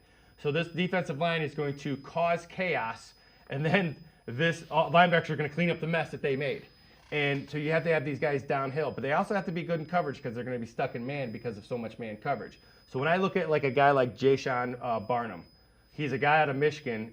I think he's an absolute destroyer. He plays off-ball linebacker. They put him on the edge and nickel. I think he's a super, super talent that can do multiple things. So if you like him at the stand-up linebacker, can play there. You can put him at the nickel end. He'll also be a guy on special teams, especially on kickoff. The new kickoff guy, you got to have that unique guy who's almost like a linebacker tight end build. They got to get down there fast, but they got to be bigger. Then you got to get a kid like Kyle Lewis. KC was talking about, once again, there's a guy 6 foot, 215 pounds, not an NFL linebacker. Put the film on. Against really good people, he's all over the field. And I think Casey made a good point. Not only are you getting these hybrids between linebacker DNs and edges and things, now you're starting to get these hybrids from the safety coming down, right? Sonny Styles, these guys who can run really well, they can cover really well, play multiple positions, they can blitz. Kyle Lewis is kind of that, the knockoff or generic kind of a linebacker because he's only 6 foot, but he can do a lot of things really well. So I think they got to find some depth at the linebacker position. It'll be interesting to see how they go about that. Still, Andrew Berry never runs out of fifth-round picks. So we traded a couple. We still got a couple. He gets them back, and then he gives them out like Pez, and he keeps getting them back and keep giving them out. And it's what he's done the last 2 years is what you think of Andrew Berry in terms of his strength, the ability to take the draft and manipulate it and get his needs filled, but also get high-level talent. Now, if you go, and once again, I'm always a forward thinker, but now think if this things pan out and they have a successful year. And guys sign. Now you go into next year, let's say you need a quarterback. You're not for sure you need a quarterback. There's plenty on the board.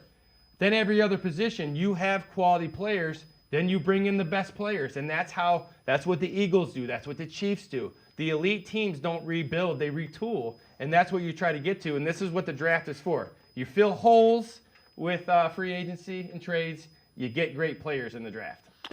So Todd Monken met with the media after today's picks. So let's listen in.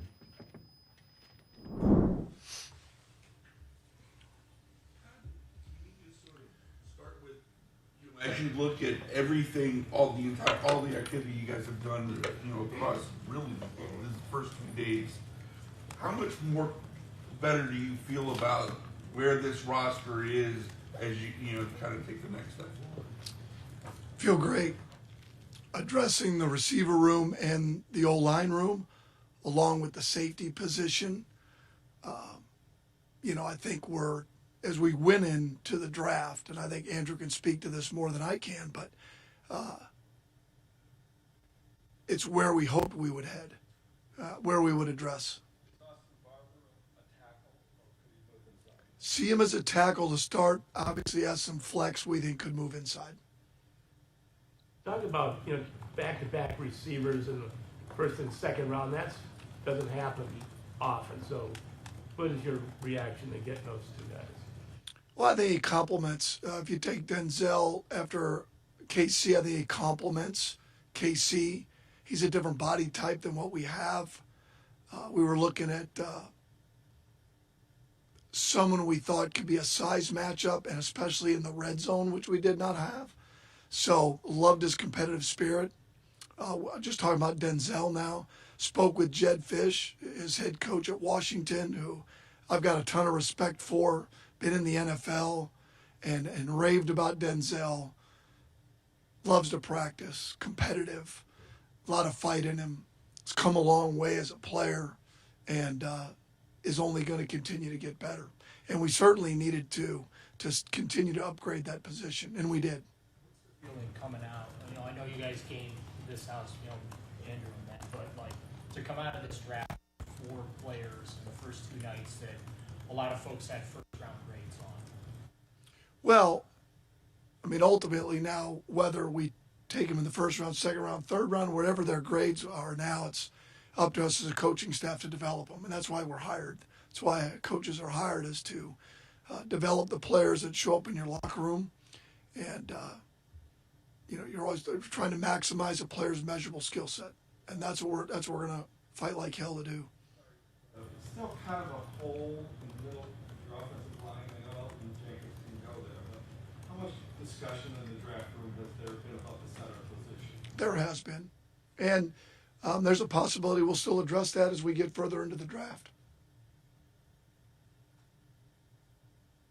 Everybody's tired. I get it. I'm tired too. Denzel's red zone ability.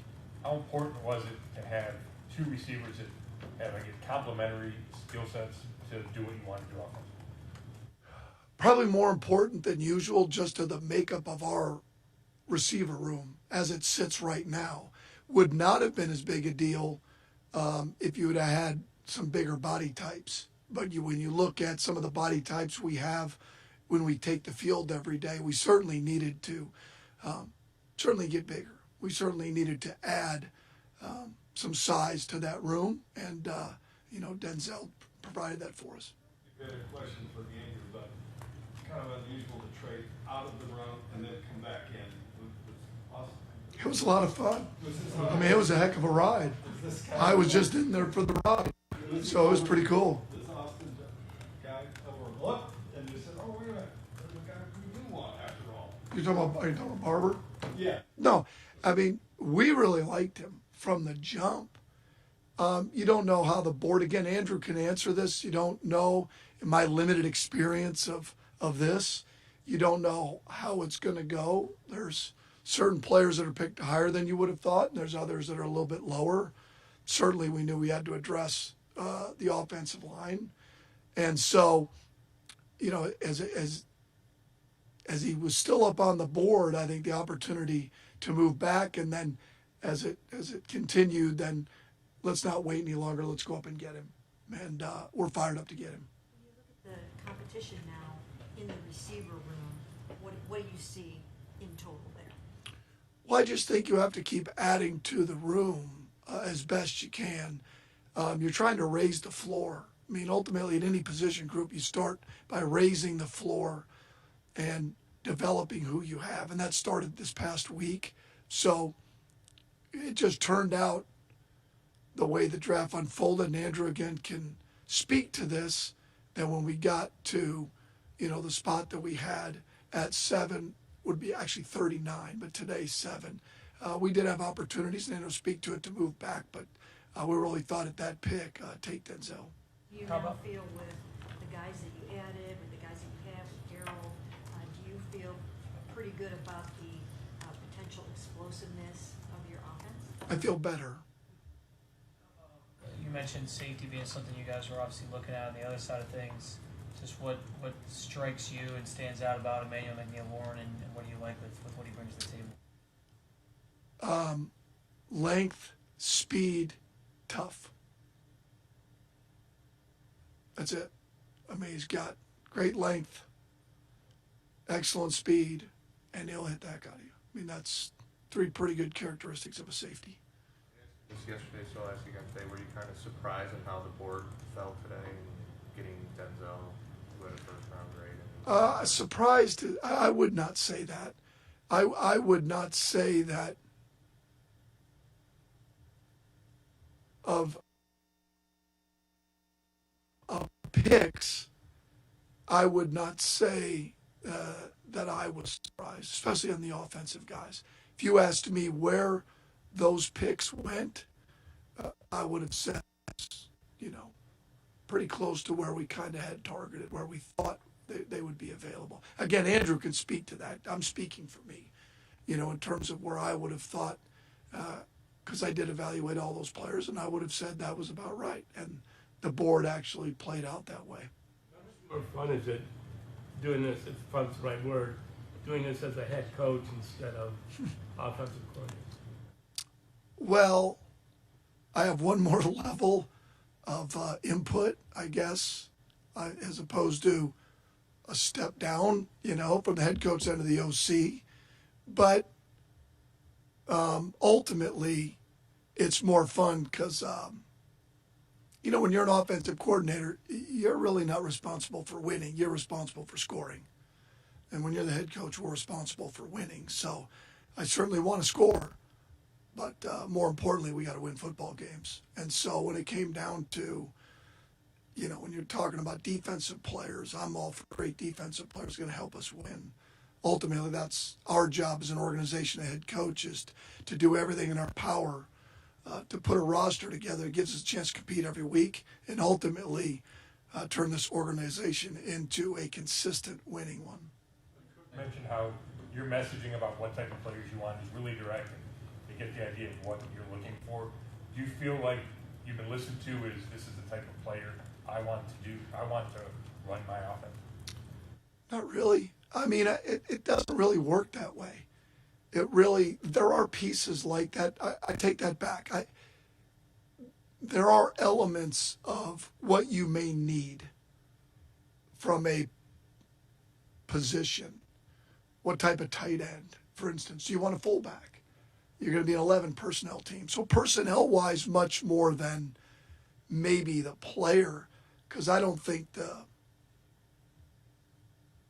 parts that make a player, how they're wired, their toughness, mental toughness, their self-awareness, a step down, practice, from the head coach end of the OC. From the jump, that's who you want to surround yourself with. Ultimately, but maybe it's more fun because how you see usage of. When you're an offensive coordinator, good to take. You're really not responsible for winning. You're responsible for scoring. And I think we all saw KC the same way. How we can utilize him. I certainly want to score. Same, but more importantly, we got to win football games. I think, and so when it came down to you just trying, when you're talking about defensive players, I'm all for great defense. Can play tackle, but also have position. Ultimately, I think that's our job as an organization, head coach. And it's kind of interesting. Very upfront. Yeah, there's a bit of humility in sometimes as head coaches, you get so caught up in everything, you forget the human element of the game. And, the thing that I love that he talks about is everybody wants to always say, well, you have measurables and you have this and this is what he ran. He really focuses on very much old school coach, right? Is he tough? Does he have mental toughness? Does he like to play? And that's really something that is amazing to me. But in this day and age is that you cannot coach toughness and you cannot coach effort. Those things have to be kind of built in if you're going to have any success because you have to coach the scheme. You have to coach these guys up. So I love the way he talks. He's, the idea of him just saying, oh, you're looking at the media in front of him saying they're tired. Well, those guys have been there all day. I talked to some of them earlier today at noon and they were there. So they've been there all day. They're grinding like everybody else. And it's just kind of that human element. He brings I'm not above you, I'm with you. And that's really important to get people on your side. Maybe, especially when you're losing. That's easy to kind of have things go crazy when you're losing and everybody's kind of pushing the button. So I don't know, the human element he brings is really refreshing. Yeah, and the other thing, it's interesting listening to him talk about the way Boston and Concepcion kind of complement each other.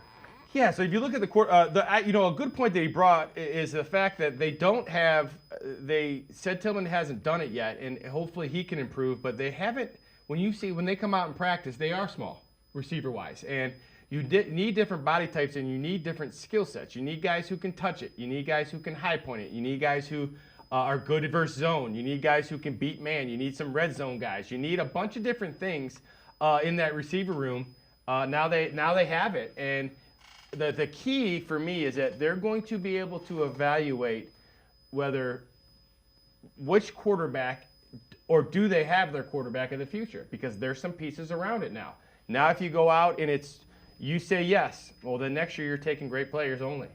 If you don't have them, you go get one of the great quarterbacks. And then now you're building a roster, you're not filling holes, and that's huge if you're trying to have a consistent winner. So the Pittsburgh Steelers traded and they drafted Jennings Dunker from Iowa as we get close to the end of the third round. Andrew Berry, who's moved around, made some picks, filled some holes, talked to the media. Let's listen in as Andrew Berry addresses the media.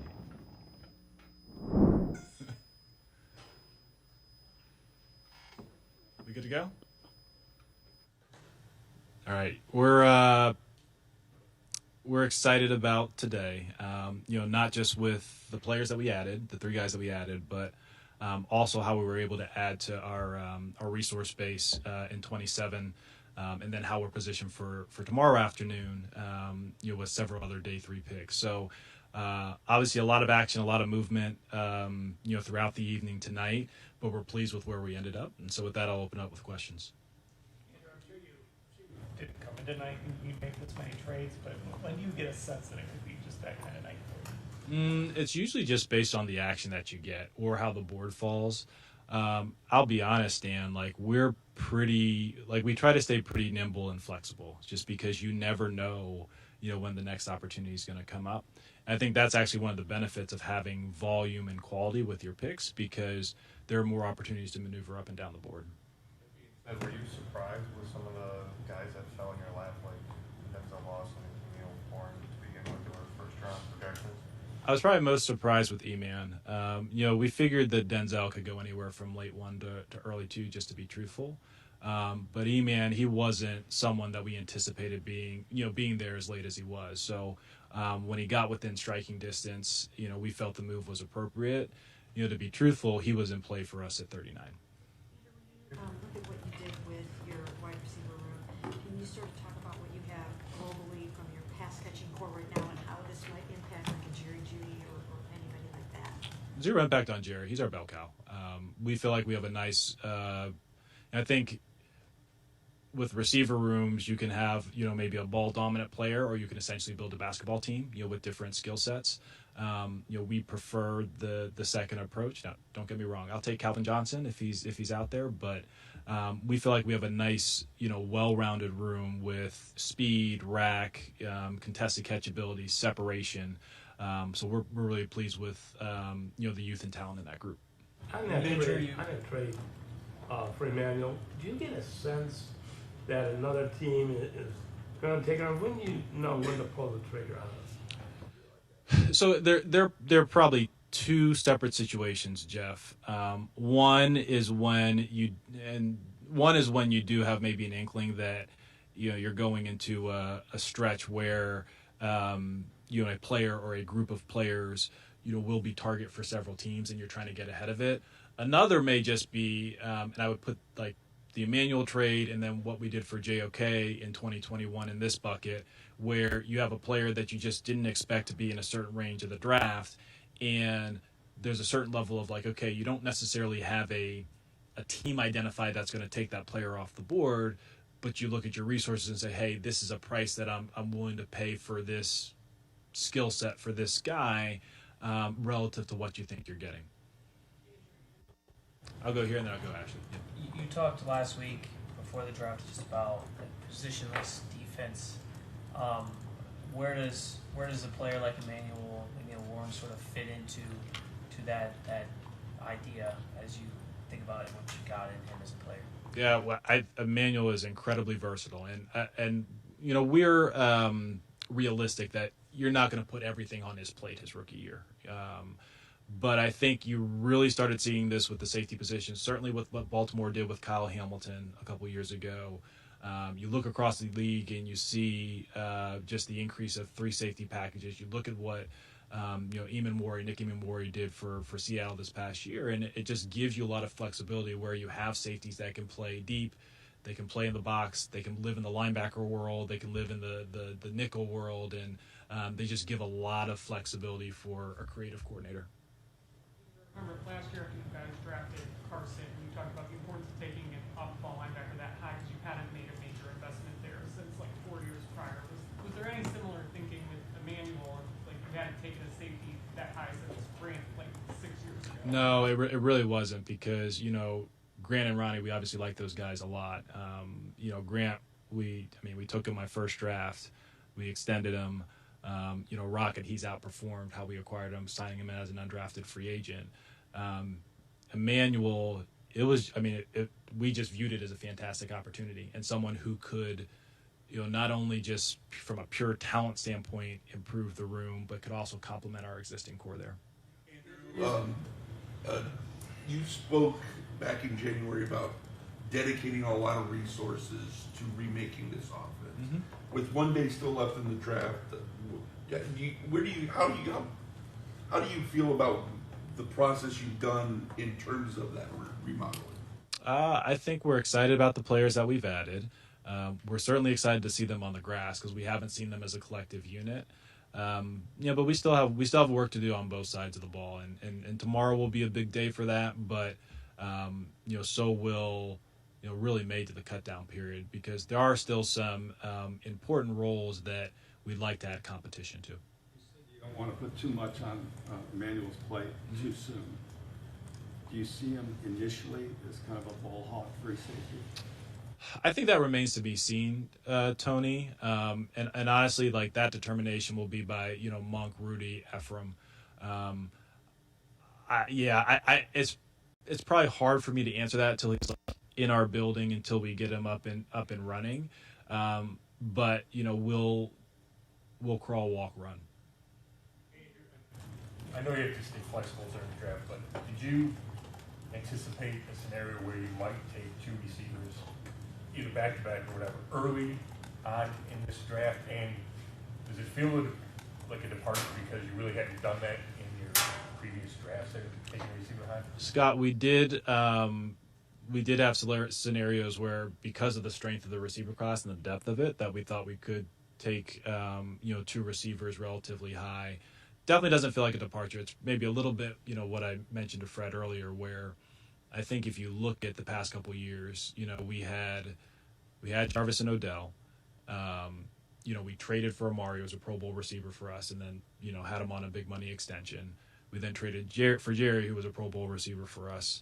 And then, like, I was actually even thinking, and this one didn't maybe work out quite as cleanly, but even the years where we were short first-round picks, one of those trades was for Elijah Moore, and then, trading down from 2 for Elijah Moore, and then taking Sed in 3. So there's no philosophical thing there. It's obviously easier to maybe dictate the room a little bit more when you have your full slate of resources. I'm just asking Todd about how the quarterbacks looked on the last 2 days of minicamp, because we didn't get to see any of that. So just wondering, how comfortable are you with the quarterback room right now? And what are you still thinking that it's wholly realistic to possibly add somebody to the room on the 3rd day of the draft? Yeah, we'll always add talent at the most important position. That's I guess full stop. Doesn't matter who's in the room. If there's a quarterback that we'll like, that's available to us at the right cost, we'll add that player. That being said, the 3 guys have done a really nice job so far this spring. We're lucky that we got 3 days on the grass. They all are learning the offense quickly. Working through their mistakes, throwing the ball well. But that wouldn't prevent us from adding a player that we like tomorrow. Gaming all this stuff out. Was there a scenario where you had your first 4 picks, all this Cleveland Browns? I mean, it seems like 4 players that a lot of people had first-round grades on. And, I know a couple years ago with JOK, you felt like you got one there, but it feels like you got 2 of them here. Yeah, I think as we work through scenarios, as we work through simulations, we did have simulations where the receivers kind of lined up the way that they did, just because of the strength of this class. I'll be honest, I did not anticipate a world where Emanuel went as late as he did. What about the kind of stutter step out of the 3rd round and back in? Did you overlook Austin? No. So I actually call those yo-yo trades. So, like, sometimes you get a situation. Actually, probably the first time I started calling was that when we moved back in. It was actually Sashi. I think we moved back in 17, picked up a future 1, and I think we moved back up for David at the end of 1. Oftentimes those trades become, like if you look at the aggregate set of moves, they become pretty efficient because you pick up either a high level or future asset, but you're able to still get a targeted player without giving all those realized gains back. Very rare situations will we do that, but we felt like this was one where it made the most sense. Special affinity for the 5th round, and The 5th round is the new 7th, Mary Kay. Yeah, so.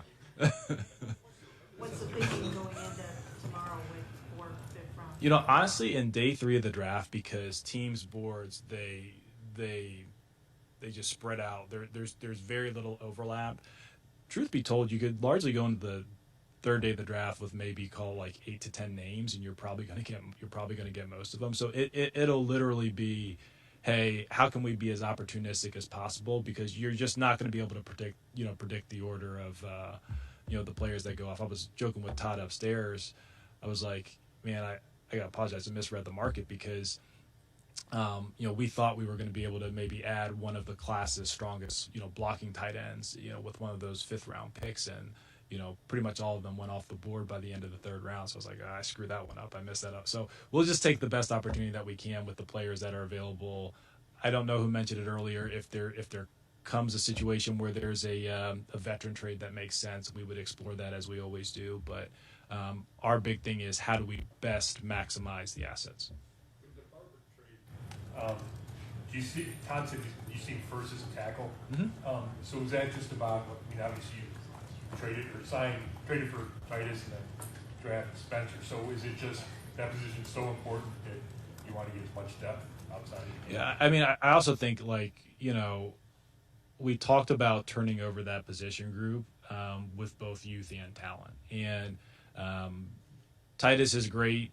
He can play tackle, he can play guard, but also being realistic that he is a little bit more advanced in his career, relative to some of the other players. But you can never have enough of the tackles. You can never have enough of the line of scrimmage players, just because they're so hard to find and they're so hard to acquire once you get past this point that we want to roll deep in those position groups when we can.